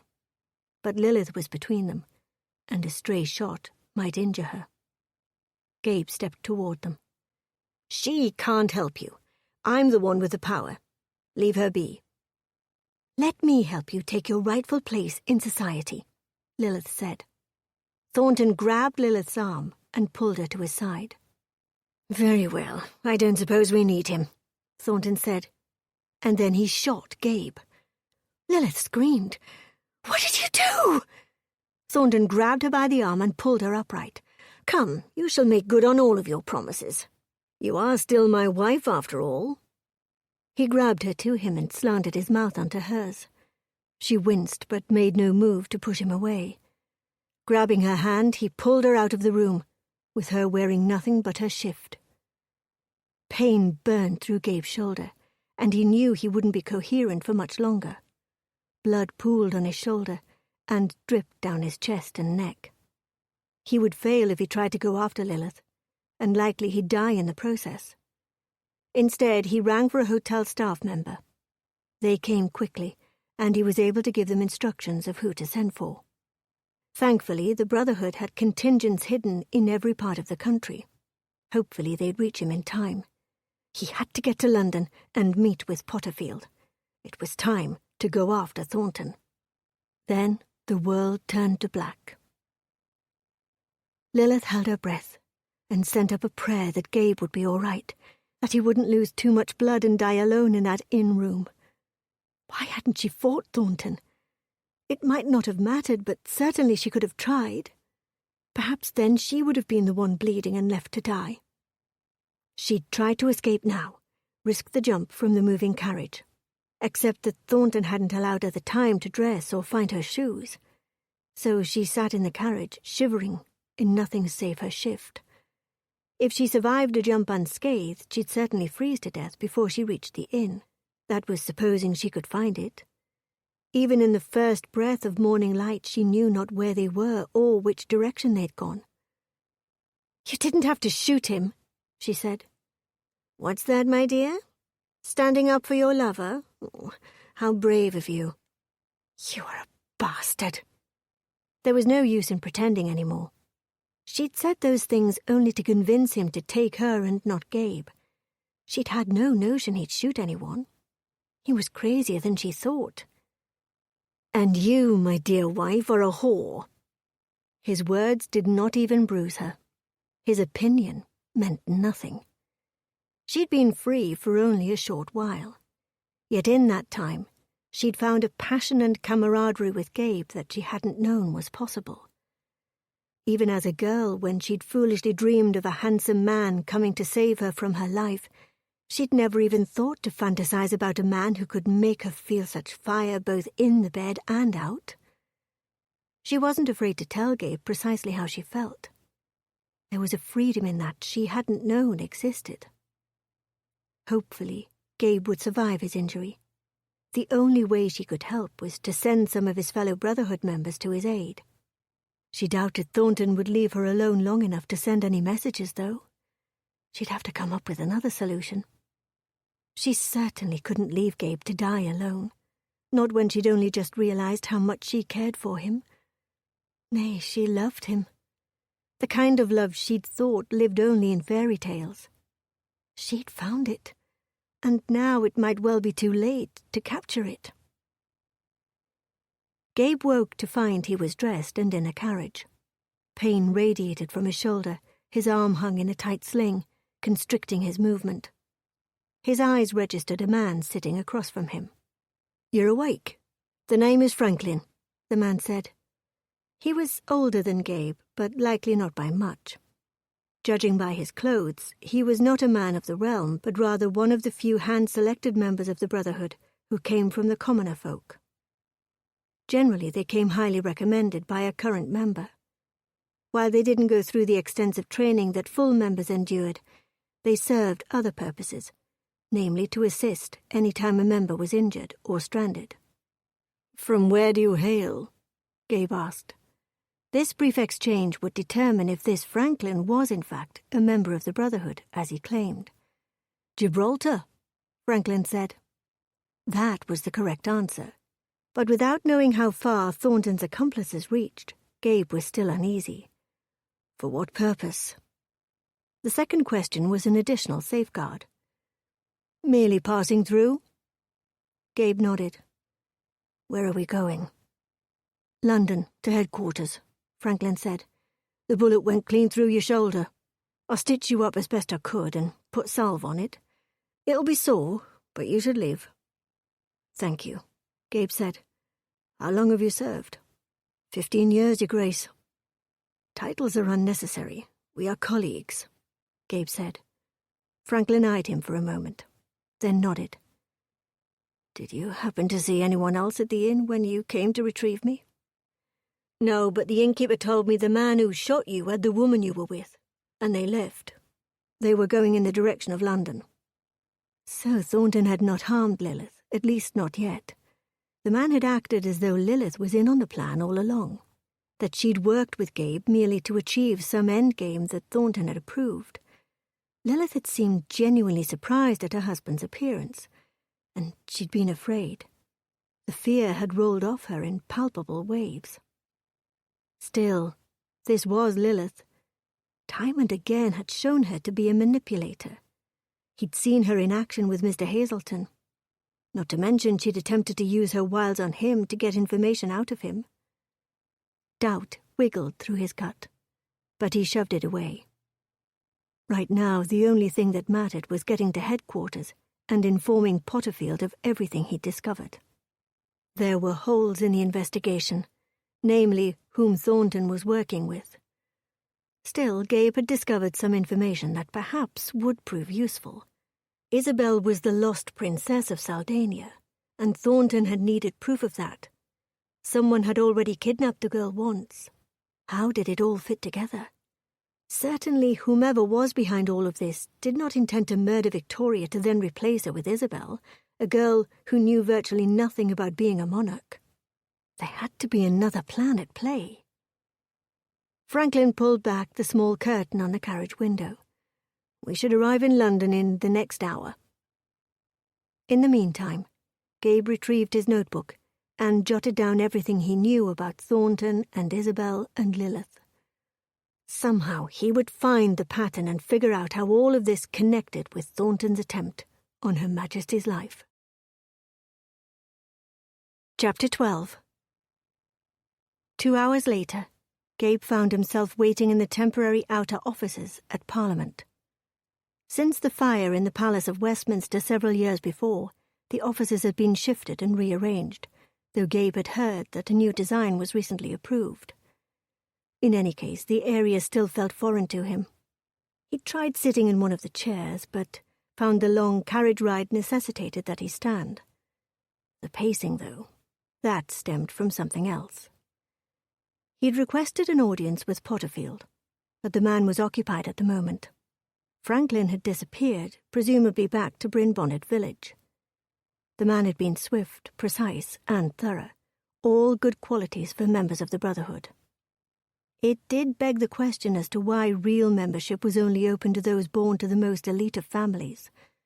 Obviously there were others who were just as capable, living elsewhere. The door opened, and Ellis entered, followed by Potterfield, Summersby, St. Giles, and Reacher. Gabe had expected Potterfield to be holed up with someone other than members of the Brotherhood, else he would have been admitted into the previous meeting. Perhaps his direct disobedience had garnered him more trouble than he'd anticipated. Summersby patted Gabe on the back, then stood beside him. Ellis stepped over and flanked his other side. A show of solidarity, perhaps. Gabe couldn't be certain. "Linford," Potterfield said, his tone a mixture of relief and irritation. "What have you done to yourself?" He motioned to Gabe's immobilized arm. "Shot, sir, by Lord Thornton." Potterfield's brows rose. "So he is not dead?" "It would seem not," Gabe said. He turned to Ellis. "Where is Isabel?" "She is downstairs in the tunnels, safe," Ellis said. Gabe shook his head and then swore. "The tunnels are not safe." It was something he should have notified them about when he'd first found the illustrated plans, but he'd been so wrapped up in Lilith that he'd negated his true purpose, keeping Queen Victoria safe. He'd likely lose his position in the Brotherhood for this. "I discovered notes in Thornton's belongings, drawings of the tunnels." "How the devil did he get those?" Summersby asked. "I have no idea," Gabe said. "It is unlikely he's the only one who has them," Summersby said. Potterfield held up one hand. "Precisely who is this girl we're suddenly protecting?" "Until yesterday, I was not certain who she was, but we turned up evidence that indicates she is the lost princess of Saldania," Gabe said. Potterfield swore. It was an unusual outcry for the normally poised man. He looked at the other men. "Summersby, go and make certain Her Majesty is secured. Ellis and Linford, you stay here. The rest of you go into the tunnels for added security. Do not allow that girl out of your sight." "If it's all the same to you, sir, I'd prefer to continue watching her myself," Ellis said. "In a moment. For now she'll be safe with them," Potterfield said. When the other men had not yet left, he motioned with his hand. "Move! This new information has put our queen in immediate danger." "What is going on?" Ellis asked. Potterfield waited until the other men had left the room. "I think I know what all of this is about." He paced the length of the room before settling into one of the chairs. Gabe and Ellis joined him. "All? Meaning what?" Ellis asked. "The assassination attempt. The lost princess." Potterfield made a sweeping gesture with his hand. "The heir to the Saldanian throne has claim to England's throne as well," Gabe said. Potterfield nodded. "Yes, but Victoria has already been coroneted. Would these fools expect her to abdicate the throne to hand it over to Isabel?" Ellis asked. "That is, provided that their assassination attempts have failed." "Not exactly. Several months ago there was some correspondence intercepted between King Ernest Augustus of Hanover and some of his supporters, those who thought he should have been the rightful heir to the throne of England." "Ridiculous," Gabe said. "Indeed," Potterfield said, "but dangerous thinking nonetheless."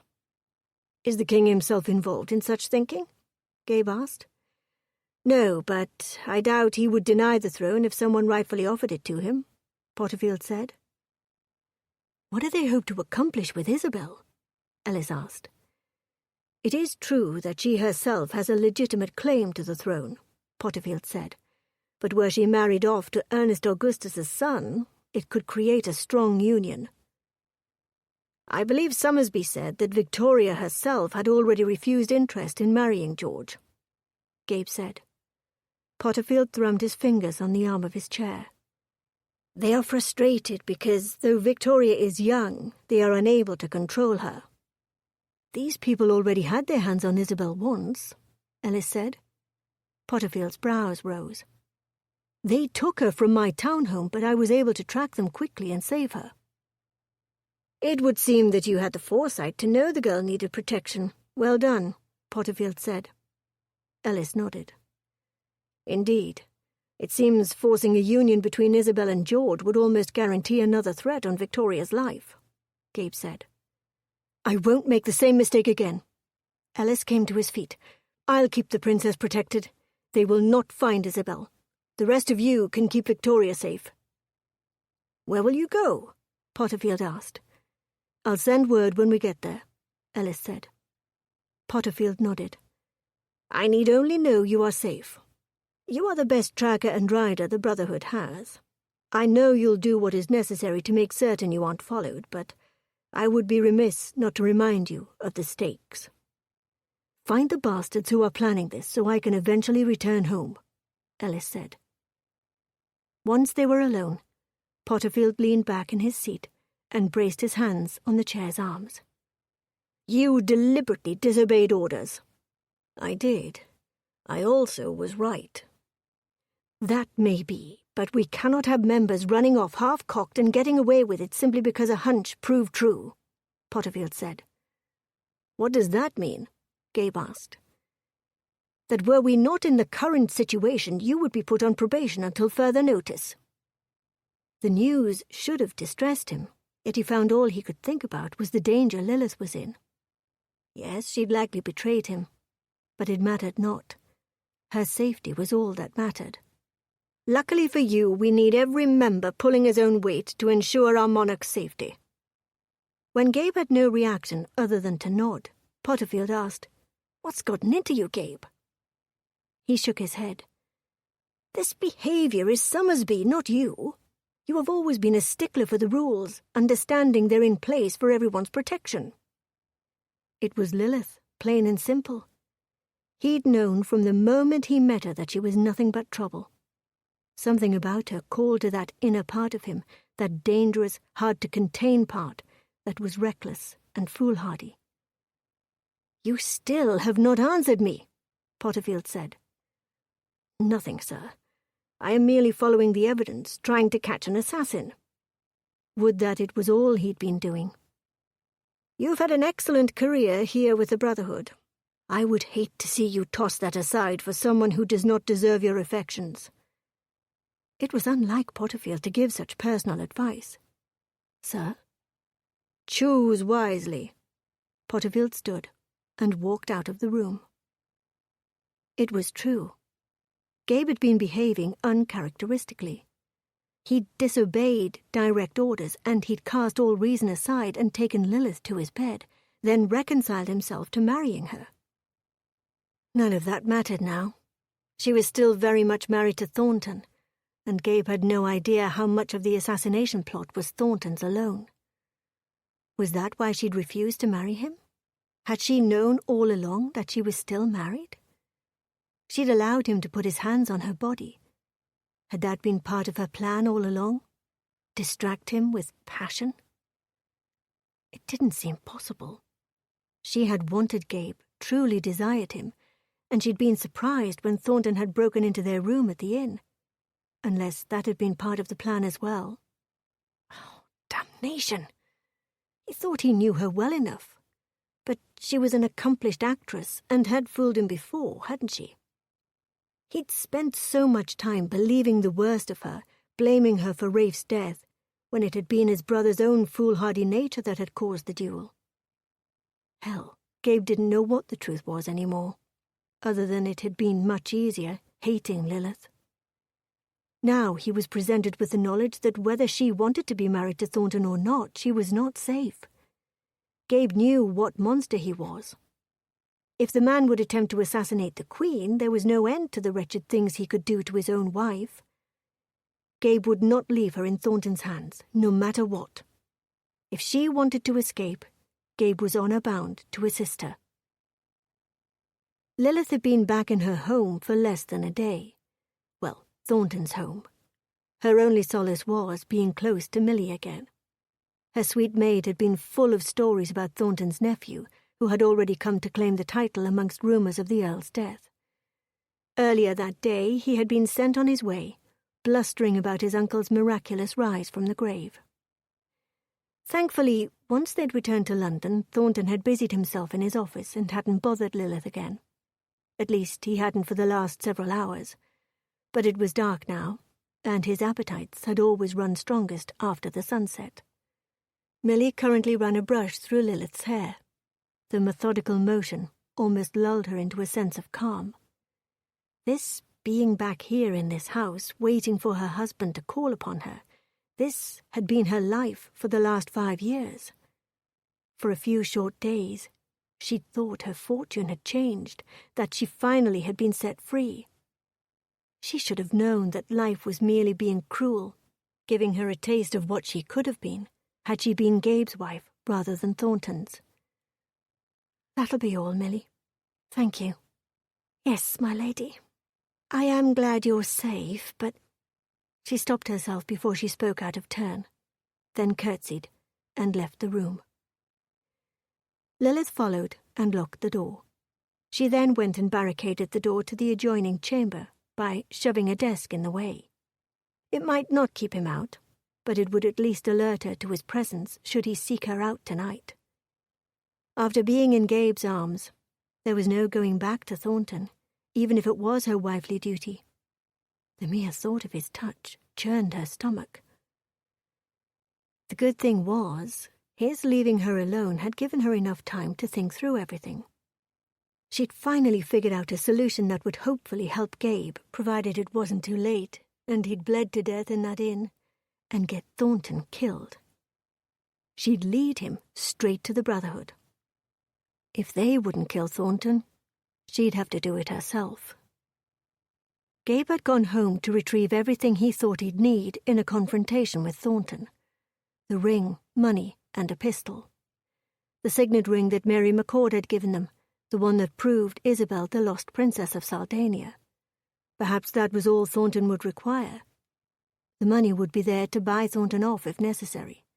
And the pistol, as a last resort, in case none of the other items worked. Gabe was in no shape physically for any kind of altercation. Though the shot to his shoulder had been cleaned and was not infected, he still couldn't move that arm with any great force. Pride dictated that he protect her himself, that he should be strong enough. But devil hang it, her safety was more important than his stupid pride. Because he wasn't a fool, he went back to headquarters to ask for help.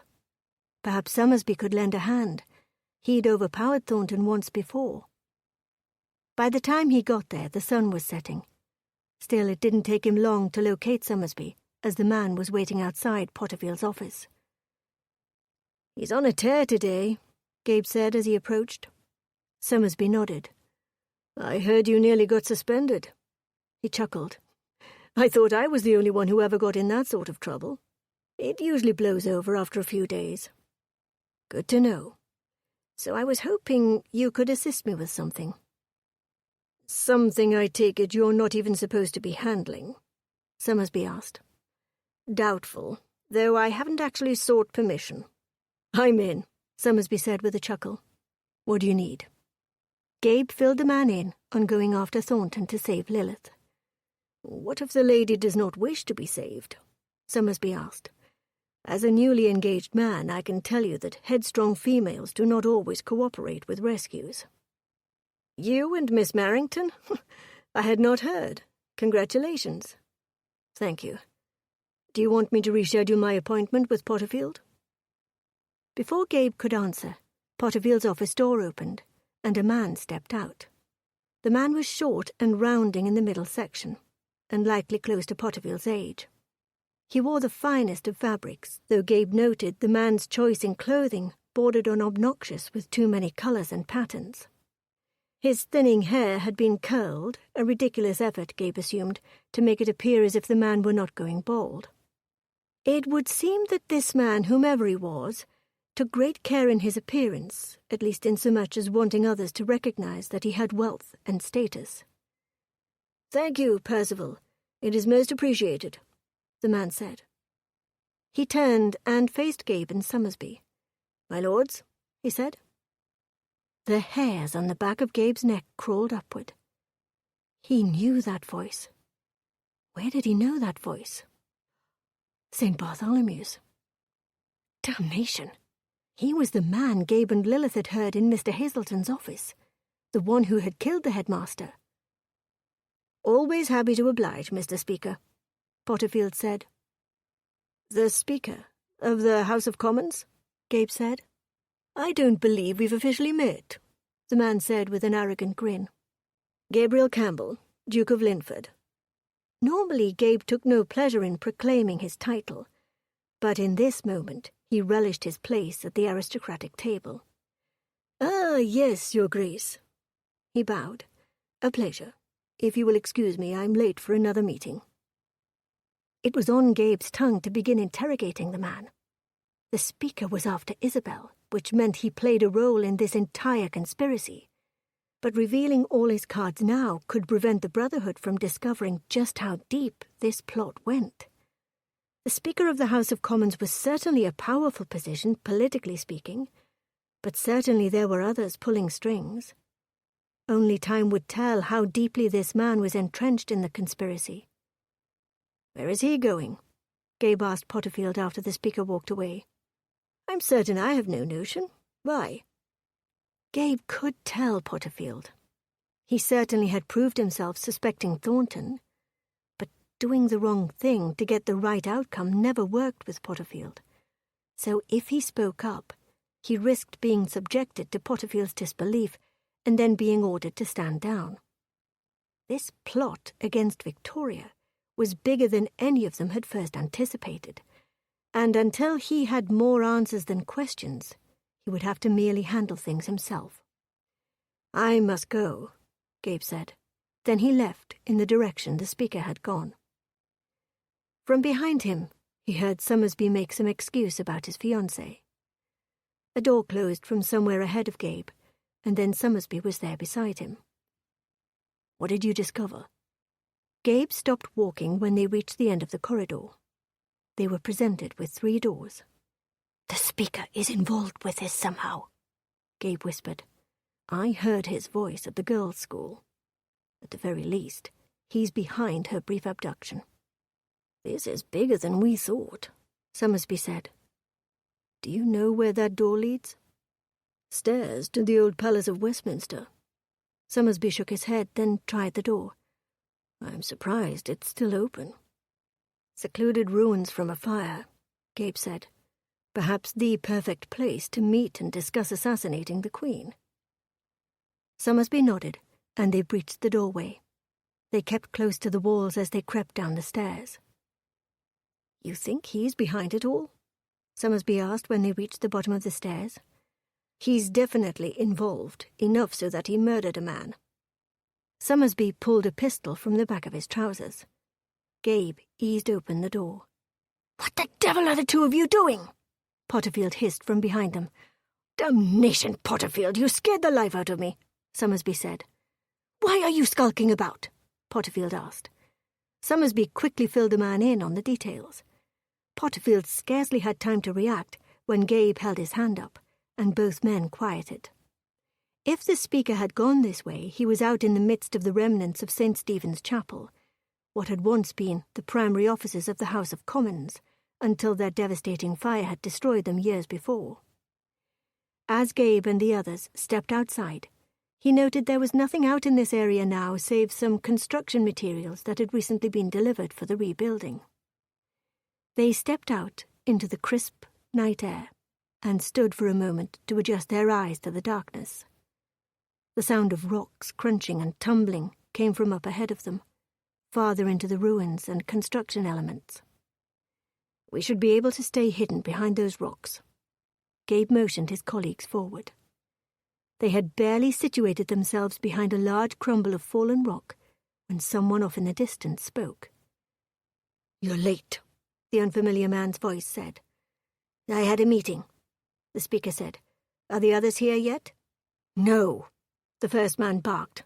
"I suspect those idiots will have nothing new to report. They've done nothing but bumble everything since we started this." "Yes, well, the next time we try to usurp the throne, we'll set higher standards," the speaker said. Gabe turned to see if Potterfield had registered the information. If the narrowing of his eyes was any indication, then he most assuredly had.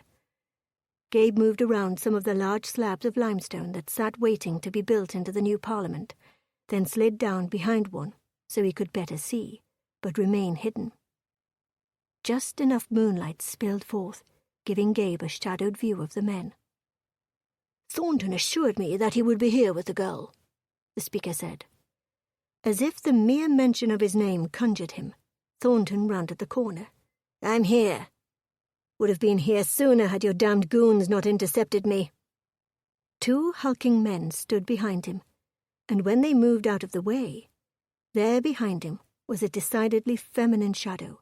One Gabe knew without a doubt was Lilith. Even from this distance and poor light, he recognized her curves. His heart squeezed. Damned if this didn't put her right in the middle of the danger. That, in and of itself, left him no choice. He swore, then turned to Summersby and Potterfield. "With my bloody injury, I'm in no condition to help the 2 of you with all of those men.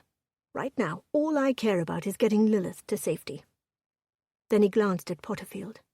"You can consider this my resignation if need be." Then he stepped out from behind the stone and walked toward the other men. No one seemed to notice him as of yet, or they hadn't recognized he wasn't part of their group, because they continued with their conversation. "Is this her? I thought her to be younger," the first man said. "No, this is my damned wife," Thornton said. "But she assured me that this is where the Brotherhood would have the princess, since this is where they gather."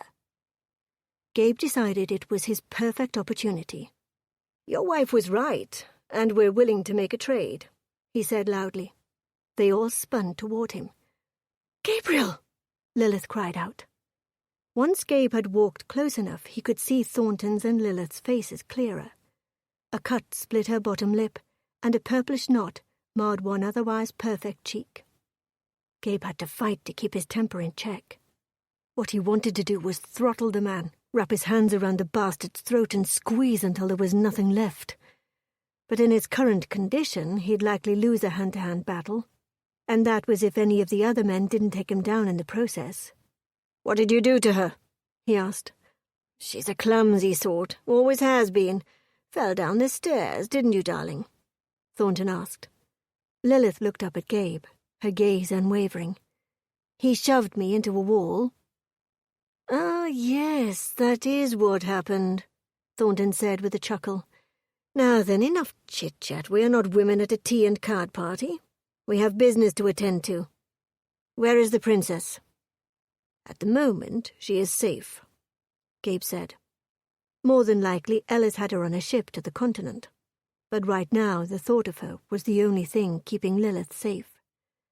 "We demand the girl as well as the proof of who she is," the speaker said from his hidden position. "She's on her way," Gabe said. "Gabriel, please. You cannot mean to give them Isabel," Lilith said. Gabe did not dare look at Lilith, else he might give something away, so he ignored her protest. For now, she could worry about Isabel, but it was her life that was in danger. "I can give you the proof, but it will cost you." Thornton made a sucking noise through his teeth. "I'm not in a negotiating mood, Linford. Give me the proof. Leave Lilith with me and I'll give it to you." Thornton barked out a laugh. "I'm not going to give you my wife. If you want a willing body, you'll have to find your own whore." "I don't want her. I merely know she has more than earned her freedom from you. Allow me to set her up in the country where she can live in peace," Gabe said. "So you can visit her and share her bed. Do you think me mad?" Thornton asked. "Thornton, enough of this," the unknown man's voice yelled. "Your wife is not a part of our deal. You have a job, so do it or face the consequences. So if her life is what it takes to get the princess, do it." Thornton's head ticked to the side, and his face contorted in a half snarl. "She's my wife," he said through gritted teeth. If he couldn't get Thornton to hand Lilith over, the other men were likely to simply kill her for sport. "As I said, I do not want her for myself." As Gabe said the words, he willed them to be true, all the while knowing the effort futile. He made the mistake of glancing at her, saw the hurt in her eyes. They could not be together. It mattered not what either of them wanted. She was still married. Gabe would still want her despite that, but he knew no one would care that her husband was a monster.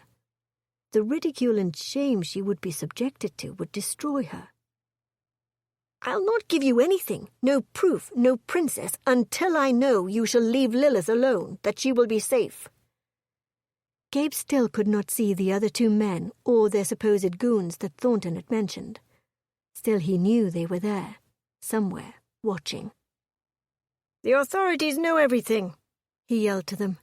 "If you survive this ordeal, you will all be brought in for treason and hung for your crimes. They will not allow such things to happen.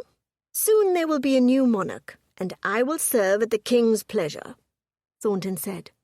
He lifted his hand and aimed his pistol at Gabe. "Give me the proof." "Are you going to shoot me again? I don't believe your aim is very good from this distance."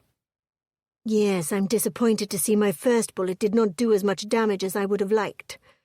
I will simply use more bullets this time."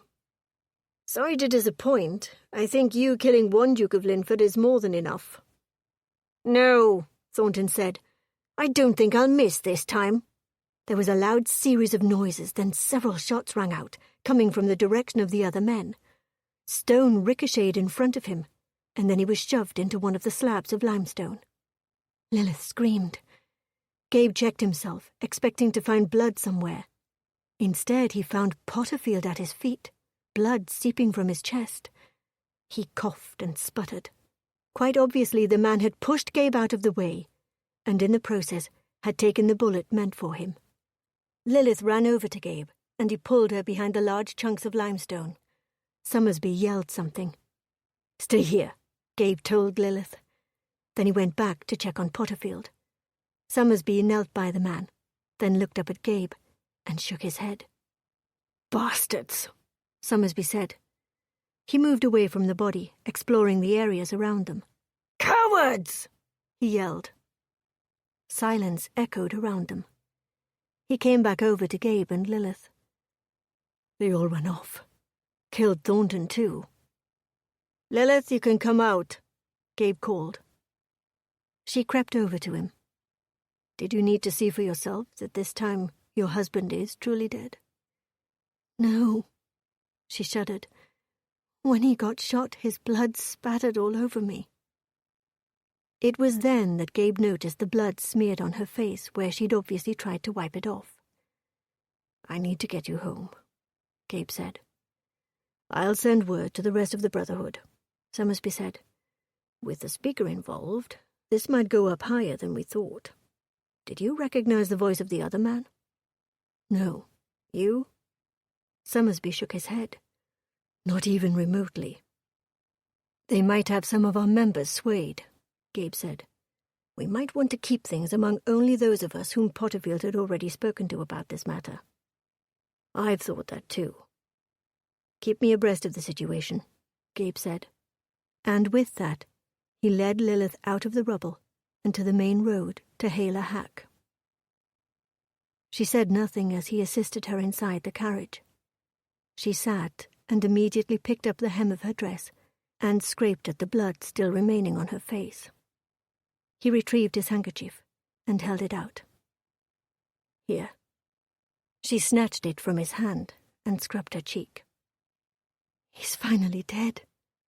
"Yes," Gabe said. "Are you all right?" She took a shaky breath. "Where is Isabel?" she asked, ignoring his question. "She is safe, that is all I know, but Ellis will protect her with his life. He knows the stakes, knows the kind of danger she's in. She will be fine." Lilith looked up then, her eyes red-rimmed and searching. "So you had no intention of trading her for me?" "Of course not. My only concern was to get you to safety." She bit down on her lip, then asked, "Did you mean what you said? That you didn't want me for yourself? That you only wanted to grant me freedom?" "Lilith, you made it abundantly clear you had no wish to marry. Even now, being free to do so, I can't imagine your wishes have changed." He glanced out the tiny carriage window. "Besides, I have work to do with the Brotherhood." When the rig stopped, Gabe walked her inside the townhome, made certain she was safe, and then he turned to go. "Is that all?" she asked. "It's all there can be. Let me know if you need anything." He looked around the room. "I don't think any of the men will come back here. With Thornton truly dead, you should be safe. They'll be after us now to find Isabel." "You won't let anything happen to her, will you?" He placed his hand on her cheek, and she closed her eyes and leaned into his touch. "Of course not." Chapter 13. After the night outside Parliament, the Brotherhood had been on an official search for the Speaker of the House of Commons, but no one had seen or heard from him in days. In the weeks that followed, they'd searched his house and his offices, and had come up with other names, and were in the process of questioning all of those suspected to be involved. Queen Victoria had sent a lengthy letter to her uncle, the King of Hanover, apprising him of the situation, so that he knew she was keeping an eye on him. Victoria had also named Somersby as Potterfield's successor to lead the Brotherhood. Somersby's first act had been to remove Gabe's suspension, but the reinstatement had brought Gabe no relief. He'd discovered that his life had taken a drastic turn over the last few weeks. It hadn't taken him long to realize with brilliant clarity that he had fallen unabashedly in love with Lilith. Beyond anything physical, he craved her voice and her smile and her presence as a moth craved light. He knew, though, that winning her wouldn't be simple. Lilith would not be moved by ordinary wooing. He finally understood her feelings about marriage. So it was that he came up with the perfect plan to win her heart. The hardest part had been staying away from her, but the plan had taken a little time. Today, though, was the day. He penned the note and called for a messenger. He just hoped he wasn't too late. It had been 2 weeks since everything had happened at Parliament. She still resided at Thornton's townhome, but his nephew had begun to leer at her, so she planned to move elsewhere and set up a new life with Isabel as soon as possible. Of course, Isabel wasn't with her. She was in hiding, being protected by the Brotherhood until it was certain that no threat remained. As they saw it, as long as Isabel was in danger, then the Queen herself was in danger. Without Isabel to care for, Lilith wasn't quite certain what she would do with herself. Here it was, her freedom staring her blank in the face, the single thing she desperately wanted for as long as she could remember. This time she knew Thornton was dead. She'd seen it with her own eyes, seen the life drain right out of his. But what now? Isabel was gone, though Gabe assured her that Ellis had her and she would be safe. It was all the information he could give her at the time. What did that mean for Lilith? "My lady," Milly said from the doorway, "this message came for you." She entered the room carrying an envelope. Milly had been a lifesaver since Lilith had returned home. She had been someone to talk with, and together they'd gone about the house ridding it of any overbearing sign of Thornton. But every day she hoped she'd hear from Gabe, even if it were only an update on Isabel. Her heart fluttered as she accepted the envelope. Only her name was scrawled on the front. There were no other identifying marks. The wax seal was unremarkable. Still, she hoped. She popped the seal and unfolded the parchment. "My dearest Lilith, please meet me at the following address at 7 o'clock this evening. Affectionately yours, Gabriel." Her breath shuddered. She frowned at the address, uncertain of where it was or what it would mean. She glanced at the clock. She had only an hour to ready herself. Lilith climbed the steps of number 7 Hampstead Road. The tall red-brick townhome sat on a corner directly across the street from Regent's Park and reached upward with at least 4 floors. 2 columns accented the black door. Why would Gabriel have her meet him here? She stepped up to the door and reached up to knock when she realized the door was already ajar. With a light shove, she pushed it open. She entered, noting the elegant foyer with the marble flooring and wood-panelled walls. No one rushed to greet her.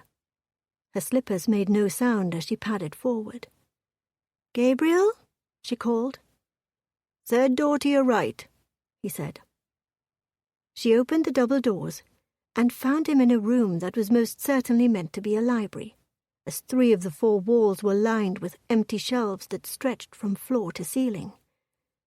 He stood in the middle of the room, in front of a butter-yellow settee, and motioned her forward. "Sit." "What is this place?" "All in good time, love," he said. Love? Her heart stammered at the tender word. He looked good. So handsome with his lovely hazel eyes peering at her from behind those spectacles. More than anything, She wanted to fling herself against him, relax into his warm embrace. But she did as he bade, and lowered herself onto the settee. From here she could see that not all of the shelves were empty as she'd first thought. On one shelf in particular, varying sizes of leather-bound volumes lined up next to one another like proud soldiers. He sat beside her, gathered her hands into his. "I've missed you these past 2 weeks." "And I you." More than she'd thought possible. She'd dissolved into a lovesick schoolgirl waiting for her suitor to come calling. Though she'd kept hoping, she'd determined he'd never come. But here they were. "I've given much thought to our time together, and the many things you told me. I respect your position on marriage, even understand it given your union with Thornton. That being said, I'm not ready for you to be out of my life.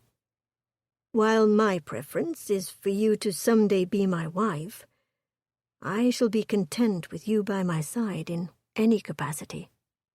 She shook her head, trying to make sense of his words.